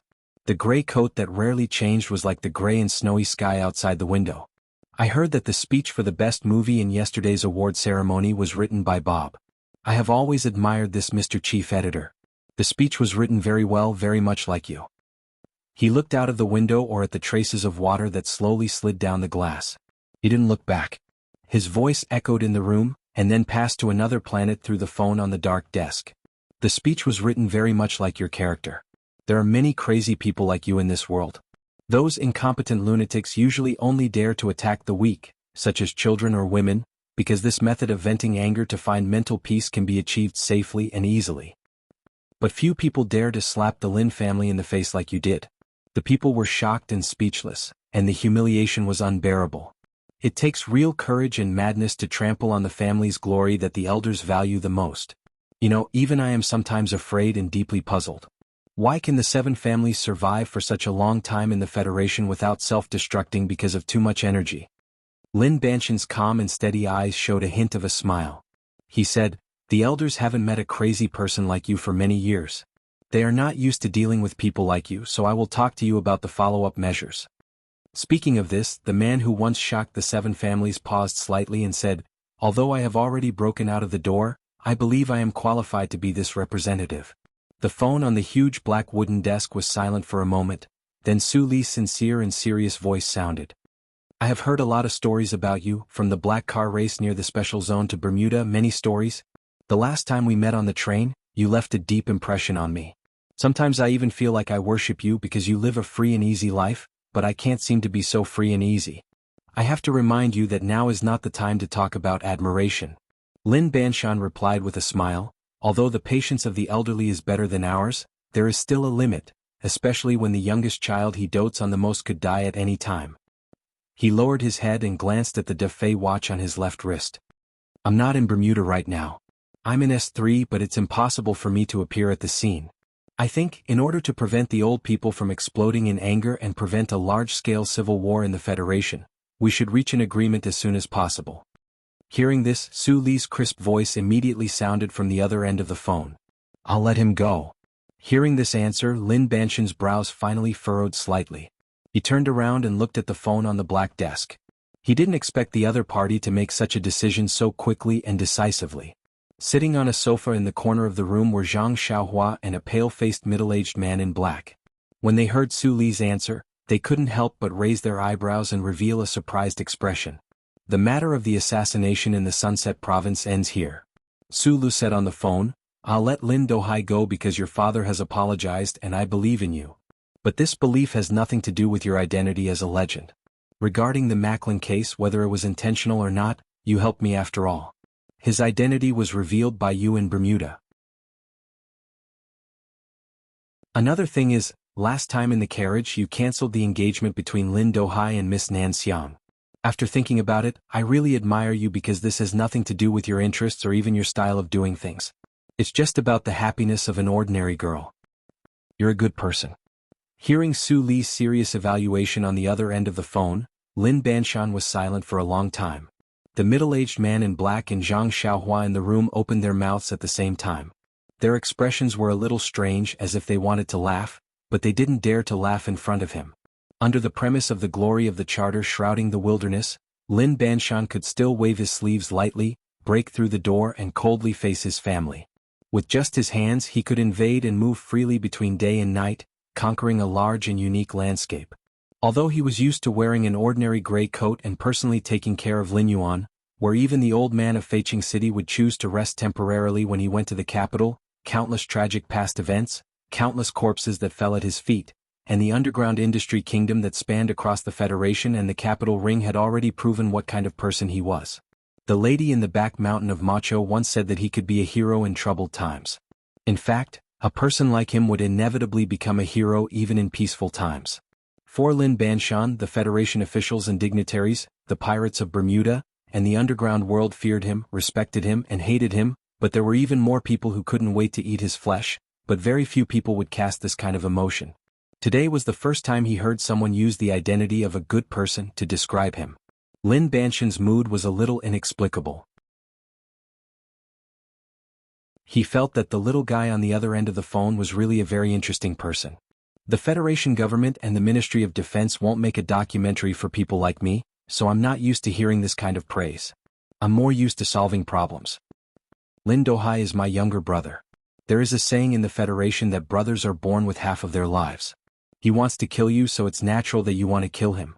Since you didn't kill him, I'll take over this half of his life.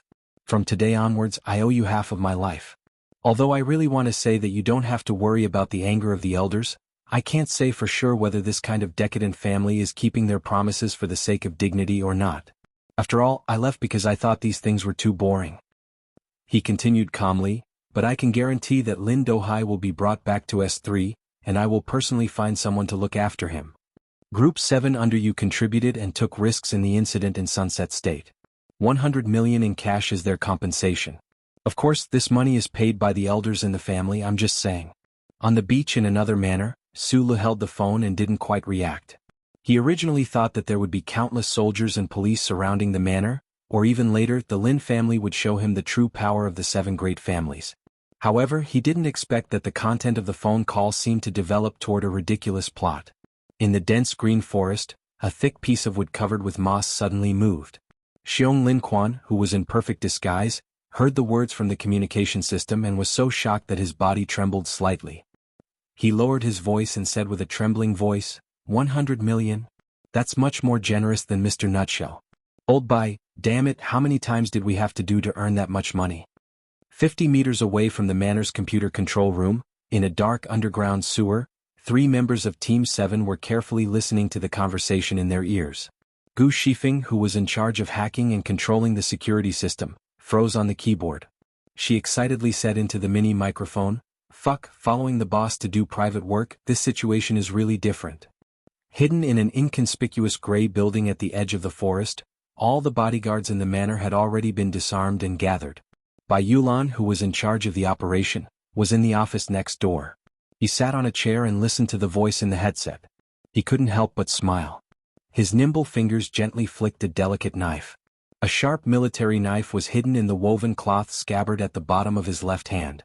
The H-12 long case pistol lay quietly on his thigh. That expert from the Lin family, Uncle Kong, sat silently on the chair opposite him. 7 groups of ice and fire quietly occupied the manor. White Magnolia directly entered this place. When the two met, they sat silently facing each other. From the beginning to the end, they did not make a move. Uncle Kong's slightly gloomy cheeks carried a trace of regret of aging. After the phone call ended, Lin Banshan said to the pale-faced middle-aged man in black, "Last time you said that Li Xiaotong sent a young man named Li Wei to Bermuda, and in the end it was found that he was Su Li's friend? It's been confirmed, but it's strange that we couldn't find out why Lieutenant Colonel Su Li knew this person. What's even stranger is that I once asked for help in your name from the Bureau of Proclamation, only to find that many of the files had been classified as top secret." Hearing this, Lin Banshan's eyes narrowed slightly. After a long silence he said, "That's all. Don't investigate anymore. Some things are not something we can touch." "Understood," the middle-aged man in black replied simply. "Tell Bermuda to keep an eye on the man named Li Wei. Don't let him lose half an eyebrow." Lin Banshan said with slight ridicule, "It doesn't feel good to owe Su Li half a life. Looking at this young man's ability, it seems that it will be difficult for us to save his life. Protecting his friend is also considered as paying back some interest. If the Lin family really wants to retaliate, Su Lu and his team members will definitely not be able to stop them. Will he ask for help from Philadelphia, or will he say that he hopes that Mr. President will speak up? To be honest, I'm really curious about what kind of storm your family will stir up in the Federation once they launch an all-out attack." Zhang Xiaohua stood behind him and asked with a smile. The tattoo was deformed as it broke free from his collar, and it was exceptionally bright. "If Father believes what I said on the phone just now, then there won't be any storm after this, only peace," Lin Banshan said with a complicated expression. "You and I both know how ruthless the 2 experts who went to the West Woods from Bermuda are. But the most frightening thing is not the result of them not killing Su Lu, but the absolute control Su Lu showed in this assassination. The plan of the 3 idiots, if not for the tacit consent and help of the old man, how could it be woven so meticulously? The power of the family is spread in every corner of the Federation structure. Even the tiger of the Zhong family would find it difficult to organize the plan, but Su Lu, this guy, took a dozen people and solved it so easily, and responded so accurately and concisely. I always have a feeling that from the beginning, Su Lu knew all the plans." Lin Banshan frowned and said, "I don't understand how he did it." In the earlier phone call, he sternly warned his loathsome father, "Such a person is not easy to kill. According to his character, if you can't kill him, you may be killed by him, and the probability of this is very high. If the 7 families were really omnipotent, why didn't they just blow up the president's official residence or by the lake in Philadelphia? If they couldn't do it, then they shouldn't provoke Su Lu." Lin Banshan thought so.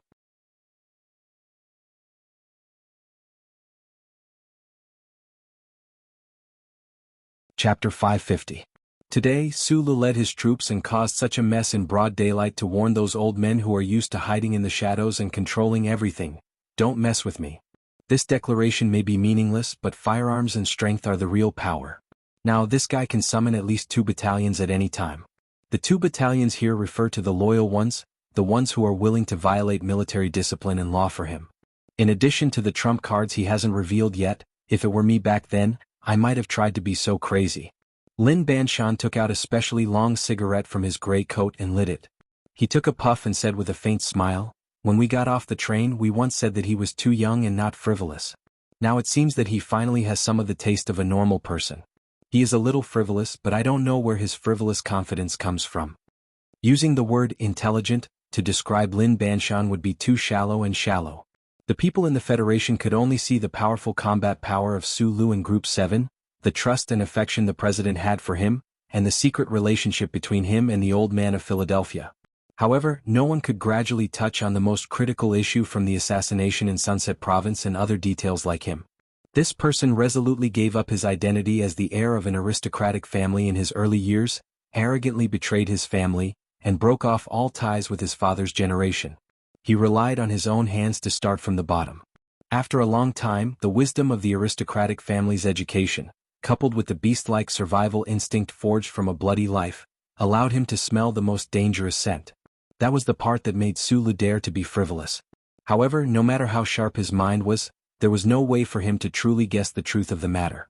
This was because that part of the story had already exceeded the imagination of ordinary people and carried a mysterious aura. Therefore, he could only seriously warn his father and those important figures that Su Lu had tried to warn. As for whether those people would accept it or not, it was not within his control. Being able to know and accompany the Federal Central Computer and having Sequence 1 authority was Su Li's greatest asset. This asset was far more powerful than the mysterious power in his body. It was more unshakable than the shadow cast by Mr. Pabre and the military god Li Pifu behind him. It was because of this confidence that he dared to directly challenge the 7 great families. No matter how powerful those families were, they could only hide in the shadows of history and try to influence the progress of mankind. In a sense, the charter computer he relied on was the history of mankind.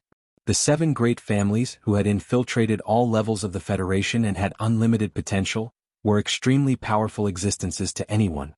However, if these families wanted to launch certain actions against Su Lu, no matter how secretive these actions were, it would be impossible to escape the omnipresent surveillance of the Federal Central Computer. Su Lu and his subordinates would have an incomparable amount of time to draw up the most precise and even tailor-made plans to counter the other party's overflowing waves. The 7 great families, who were mysterious and terrifying in the eyes of ordinary people, were nothing more than countless dots of light in his left eye's vision. As long as he wanted to, he could know every order that the head of the Lin family issued. He could dig up all of the spies these families had in the government. He could easily find out the secret of the black chair that the Li family's elder had always sat on. He could even spy on everything in this half of the universe, such as entering the Nanxiang family's manor to see what it was. Of course, the First Charter's absolute protection of citizens' privacy would inevitably bring some inconvenience to Su Li's requests. At the very least, the intelligence hidden under the Bureau of Proclamation would have to struggle a lot with its self-righteous and impulsive ideas. Su Lu didn't want to accept himself as such a terrifying existence. He also couldn't get used to being like a god above all living things, overlooking the beauty and ugliness of billions of people. However, when he and the people he cared about were threatened, he absolutely didn't mind using this killing machine. 3 days after the Nebula Awards, the craze for the 7 teams and the documentary of the same name continued to heat up in the Federation. The Lin family, who had suffered unprecedented humiliation, was obviously still hesitating. Su Lu, who had left other mountains, and the 7 team members who were on vacation again, didn't receive any official investigation or private revenge. There was only a vague feeling of wind and thunder accumulating in the atmosphere of this planet. It was unknown when it would explode like thunder or quietly disperse. The carnival of ordinary people was a sharp contrast to the tense atmosphere in the upper class, which they had never seen before. Translator, Transin editor. Transin at 6 o'clock in the morning, the old man in old-fashioned clothes in Feiqing City took a fishing rod made of old green bamboo and sat on the boulder beside the lake. He began to fish silently, ponder or recuperate from the exhaustion accumulated by the battlefield decades ago. His son, General Li Jiedu, the dean of the First Military Academy of the Federation, hurried back from the capital special district. His calm and elegant temperament had long been replaced by anxiety. After the father and son had a brief conversation that no one knew about, Li Zidao returned to the house and made a phone call.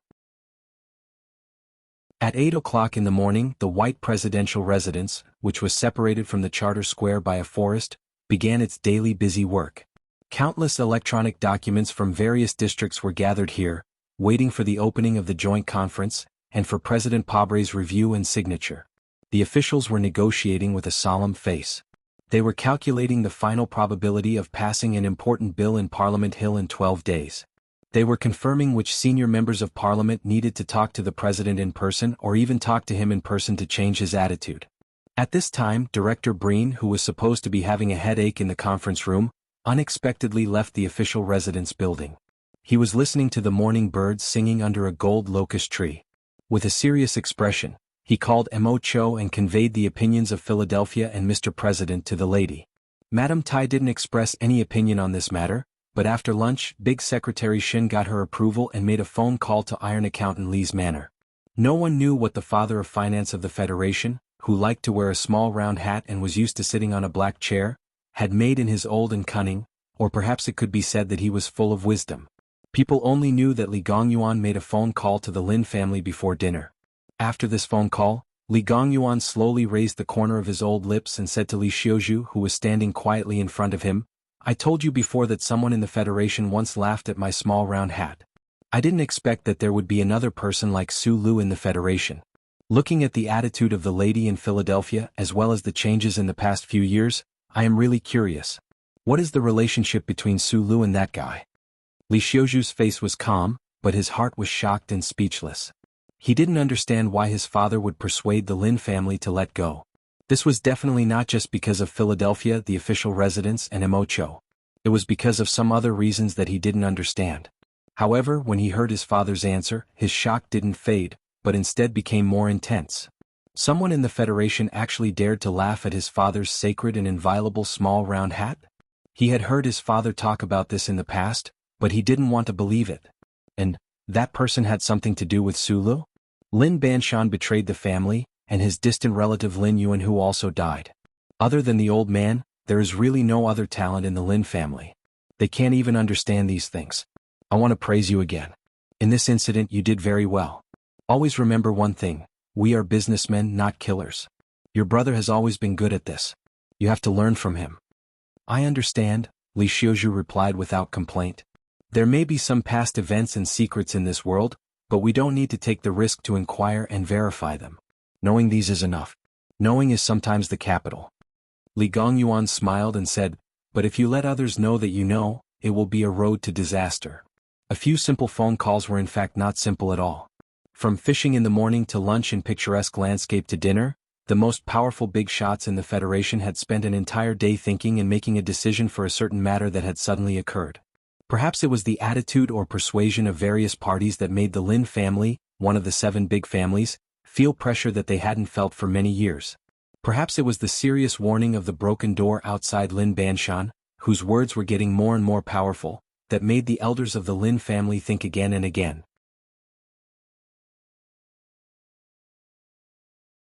In short, a conflict that should have been like a flood disappeared silently.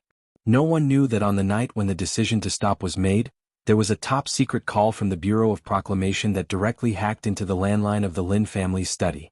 The director of the Bureau of Proclamation, who had never been in contact with the political figures of the Federation or the leaders of the big families, didn't say too much on the phone. He just gently reminded the other party that once things started, they would be forced to continue. And the Bureau of Proclamation, which had never interfered with the specific social affairs, might do something because of some procedural issues that had no choice but to do. What a beautiful spring day. Su Lu, who had vented all the pent-up anger from the assassination, looked out the window at the black and white mountains in the distance and revealed a happy smile. He knew very well that behind this peace and tranquility, there were certainly countless people wrestling, but he didn't care. Lin Dohai was under house arrest again. Zhong Erlang in the West Woods would probably find it difficult to leave Jingwei too. The good-for-nothing son of the leader of Nanshui would probably only be able to pass his days in Green Dragon Mountain. The beautiful scenery outside the window was still beautiful, and that was enough. Angry reprimands constantly rang out from the phone that was held far away from his ear. Su Lu answered very sincerely and then heard the Minister of Defense on the other end of the phone ask in a deep voice, "If there is a next time, what will you do?" Su Lu was silent for a moment and then answered seriously, "I will directly kill him." Minister Zhou was also silent for a moment and then said, "I didn't hear that."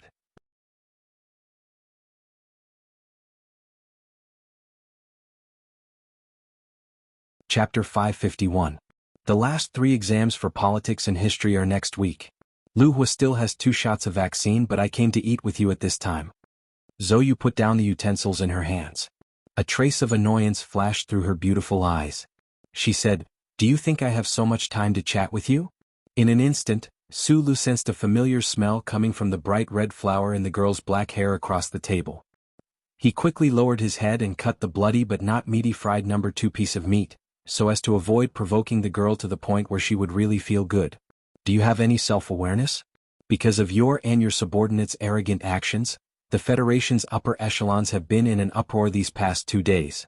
How many important people have been silently negotiating and wrestling?" Zhou could only see his forehead. She couldn't help but furrow her brows. She picked up the napkin and wiped the corner of her mouth. She said, "A small spark can detonate the Federation's largest ammunition depot. In your opinion, killing your way into Lin Banshan's manor and trampling the Lin family's face under your feet is a very satisfying small matter. But do you know? This revenge action almost caused the situation in the entire Federation to spiral out of control. The President and the military's pro-war faction, as well as the families controlling the Federation's parliament, were only a small distance away from the danger of direct conflict. Although fortunately the situation didn't worsen in the end." She looked at his forehead and said seriously, "But I can tell you clearly that this morning, an important bill was signed in the President's official residence. Unexpectedly, it was directly rejected by the Parliament, because of you." Sulu raised his head. He would never be able to be as passionate about these complicated and bizarre political conflicts as he was when he was researching mechanics or cultivating the strength in his body. He also lacked the sensitivity and talent in this area. He didn't know when it started, but Zhou had started to analyze all the problems for him and dispel the political fog on his path forward. He was also used to this kind of help. Zhou would help him think about things that he didn't understand. Over time he became more and more dull in this aspect, and he joyfully enjoyed this kind of dullness that didn't require much effort. Because there was no need to think about it. The girl's forcefully suppressed anger and serious analysis naturally drilled into his left ear and then out of his right. Looking at that beautiful face, his thoughts had long drifted to other places. He subconsciously propped up his chin and furrowed his brows. He began to recall the scene when he first met her.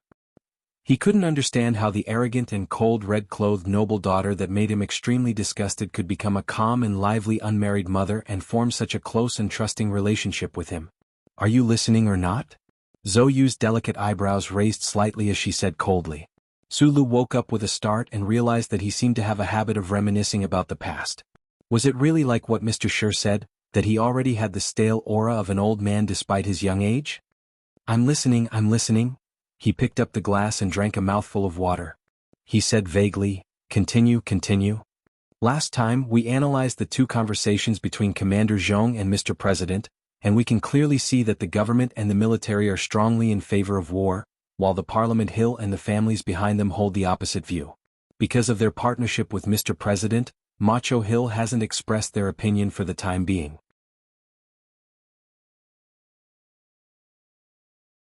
Although the Zhong family in the West Woods doesn't agree with the overly conservative attitude of the other families, they don't want the West Woods to become the Federation's cannon fodder again. Therefore the Zhong family should be holding the military tightly and watching coldly from the sidelines. The conflict between the 2 sides is now covered up by the victory at the front line and the fanaticism of the people, but no one can say for sure when it will erupt in the future. The Federation government and the military definitely don't want their base camp to be unstable when they go on an expedition to the Empire in the future. Therefore they hope to use the current momentum to suppress these opposing views in advance. The Nebula Award ceremony that night was a kind of momentum building. You agreed to attend in the eyes of many people, because you represented the will of the old man Fei Cheng. However, this kind of momentum building is the same as the spring rain entering the soil. Once the momentum is established, even if the families want to oppose, the Parliament Hill can't jump out and do something right in front of them at the risk of being abandoned by the fanatical voters. This is a relatively gentle struggle that both sides can accept. What you did, however, suddenly put this kind of power struggle in broad daylight, and quickly intensified. Because a lot of people don't understand why you did this. Of course, I know that you are purely a person who holds grudges. You don't care that the other party is the heir of the 7 families. However, no one will believe that you risked the anger of the 7 families just to find a good mood. At this point, Zhou couldn't help but shake her head. She said, People are speculating whether or not your crazy provocation of the Lin family represents the attitude of the old man Fei Qing or the president's official residence. At this point, the level of the situation quickly escalated. That side believes that the government is using your revenge to make a strong declaration in order to force them to back down. In this way, this kind of backing down is no longer just a matter of the family's dignity. It involves the great conflict between the two sides regarding the future of the Federation. This level of conflict is the source of the terrifying and dangerous smell that has made it difficult for many people to breathe these days. Fortunately, that side finally backed down in the end. I have to say that your luck is really good. You clearly ignited the ammunition depot, but the Federation is still peaceful. No one shot or assassinated the president, civil war hasn't broken out, and the Westwood still hasn't become independent. Zhou Yu finished the last cold political joke with slight sarcasm. Her long eyelashes drooped slightly, and she drank a mouthful of water to moisten her throat before continuing to eat. When Su Lu heard the last part, his expression became complicated and strange. After a moment of silence, he explained in a serious and sincere voice with a hoarse voice, "I just wanted to scare those important people, hoping to deter them so that they wouldn't keep trying to assassinate me like they did in Sunset State. I just wanted to make life less troublesome. I really never thought that this matter would become so big in effect so far." Bai Yulan had once lamented that Su Li's greatest ability was to simplify the most complicated things. However, when he heard Su Li's words today, he realized with a slight chill that the simple logic that had been in place for many years would become incomparably complicated because of the change in status and background. No, you don't know the really complicated and interesting things behind the scenes of this matter. In my opinion, that is the most interesting part of this drama. Zhou Yu raised her head and smiled bitterly.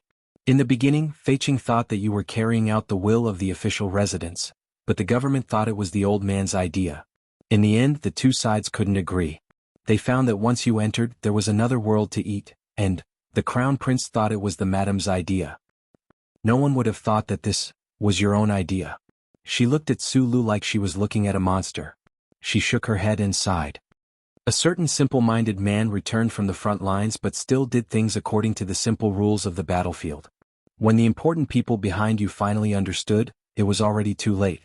They could only take the risk and go with the flow. In the end, who would have thought that there would be a very good ending in the end? In the past, when I had afternoon tea with the madam, she would sometimes talk about some political anecdotes of the previous dynasty. At the time I was very surprised. Why were so many major events in history caused by insignificant matters? Zhou Yu looked at him and said helplessly, "Very interesting. I didn't think that I would actually see a living example right now." Because of a strange guy's impulse, the Federation government, which originally needed to spend countless amounts of time and energy to do this, inexplicably seized the opportunity first. Su Lu thought seriously for a long time. Then he raised his head and said seriously, "I really don't understand these things." Zhou Yu smiled slightly. She thought that it was probably because he couldn't understand or was too lazy to think about it that this guy could make so many people, including the president, like him. Just as she was thinking this, she heard his next topic. The warm feeling in her heart suddenly disappeared, and a touch of anger and dullness filled her beautiful eyes. "Mr. Shi is really a good person. Although I know that there is a problem with his identity, and Minister Zhou will find it difficult to agree, but love is free. This lawsuit can be taken to the Supreme Court. I believe that your father doesn't want to be scolded by Justice He Ying," Su Lu said with a smile. Zhou Yu was too lazy to answer this question. "He said that he wants to marry you because you are beautiful and you gave birth to a son for him." Su Lu looked at her expression and said seriously. Zhou Yu's delicate eyebrows suddenly raised. She was very angry. "From this, I know that he really likes you. He wants to settle down." Su Lu didn't care about her expression. He continued to smile and said, "Maybe you think that this logic is very strange, but in fact, this theory of falling in love was taught to me by him. He once said that men only become stupid and clumsy in front of the person they really like. Only then will they use this kind of stupid male animal language in front of their friends to hide their feelings of love. You should know that he can be said to be the most flirtatious man in the Federation. So I believe that the sweet words from his mouth can be repeated in 3 million words, and can charm countless women. Even the most sincere oath of love, he can repeat it countless times before he goes to bed with a strange woman. But only when it comes to you there is no such thing, only a clumsy cover-up. At that moment even a guy like me has grasped the biggest weakness of this Saint of Flowers. In the past I was definitely on his side. Now I'm standing between the two of you. If he was still the old him, I wouldn't have persuaded you to be together. But now, I feel that it's necessary for me to introduce him to you again.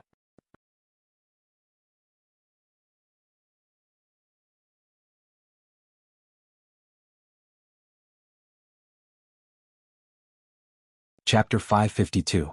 What is it? Zulu asked, puzzled. I always feel that you're in a hurry to marry me off. Zhou looked at him with a half-smile and mocked, but the problem is that you're not my father, although you do have a tendency to act like an old man. Every time this beautiful and charming woman smiled, her eyebrows would be raised like the tip of a sword, piercing the other party's heart. The bigger problem is that we've lived together for half a year. Which big shot in the capital special administrative region doesn't know that we have a common son?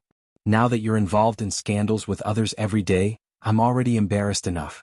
In the end, you're in a hurry to get rid of me so that you can get close to those flowers and plants. Don't you think this is a little shameless? Hearing Zhou Yu's mocking tone, Sulu was speechless. Because when he thought about it carefully, this matter was always his fault. But when it came to certain flowers and plants, he couldn't help but want to explain. I have nothing to do with them.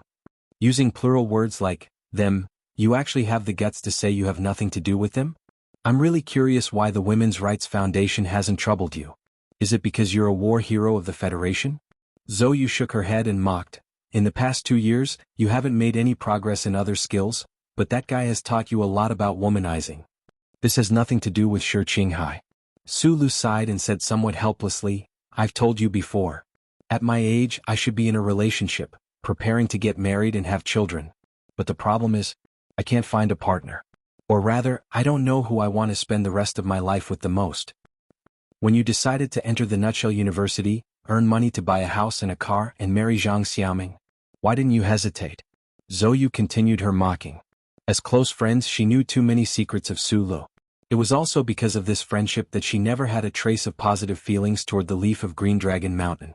Strangely, Shi Qinghai seemed to be the same. Su Li's mood was gloomy as he drank the water without saying a word.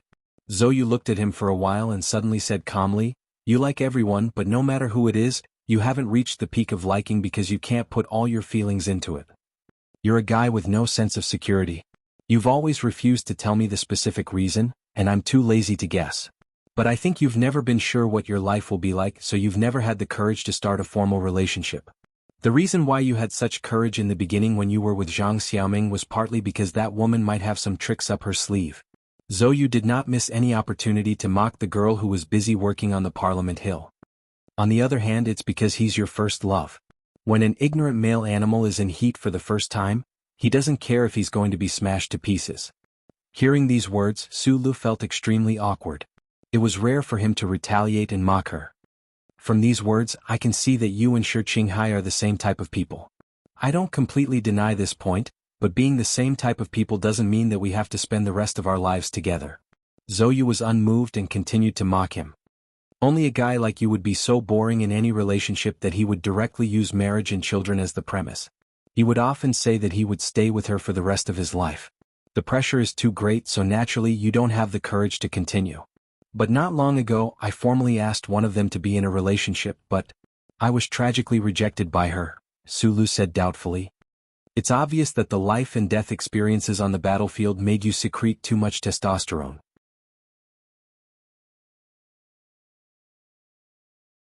As for the reason why that smart girl rejected you, it's very simple. It's because anyone can see that you're seriously lacking in sincerity when you asked for a relationship. Zhou Yu frowned and replied, Girls always need some mental things. Even a simple-minded and focused genius like Shang Qiu might not necessarily be an idiot when it comes to relationships. With just a few empty words, you want to trick a baby-faced, big-breasted genius engineer into marriage, and at the same time design and repair mecha for you? How can there be such a good deal in the world? For us women, feelings are always the most important thing. Zhou Yu calmed down and said, I've always thought that we are very good friends, partners who can trust each other the most. But recently you've been trying to get me and Shi Qinghai together. This kind of forced feeling makes me very uncomfortable. Sulu thought about it silently, trying to feel her discomfort from her perspective. Unfortunately, he couldn't figure out this kind of complicated relationship in such a short amount of time. He could only explain, I really want to see my best friend, an outstanding man and woman like the two of you together. Perhaps I've always thought that this would be like the happy ending of a fairy tale in a novel. The problem is that I don't understand Shi Qinghai as a person. Zhou Yu's expression was calm as she said, "Back when I was pregnant with Lu Hua, you told me the story of this rascal young master every day. I have to admit that the Shi Qinghai you spoke of at that time did indeed have some charm. A spy from Green Dragon Mountain hidden in the political system, walking in the dark to avenge his teacher. As long as you're a girl, you'll probably be attracted to this kind of dark hero. But in the end, that's just a story." She took off the gorgeous red flower in her black hair, looked at the petals and said in a daze, "I don't know what he likes to eat, whether it's the same or completely opposite to mine. I don't know what kind of clothes he likes to wear, whether it makes me feel disgusted when I look at them. I don't know his shoe size nor his birthday. I'm indeed curious about such a strange man because after all, he's the child's biological father. I even once had some childish suspicions and expectations, but it's impossible for me to like him just because of your nagging.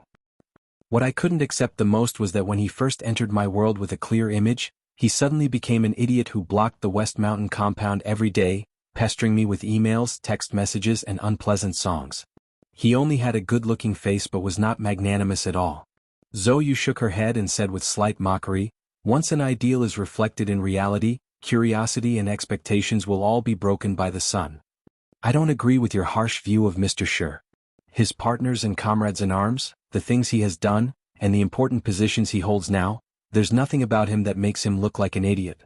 Su Lu rubbed the dull pain between his eyebrows and said helplessly, "As I said before, his clumsiness in front of you just proves that he cares. I thought that after such a long time of frequent correspondence with you, you should know a lot about each other. Who knew? Do you really not have any feelings for him at all?" "I don't know." Zhou Yu maintained her usual temperament and answered very simply and quickly, "I don't know enough about him and there's not enough time. I need to observe. Fortunately, at least there's still a possibility." Su Lu shrugged with a smile and said seriously, "You don't like to be pushed to do something. I admit that I didn't think it through thoroughly. If you still can't accept that guy after thinking it through, of course I'll support you. That's a friend. I'm glad that you didn't show the attitude of not treating me as a friend, but as a woman who only treats me as a friend." Zhou Yu smiled sweetly, and the coldness turned into a warm spring breeze. She said, "This matter ends here. Don't be nosy. I'll think about it myself." Su Lu smiled, called the waiter to sign the bill and then walked out of the Linyuan with her. At this time, dark clouds suddenly covered the sky, and the late spring sunshine was all blocked. A gust of wind came out of nowhere, and with the drizzle like silk, the temperature suddenly dropped a lot. Zhou Yu, who was only wearing thin underwear, frowned slightly and subconsciously hugged her shoulders. Su Lu was a guy who was very nostalgic, or it could be said that his memory was so good that his way of thinking was somewhat different. When he first met Tai Ziyuan at Yue University in H1, the other party was a pale, weak and unconscious teenager. Therefore, he regarded the crown prince as a weak person who needed his protection. A long time ago, when Zhou Yu was pregnant, Su Lu was responsible for taking care of everything from food to daily life. During that time, the proud and cold daughter of a powerful family came into contact with the ordinary life of the secular world, and her outlook on life had some subtle changes.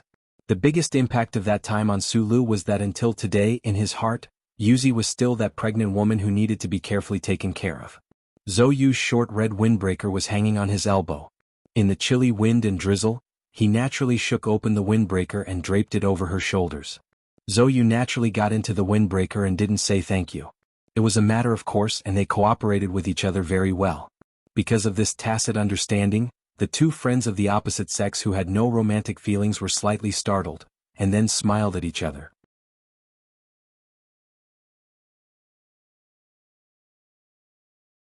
The gorgeous red flower in the girl's hand was exceptionally gentle. A dark green military vehicle stopped at the entrance of the Linyuan restaurant. The orderly got out of the car and ran over, hurriedly opening the umbrella and preparing to help the young lady into the car. "I drove the black car here, I'll send you back," Su Lu said. Zhou Yu shook her head, calmly and with a hint of examination. Her gaze swept over Su Li's shoulder, and looked at the dim corner outside the restaurant where the light rain was blowing. A trace of an interesting smile appeared on her lips and said, "The person you should send is here.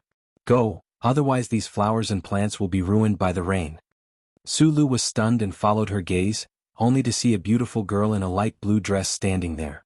The girl's slightly curly black hair was dyed by the rain, adding a trace of tranquil beauty. However, her expression was extremely nervous, with a trace of embarrassment in her shyness, as if she wanted to quickly escape from this place. Nan Xiangmei had just returned to S1 a few days ago. Because of the changes in the journey, she was very regretful and even a little sad that she didn't see the award ceremony that made Group 7 famous in the universe. Then there was the conflict that happened at the seaside. The major forces at the top of the Federation's power were extremely nervous, but for this young lady of the 7 major families, she didn't care about these complicated things in her heart, only simple joy, because she knew that he had returned and was in S1. She asked a distant uncle who held an important position in the Federation's investigation bureau for help. Nan Xiangmei knew that Sulu was coming to Linyuan today, so she came here purely subconsciously. However, when she was cheering herself on cutely at the entrance of the restaurant, she saw the scene of Sulu sending Zhou out. She saw the tacit understanding between the young man and woman at the entrance of the restaurant very clearly. Suddenly, she remembered that he seemed to have a rumored fiancée, who should be Minister Zhou's daughter. He had a scandal with the national girl that everyone liked, and there was also that beautiful female official from Green Dragon Mountain. This was not a vulgar scene. Naturally, it wouldn't cause a man and a woman who loved each other to be separated because of a misunderstanding. They hadn't seen each other for 70 years, and they were sorry for each other until their hair turned white. Nan Xiangmei was a little sad because she realized that she had only met him 3 times and wasn't familiar with him. She didn't even have the right to misunderstand or be jealous of him, so she lowered her head slightly in the rain and cold wind, clenched her delicate fists, and stood in the dark corner, not daring to go forward. This was the first time I liked a man. This was my first love. If I gradually grew up and found that he wasn't worth liking, I would probably reflect on my childish and ridiculous infatuation at that time. Decades later, I would tell my grandson about my stupidity under the sun, and sternly order him not to associate with a girl in the civilian area. But 2 years had passed, and he was the same as before, even more worthy of respect and love than before. Then this infatuation would become deeper and deeper, right? Nan Xiangmei said to herself in her heart. Then she took a deep breath, raised her head to meet the other's gaze, squeezed out a sweet smile with difficulty and bravely walked over, but she didn't realize that the crystal-clear water droplets on her hair were gently trembling with her body.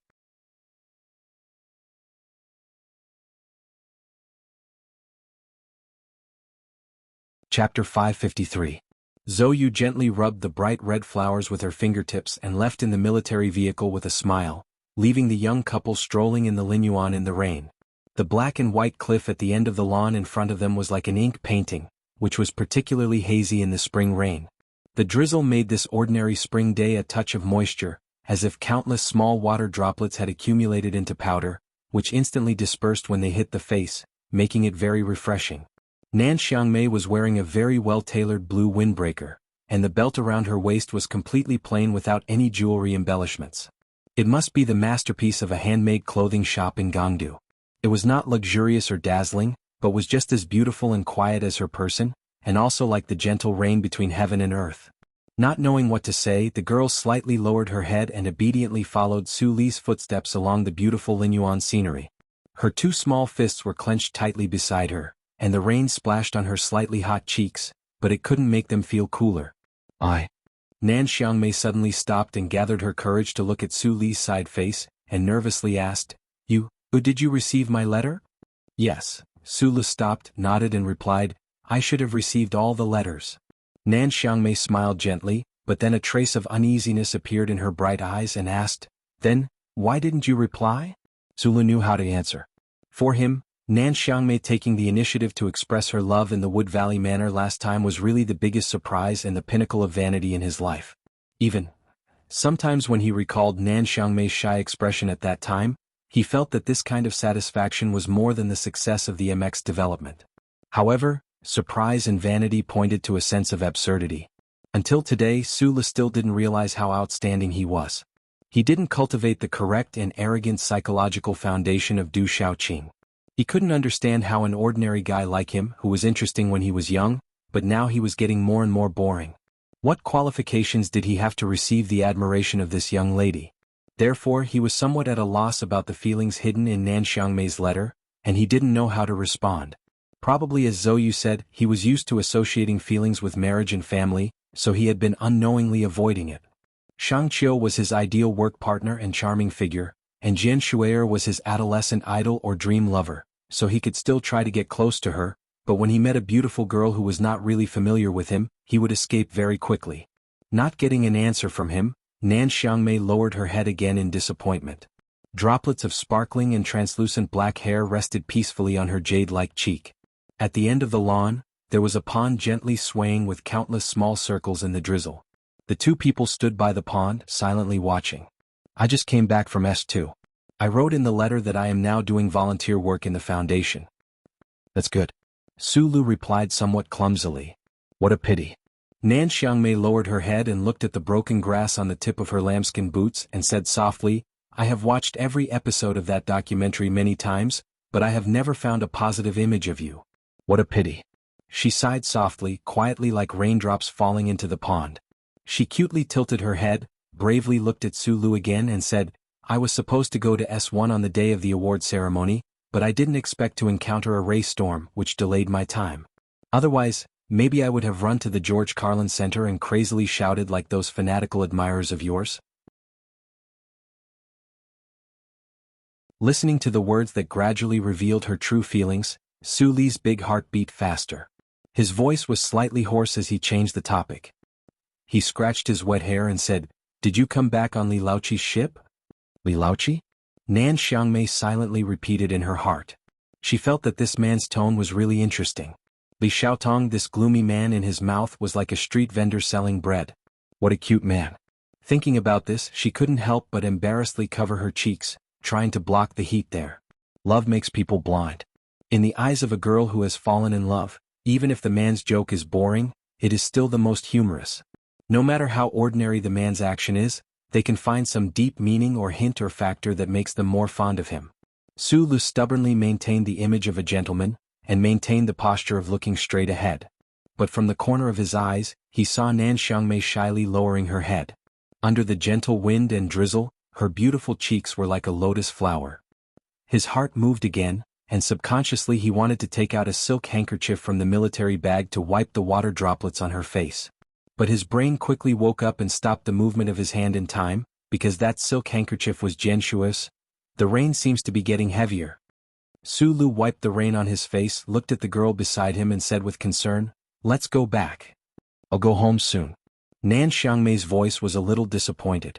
She said softly, We don't need this kind of arranged coincidence in the future. Are you willing to eat with me and chat with me? Su Lu continued to scratch his worried, wet hair. After a long time he said, Of course, let's exchange numbers. Nan Xiangmei raised her head in surprise. The crystal-clear pearl-like raindrops on her beautiful cheeks were full of joy. She quickly told him her phone number and then lowered her head and said shyly, I have your phone number. I asked for it from Li Laoqi. Mimicking Su Li's tone of voice, Nan Xiangmei felt even more embarrassed. She buried her head and murmured, Maybe you will think that I'm a little out of line, but I'm not like this usually. I don't know why, but every time I talk to you I'm very nervous. Sulu wanted to tell her that it was because every time they met she expressed some kind of emotion with an unimaginable courage. She didn't care how many times they met. However, he couldn't say these words. He just stood in front of her, blocking the rain that was blown by the wind. He said in a dry voice, Actually, I'm more nervous than you. Far away left sky star region 435. 22. Near coordinate 89, there was a large area of stars that looked like Aquarius. In this place, which was called the Aquarius Galaxy by the people of the Empire, there was a giant planet. No human could survive on this giant planet because of its gravity. However, on the dark side of this giant planet, there was a satellite that would always accompany it.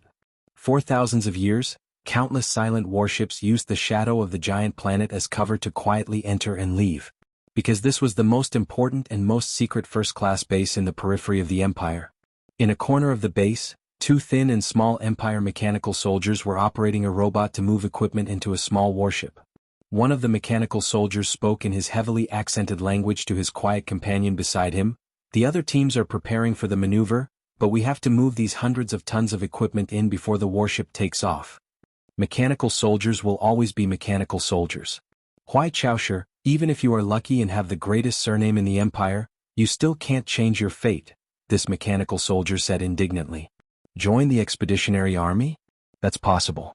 Under the premise that the main force is wiped out, we can go to the battlefield to gain some military merits and hope to get rid of the identity of a commoner and become a small noble. But the problem is, for so many years the expeditionary army rarely comes back. Who dares to take this risk? He suddenly lowered his voice and said mysteriously, "Right, have you heard? Recently there has been a rumor in the military camp that those bastards of the Federation have started their counterattack. Our expeditionary army has suffered heavy casualties, and even old General Umburi died over there." Huai Chaoshi listened silently and didn't give any emotional or verbal response. Under the direct arrangement of the Empire's military headquarters, he quietly came to the front line and became the most common mechanical soldier. However, it didn't mean that he had enough patience and tolerance to discuss the important matters of the Empire with these lower-class people.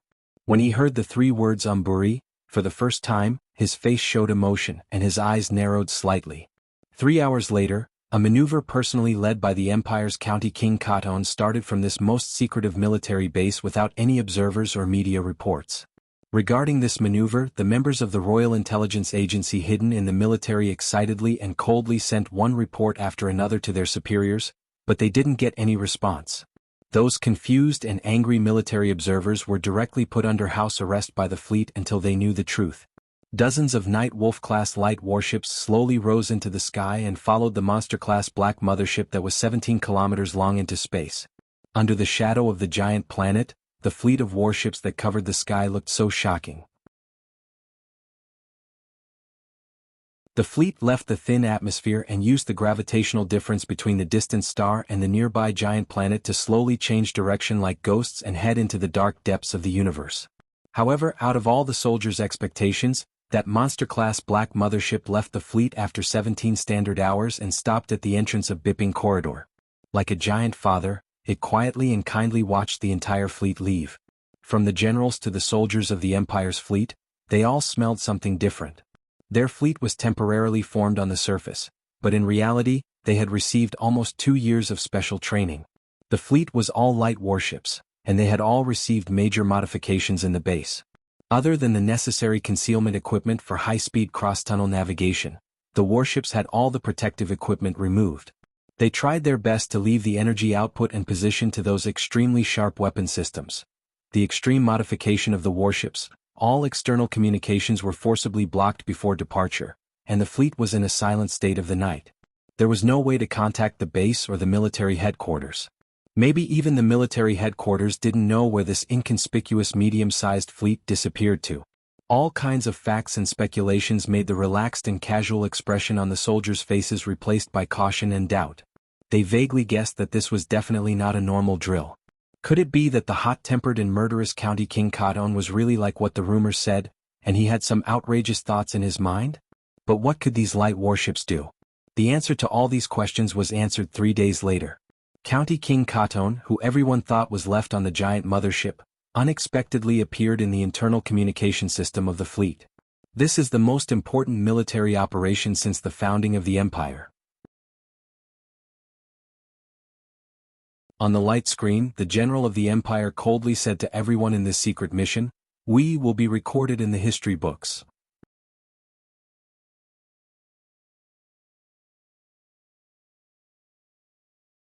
Chapter 554. All the soldiers of this medium-sized fleet that was moving like ghosts at the border of the Empire heard a piece of shocking news. The fleet was going to break through the space channel that connected the Empire and the Federation and enter the hinterland of the Federation to carry out a sacred plan.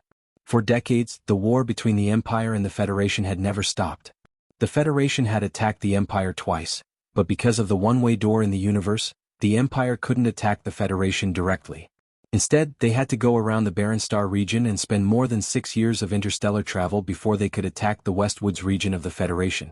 Regardless of their social class, whether they were the insulters or the ones being insulted, the people of the Empire were all depressed and pained by this tragic situation of being beaten up passively. They constantly hoped that the scientists on planet Tianjing would be able to quickly grasp the rules of these 2 giant spatial channels and send the Empire's brave warriors and invincible royal mecha operators directly into the Federation, so that those shameless invaders of the Federation could deeply feel the pain of their homeland being threatened by the flames of war. However, after a long time had passed, the Imperium could only send the young warriors on the long journey of no return. The national machinery was fully overloaded and could barely meet the resource requirements of the expedition. The invisible giant door in the universe did not show any signs of loosening. It directly attacked the territory of the Federation. For the fanatical citizens of the Imperium, it was like a beautiful but unrealistic dream. All the officers and soldiers in the fleet were dumbfounded at the blushing face of General Keaton on the light curtain. Hearing his words, they realized that this dream was in their hands and was about to become a reality. Probably because they couldn't believe it, the fleet made up of dozens of light battleships fell silent at this moment. Finally, someone woke up and shouted in ecstasy. This was followed by countless heated discussions and tossed military hats in the relatively narrow space of the battleships. The soldiers of the Empire knew that this mysterious mission, this history-making mission, would definitely be extremely dangerous. Might even be a dead end. Furthermore, their battleships were still in the process of slowly accelerating and were still very far away from the Federation. However, they were so excited that it was as if they had already won a great battle. The black hibiscus flag was flying above the Federation territory. Now that spring has come, can summer be far behind? If the fleet could really successfully pass through the space channel and enter the heart of the Federation, would it be long before the millions of soldiers of the Empire charged into the Federation? How do you spell this word? The skinny soldier moved closer to Hui Chaosher and asked in a trembling voice. His fingers that were holding the pen were also trembling slightly. Perhaps it was because he was too excited to know about this mission, or perhaps it was because he was afraid of being asked by his superiors to write a will. The Imperial Army generously provided 2 sheets of plant fiber paper to all the soldiers who participated in the plan and asked them to write their wills. This detail proved that the Imperial military leadership had a clear understanding of the complexity and danger of this plan. Although this plan was named by the Imperial military minister as the interdimensional hunt, anyone would have thought that the giant space opening technology that had just been developed for less than 2 years could bury this fleet in the space channel at any time. Even if this fleet could pass through the space channel and enter the heart of the Federation, the fleet would immediately face the evil, the glory of the Charter, the powerful space fleet of the Federation, and they still had to complete that secret mission. This ghost-like fleet only had a few dozen light battleships, and they had to carry out such an important mission. Would they still be able to come back alive? The smell of engine oil in the maintenance room was very strong, and the stench of vomit came from the corner. The metal structure of the battleship made a buzzing sound due to the high-speed travel. The environment was very bad, but Hui Chaosher's face was expressionless. He took the paper that the middle-aged soldier handed over and casually wrote a word. In the process of writing, he inadvertently glanced at the soldier and found out that the most important content in the soldier's will was the ownership of the homesteading machine in his hometown. It seemed that this person was more inclined to leave the most important production material in his family to the son of his ex-wife. The middle-aged soldier smiled honestly, took the paper, and continued to write seriously on the table. From time to time he would ask the people around him about the legal issue of inheritance rights. The soldier's explanation in Hui Chaosher's eyes was full of mistakes, and could even be said to be nonsense. Then he looked at the soldier's worried expression. It seemed that even so he still found it hard to understand. Some people had already finished writing their wills and were leaning against the cushioned chairs and chatting loudly. They smoked low-quality tobacco, their mouths full of black and yellow teeth spitting out vulgarities and excited discussions from time to time. It seemed that no one was worried about their lives in this secret mission. Hui Chaosher did not understand how a semi-literate civilian could be qualified for the precise maintenance work. Could it be that the basic education of the Empire had declined to such an extent? Looking at the boring faces of his companions in the maintenance room, he could not understand what the future of the Empire had to do with these cannon fodder-like characters. Why were they so excited? After a long silence, he suddenly opened his mouth and asked the middle-aged soldier beside him, "This mission is very dangerous. Your 3 sons are still very young, but I see that you don't seem to be afraid. Why is that?" The middle-aged soldier took out his cigarette case and handed a cigarette to him. After being rejected, he lit one with an unnatural expression. After taking a deep breath, he answered honestly with a smile, "Of course I'm afraid. But a war has to be fought. Otherwise, if those bastards from the Federation attack my hometown, what will happen to my broken family? Besides, even if I am conscripted into the expeditionary army, it won't be easier than this mission. I told you last time, I heard that the battle over there was very bad. More importantly." The middle-aged soldier waved his cigarette happily and said, "We are the first batch of fully organized troops to pass through the space passage. Just like what the commander said, my name will be in the history textbooks in the future. Tell me how proud of my broken family and my sons. Huai Chaoshu looked at the man with a blank expression. In his heart, he thought that the future history of the empire would definitely record the name of the emperor who initiated this plan, the commander who led the fleet to carry out the plan, and the names of the big shots in the military, but definitely not an ordinary soldier like him. He did not say anything. He looked at the middle-aged soldier and smiled slightly. He reached out and patted the soldier's shoulder. Then he walked towards the quiet environment outside the maintenance room. The action of patting the shoulder was a little stiff. It was very much like the praise or comfort of a superior to a subordinate. However, to him, it was an extremely rare expression of emotion. The middle-aged soldier looked at the back of the skinny guy and felt a little strange. He could not help but scratch his head with an ink pen. Would history record his name? Would it be Huai Caoshu's real name or Su Meng's title? According to the plan drawn up by the emperor to the military, if everything went smoothly, he would only be an observer and bystander in this operation. It seemed that it would be better if his name was not remembered. Huai Chaoshu, who was wearing a sergeant's military uniform, held a glass of water and stood at the corner of the third floor of the battleship. He looked at the busy and excited soldiers in the middle of the field and thought about these questions silently. His current identity was the lowest level of maintenance soldier. He was not qualified to enter the hall at all. He could only be a bystander, which was somewhat similar to the role he played. At this moment, the entire fleet of the Imperium was brimming with a mixture of nervousness and excitement. Countless wills were gathered together, but there was no sadness or fear, only the fierce and resolute collective will. Everybody was busy at their posts. Even the few officials of the Royal Intelligence Agency and the instructors of the Royal Training Corps, who were famous for their fanatical brainwashing skills, were smiling quietly, which was rare for them. This ghost fleet, which was responsible for carrying out the hunting mission, was all made up of light warships of the same model. There was no difference between the warships. There was no special electric control ship or supply ship. The biggest similarity was that the warship's cruising speed was extremely fast. From the light drifting light outside the porthole, the working status of the engines could be clearly seen. At this time, the fleet had not entered the second level of acceleration. The extremely fine cosmic particles had begun to cause the residual high-temperature fuel at the edge of the engines to recede linearly. Huai Chaoshu had just moved her eyes away from the porthole when she suddenly realized that the hall had become quiet. Then there was a series of enthusiastic and disciplined applause. A fierce-looking middle-aged general, whose every pore exuded a sense of pride and cruelty, walked to the center of the imperial soldiers under the protection of his subordinates. He was the highest commander of this hunting mission, the butcher general who was famous for his bloody suppression of riots all over the empire, Countess Kerton. Beside him was a beautiful blonde civil official with a hot body. Then there were the staff officers who were preparing to record the orders.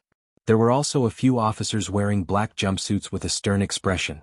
Someone recognized the identity of one of the officers in black. The soldiers instantly guessed that these people must be the ace pilots from the Royal Special Mecha Unit. In the Imperial Army, to be called an ace pilot, one must have at least a level 4 piloting skill, and the ace pilots of the Royal Mecha Unit were even more likely to reach level 5. On a normal day, normal soldiers would never have the chance to meet these legendary figures. But today they saw a few of them at once. The crowd couldn't help but start to excitedly whisper and guess.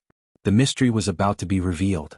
The metal wall on the left side of the hall on the third floor of the battleship slowly opened up, like the curtain of a drama being lifted.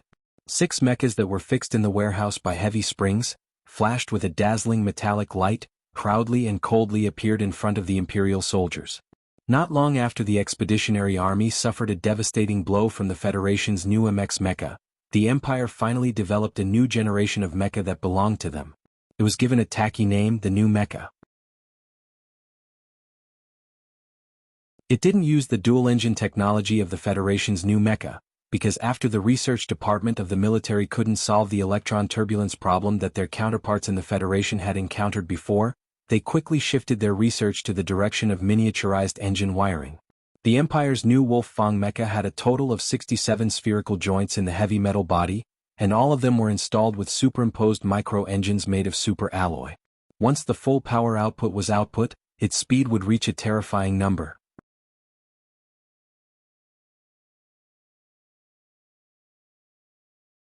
Chapter 555. The newest model of the Empire's Wolf-Fang mech appeared in front of everyone. The ridiculously long mechanical leg design made the body of this mech appear tall, thin, and cold. The most shocking thing was that all the spherical joints on the body of the mech were hidden under the alloy plates. Regardless of the size and purpose, all of them were installed with a miniature output superimposed engine. This was the most advanced power equipment in the Empire. It was like countless bone spikes sticking out of the metal plates but also like sharp fangs. It lacked a simple aesthetic, but it had a bloodthirsty charm. The soldiers of the Empire looked at the new mech in shock. It took them a long time to get rid of the excitement. The advanced mechanics specially selected by the logistics department started to work under the mech, doing the final maintenance before the test. The 6 ace mecha operators from the Royal Mecha Battalion bowed to King Cardin and didn't show any other expression. They walked to their mechas coldly and cooperated with the mechanics to calibrate the data. They were preparing for the special training that would come later. Like ice being thawed, the stiff bodies of the Imperial soldiers in the hall began to move again. They continued their work in silence and seriousness. Only the smiles on their faces and the quick and accurate movements of their orders showed how excited they were at the moment. The Empire not only found the key to open the gate of the universe, but also had a new mech that was comparable to the Federation's MX mech.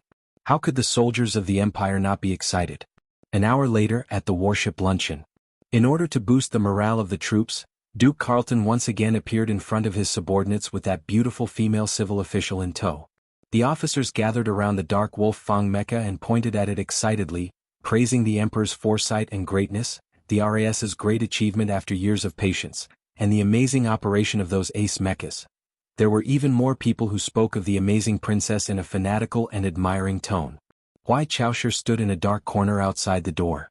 Beside her were her excited mechanic colleagues who couldn't get close to the mech. Mechanic and mechanic only differed by one word, but their status was very different. No one noticed this inconspicuous, thin and short soldier. No one noticed that his expression was too cold and calm, which made him stand out from the crowd. Hui Chaoshi looked at the gloomy mecha in the distance, unperturbed.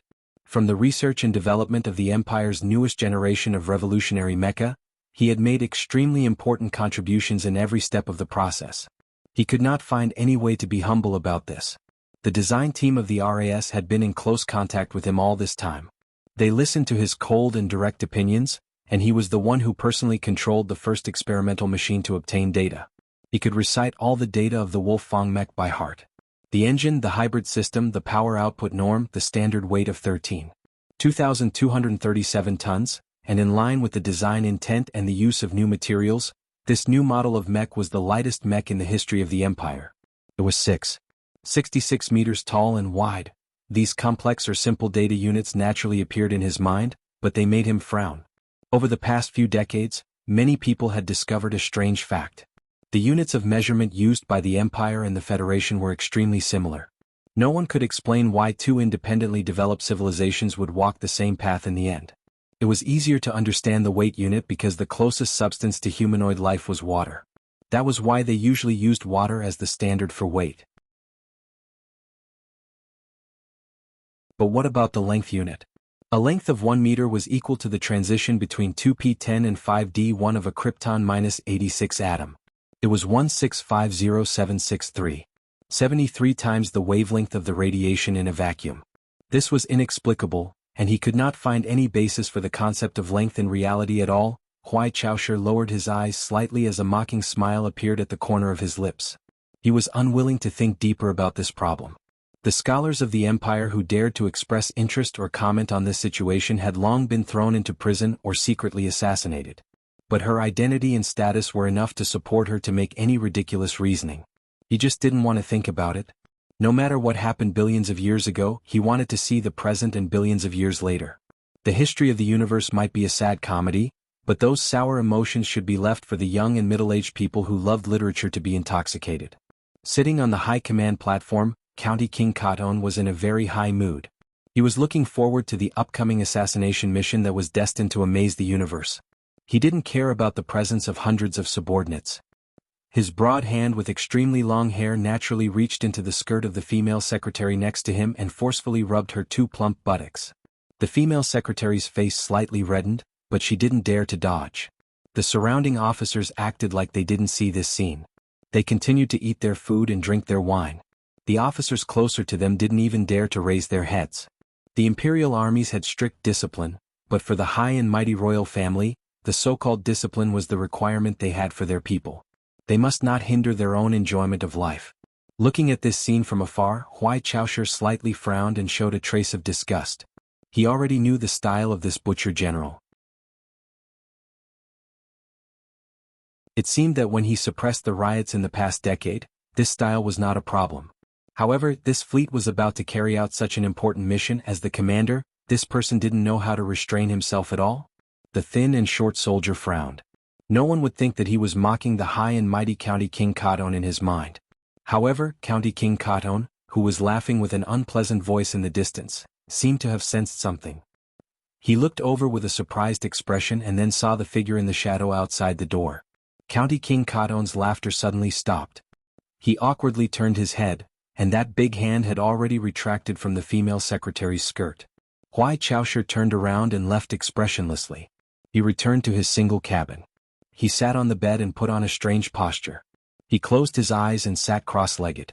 His hands were on his knees, and his hollow fingers were pointing up like he was hugging a ball. They were slightly trembling in the windless space. In the corner of the warship storage room, there was a special Wolf Fang mech that was still covered with an anti-static cloth. There was a layer of dust on the cloth and no one came to ask.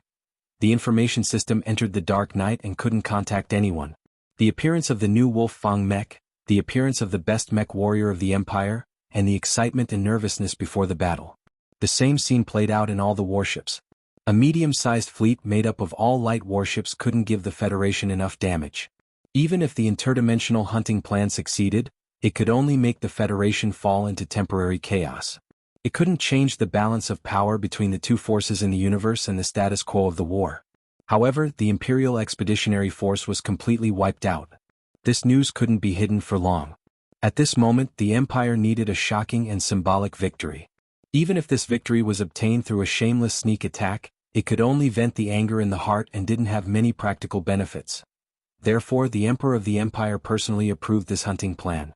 For the sake of this plan, the Empire had sent out more than 100 powerful mecha warriors from the Royal Mecha Battalion. They had also sent over all the new mecha that had just been successfully developed. In addition to the method of passing through the space channel, as well as a certain preparation method after the fleet had entered the Federation, the Empire had actually used the 3 secret and important research results that they had spent decades and countless resources and energy on this assassination plan. This wasn't a drill, and it was far beyond the scope of an experiment. This represented the Empire's chilling attitude.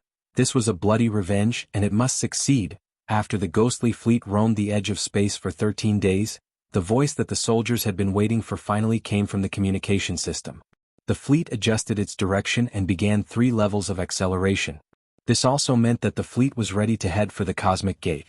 The first 3 days of acceleration were very smooth. The soldiers on the warships could still work and rest as usual. Everyone was very nervous and very excited. They checked every detail of their cushioned seats, afraid that something would go wrong. They didn't want to become a pile of flesh and blood when the Empire's fleet passed through the space tunnel for the first time because the Y-type tether suddenly stopped working.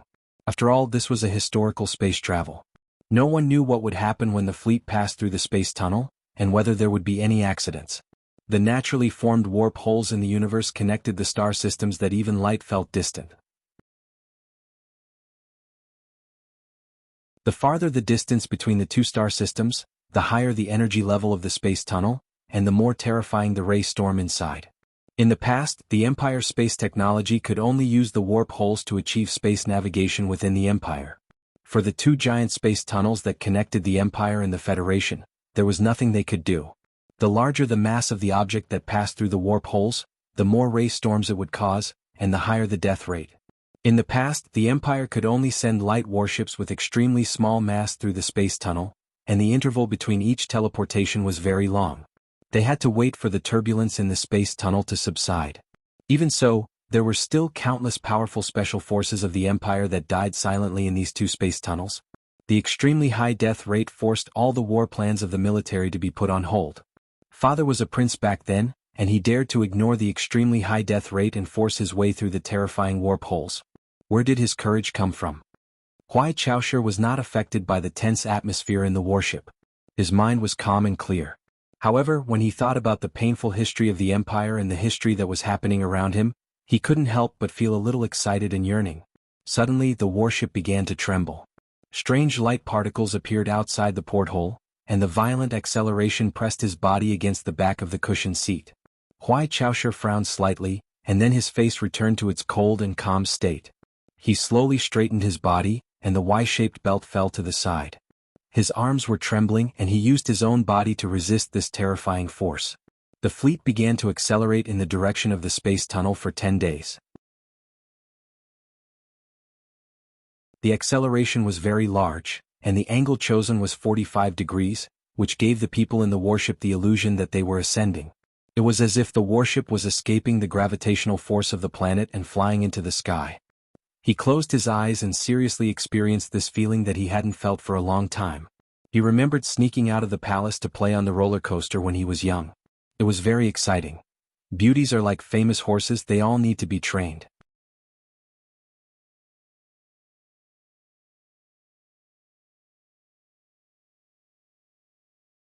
Chapter 556. It's so exciting. The little princess of the Jianghu family in the West Woods screamed. At this time, her hands were tightly gripping the handrail in front of her. Her innocent eyes were extremely focused as she stared at the rapidly passing picture in front of her. Her black eyes were full of excitement and happiness. Her watermelon-skinned black hair swayed and fell in the blue sky like a tender flower gently opening and closing after the rain. Her hair cut the bright light from the sky into countless lines. As the high-speed roller coaster swooped down at high speed and decelerated when passing through the black hole, the lines gathered and scattered. This was the most beautiful late spring in the 70th year of the constitutional calendar. This was the most famous amusement park in Wuxia State, and this was the happiest day for people. Zhong Huahua had once gone to an amusement park in her childhood, which had always made her secretly sad. However, today was different from that time. Her parents did not book an empty amusement park. In front of and behind the roller coaster seats, there were all her peers who were screaming in excitement and fear. This rare atmosphere made the little girl feel very good. But sitting next to her, Sulu was in a very bad mood. When he came to Wuxia State, Commander Zhong and his wife believed that he had enough ability to protect little Watermelon, so they agreed to their daughter's pleas and didn't choose to clear the amusement park. They let her play around crazily with Sulu like a child from an ordinary family. However, just like last year in the amusement park under the cliff of Wood Valley Manor, the hurricane ship and the roller coaster made Sulu very painful. His face was pale, and the smell of wormwood could be seen from his frown. The strongest physical fitness and military accomplishment in the world seemed to have no effect in front of these children's favorite thrills. Until he got off the roller coaster, he still felt that his legs were a little weak, and his chest and abdomen were a little uncomfortable. He seemed to want to vomit. When Li Feng went to the West Woods at the age of 12, I took him to the amusement park, but he was dismissive of these children's favorite things and was unwilling to try them. But 2 months later, after he killed someone on the front line for the first time, he sat in a daze for a whole night. Then he entered the amusement park in the morning and rode the roller coaster 38 times in a row. At that time, everyone in the amusement park and I, who rushed over after receiving the news, were all dumbfounded. But no one expected that when this young boy got off the roller coaster, his expression was as silent as usual. He just asked me for a cigarette. To this day, I still remember that although the little guy's action of lighting the cigarette was clumsy and extremely unskilled, his lips holding the cigarette and fingers holding the lighter did not tremble at all. So after seeing your performance today, I really wonder if the rumors about you being on par with him in the Linyuan Club and winning the top mech battle at Khaki Peak are true. Today, Commander Zhong and his wife were disguised as an ordinary couple and ordinary parents. They were waiting for the two of them in the crowd below the roller coaster. At this time, Mrs. Zhong was holding her daughter's hand and listening to her chatter excitedly. Meanwhile, Zhong Suehu was looking at Su Le mockingly and mercilessly saying offensive words. After Su Le got off the roller coaster, he had been drinking ice water to calm his rapidly beating heart so that the sweat on his body would disappear sooner. When he thought of his previous embarrassing performance, especially in front of little Watermelon, he already felt very embarrassed. At this time, when he heard the mocking words of the big shot next to him, he finally couldn't help it. He gritted his teeth and retorted coldly. This is a psychological problem, not a problem of ability. As for Li Feng, he is a lunatic. I'm not crazy. Because Su Le came to Wuxia State, the powerful Fatty Tian no longer needed to follow little Watermelon all the time. This person found a random reason to live his own life, so Sulu took his place, including the seat at the dining table. For the rest of the lunch, the four of them ate at the fast food restaurant in the theme park. This was an arrangement that could not be any more ordinary. For the family of three from Celine, it was obviously a life that they had not experienced for a long time. Both the adults and the children were very satisfied. At the dining table, amidst the noise of the fast food restaurant, and the smell of spicy fried food, Commander Zhong, who was dressed in casual clothes, still didn't stop mocking Sulu. From the roller coaster to the Nebula award ceremony that he said had a very vomit-inducing effect, and then to Sulu innocently becoming a small soldier in the charge between the two major forces of the Federation, countless cold and indifferent analytical words were spat out from the mouth of the overlord of the West Woods. Su Li's face turned even paler and he was speechless. Mrs. Zhong couldn't listen to it anymore. She frowned and defended Sulu like an older sister, calmly refuting.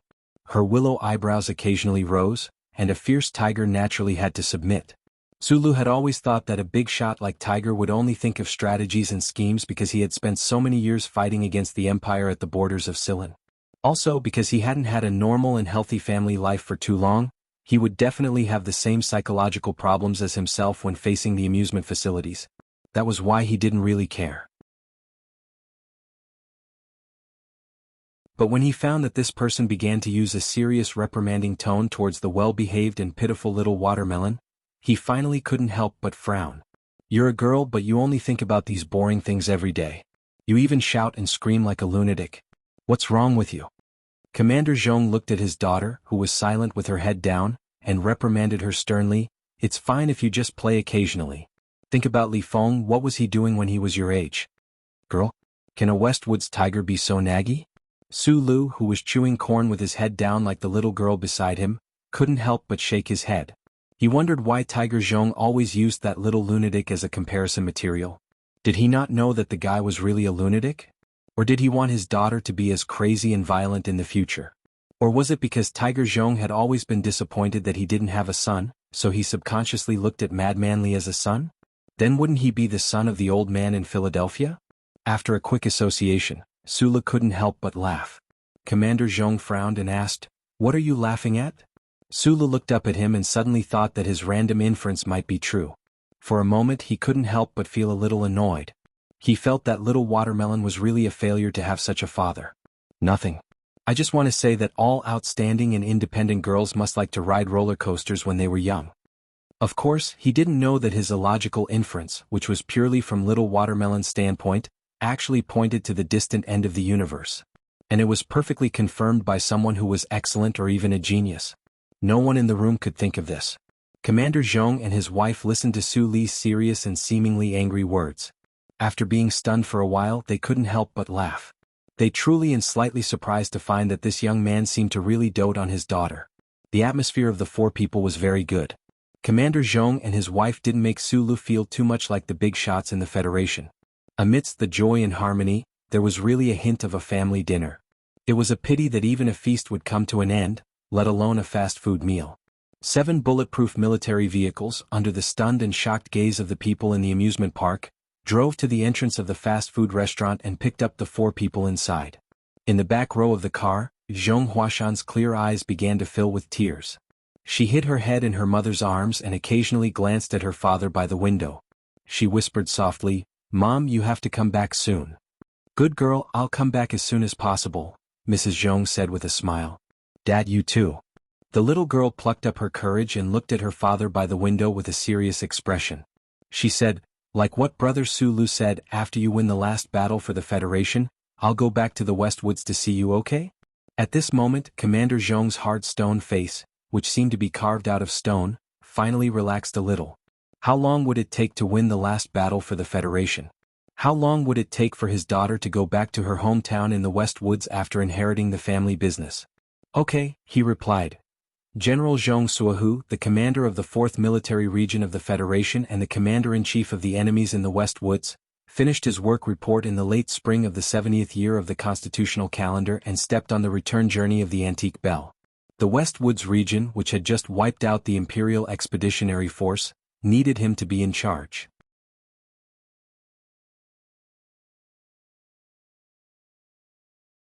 The Federation's long-planned attack on the mainland of the Empire also needed his cooperation and arrangements in the front line of the West Woods. In the eyes of many news media and political analysts, when the Federation attacked the mainland of the Empire, there was no doubt that only Fierce Tiger, who had just shown his genius military talent in the front line of the West Woods, was qualified and capable to be the commander-in-chief.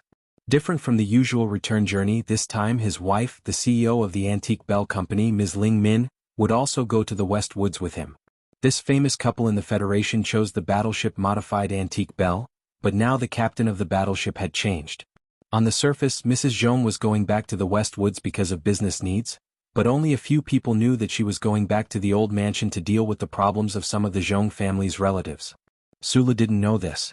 At this time, he was quietly listening to Commander Zhong's words before he left. He felt that the spring breeze on the tarmac of the military base suddenly became a little cold. Last night at the official residence, I had the last conversation with President Pabre. I promised Mr. President that once the Federation starts to prepare the space tunnel strategy to attack the mainland of the Empire, I would be honored to be the commander-in-chief of the three armed forces. The silver hair in Zhong Shouhu's eyebrows trembled in the wind. After a moment of silence, he continued, "But the problem is that I still have a lot of differences with Mr. President in terms of the deployment of military forces and the allocation of resources. At the end of the conversation, our differences still can't be resolved." Sulu listened silently. Last time, when they talked by the pot of chili oil in the restaurant, plus some analysis, he knew very well what those differences meant. The Zhong family was the only family among the 7 families that had military power. They controlled the military and economic lifeline of the West Woods. How could the Federation government not be vigilant of this power that was similar to a separatist plot? If it wasn't for the glory of the Charter, perhaps the West Woods, which had been bleeding and sacrificing for the Federation, would have started to become independent long ago. In the face of such a political situation, it was difficult to have true trust between the government and the West Woods. President Pabre and his government, with great political wisdom and courage, chose Commander Zhong to be the commander-in-chief of this war. But they also had to worry about whether the West Woods would become stronger because of this, so they would definitely put forward their own strict requirements in terms of the allocation of resources and the number of troops directly controlled by the Zhong family. At this time there can't be differences. Sulu might have the ability to solve the big problem that had troubled the Federation for countless years, but he could only lower his head and sigh. In the face of such a strong opponent like the Empire, there can't be differences, Zhong Shouhu said expressionlessly. Reducing the military power of the Zhong family, the transfer of grassroots officials across the region, and the integration of the West Woods into the political structure of the Federation. No matter from what perspective, such as the war against the Empire or the long-term stability of the Federation, these actions are absolutely correct. Mr. President has also shown his sincerity, but I still can't agree to anything. For thousands of years, the Zhong family has always been the weakest link in the 7 families.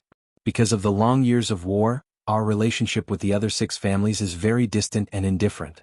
Also, there are some old grudges from the development of Eastwood, so we have always been the prime target of the government. The lessons of history are very painful. The Federation doesn't dare to believe us, and we don't dare to believe the Federation. So we have to do whatever it takes.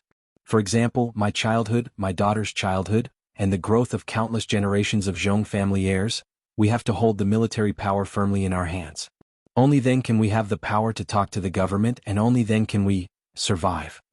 The Zhong family is not my Zhong family, it is the Zhong family of the Zhong family. The words came to an abrupt end, just like the wind that suddenly stopped on the tarmac. Zhong Shouhu raised his eyebrows slightly and looked at the silent Sulu with a trace of interest. He didn't want to send any message to the Lees of Philadelphia through Sulu. In fact, all these years, because he was vaguely displeased or angry with the war god's strategy of taking turns to fight in the West Woods, he didn't even have any private contact with Philadelphia through Lee phone. He just wanted to say something to this interesting kid, but Zhong Shouhu didn't understand why he wanted to say something. In the end, he could only attribute it to Su Li's natural disposition that made people believe him. But this kid was just a guy who didn't know the dangers of the world and was only brave and righteous. He didn't know if there would be a day when he would meet with a bloody head. For youths? This damn fatty's description is quite accurate. Commander Zhong patted Su Li's shoulder and leaned over to hug his well-behaved daughter, which was rare for him. He turned around and said a few words to Colonel Lake, who was stationed at S1. Then he walked in front of his wife and walked towards the warship with a smile. The transport ship rose into the air, and the airflow on the tarmac was turbulent. Su Lu squinted his eyes to send them off in the dust until the warship turned into a small black dot in the atmosphere. The wind in spring was bleak, and Su Li's heart was slightly moved. He gently held little Watermelon's hand. At this moment the phone in his clothes rang.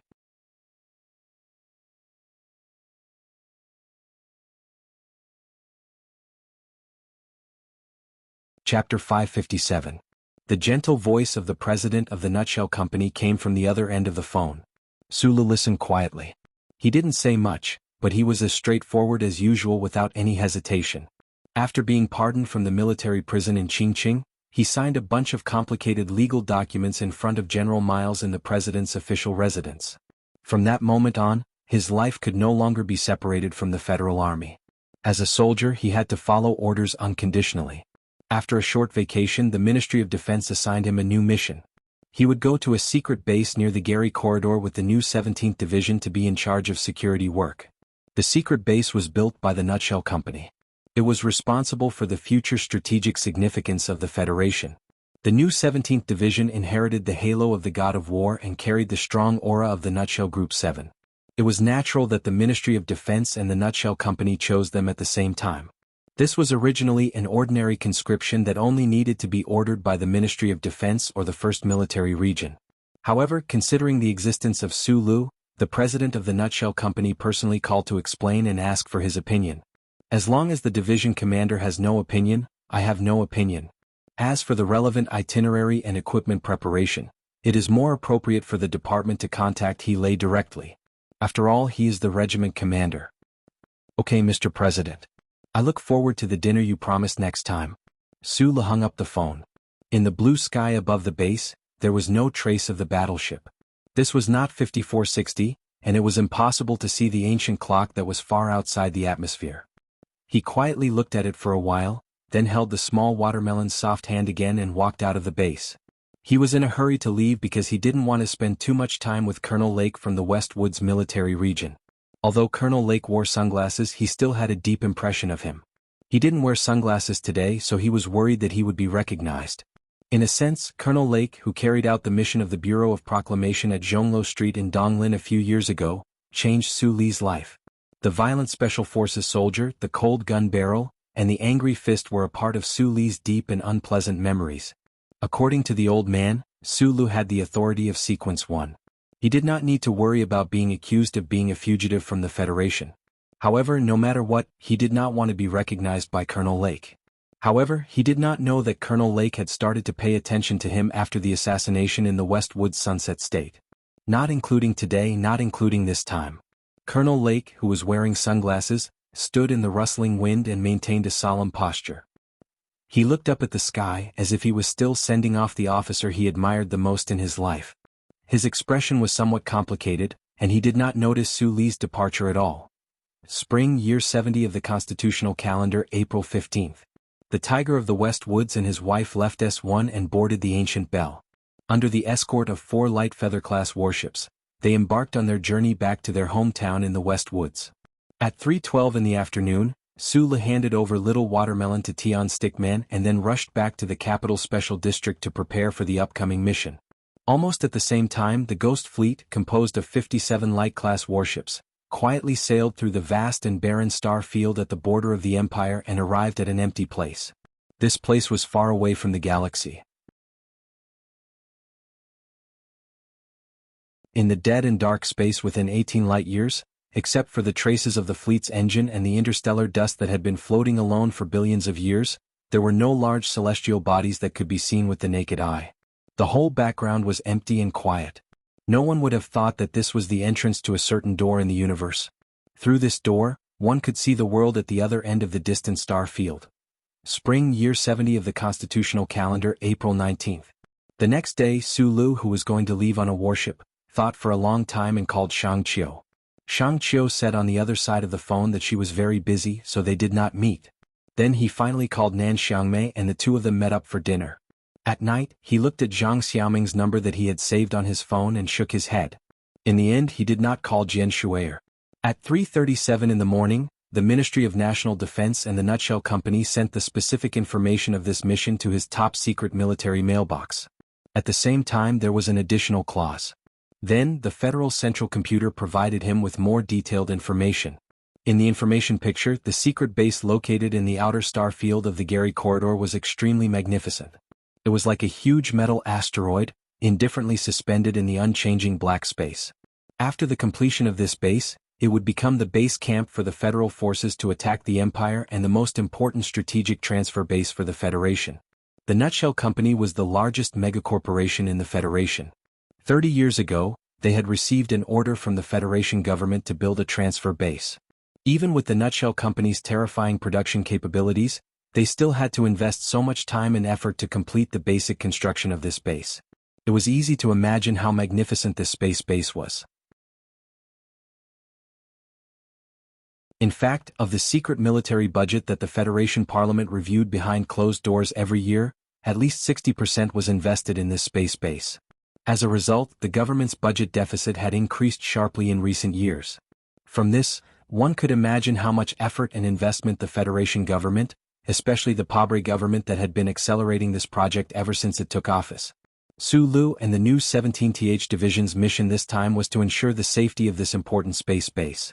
Although the Empire had reduced the number of suicidal special mecha traversal attempts in the past 2 years, and the Gary Corridor and the Night Scorpion Nebula had been peaceful for a long time, according to the importance of this space base, no amount of caution was necessary. Other than protecting the space base, there was also an additional clause from the Bureau of Proclamation. The new 17th Division's first team would spend 7 months to set up a space network and infiltrate the data of the space base. This was to prepare for the all-out war that would break out in the next year or two, as well as provide strategic support for the Federal Forces' collective traversal of the space base in the future. After memorizing the information, Su Lu rinsed his mouth and washed his face. He glanced at the street view below Wangdu condominium and then went to bed. Before going to bed, he thought of little Watermelon, so he gave her a call. He coaxed the little girl, whose parents were not around, and then fell into a deep sleep peacefully and happily. At this time, the ancient bell was cruising at level 2 cruise speed, steadily continuing its journey. It went around the military restricted area in front of it and followed the passage next to the Night Scorpion Nebula. At this time, other than a few people on both sides of the universe, no one knew that the Empire's ghost fleet led by Butcher Catan was moving forward with difficulty in the seemingly endless dark passage filled with turbulence of particles and storms.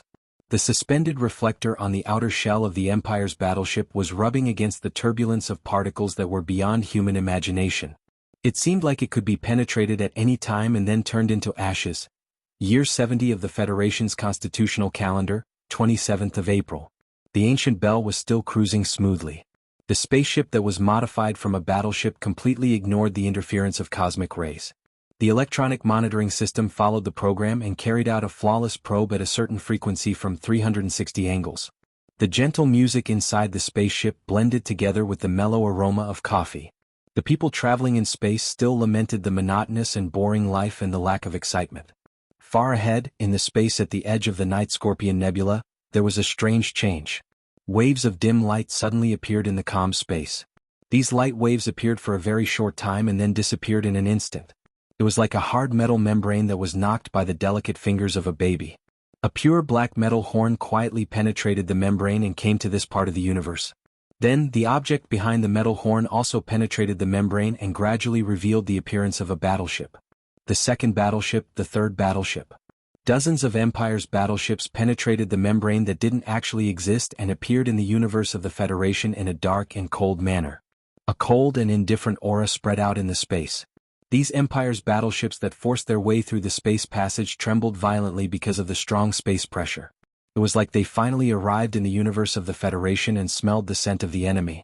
They were so excited and nervous that they couldn't control themselves.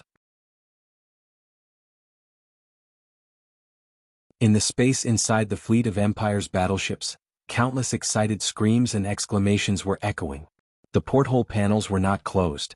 The soldiers of the Empire watched the scene outside the battleships through the light curtain and truly felt the greatness of a certain history that was happening.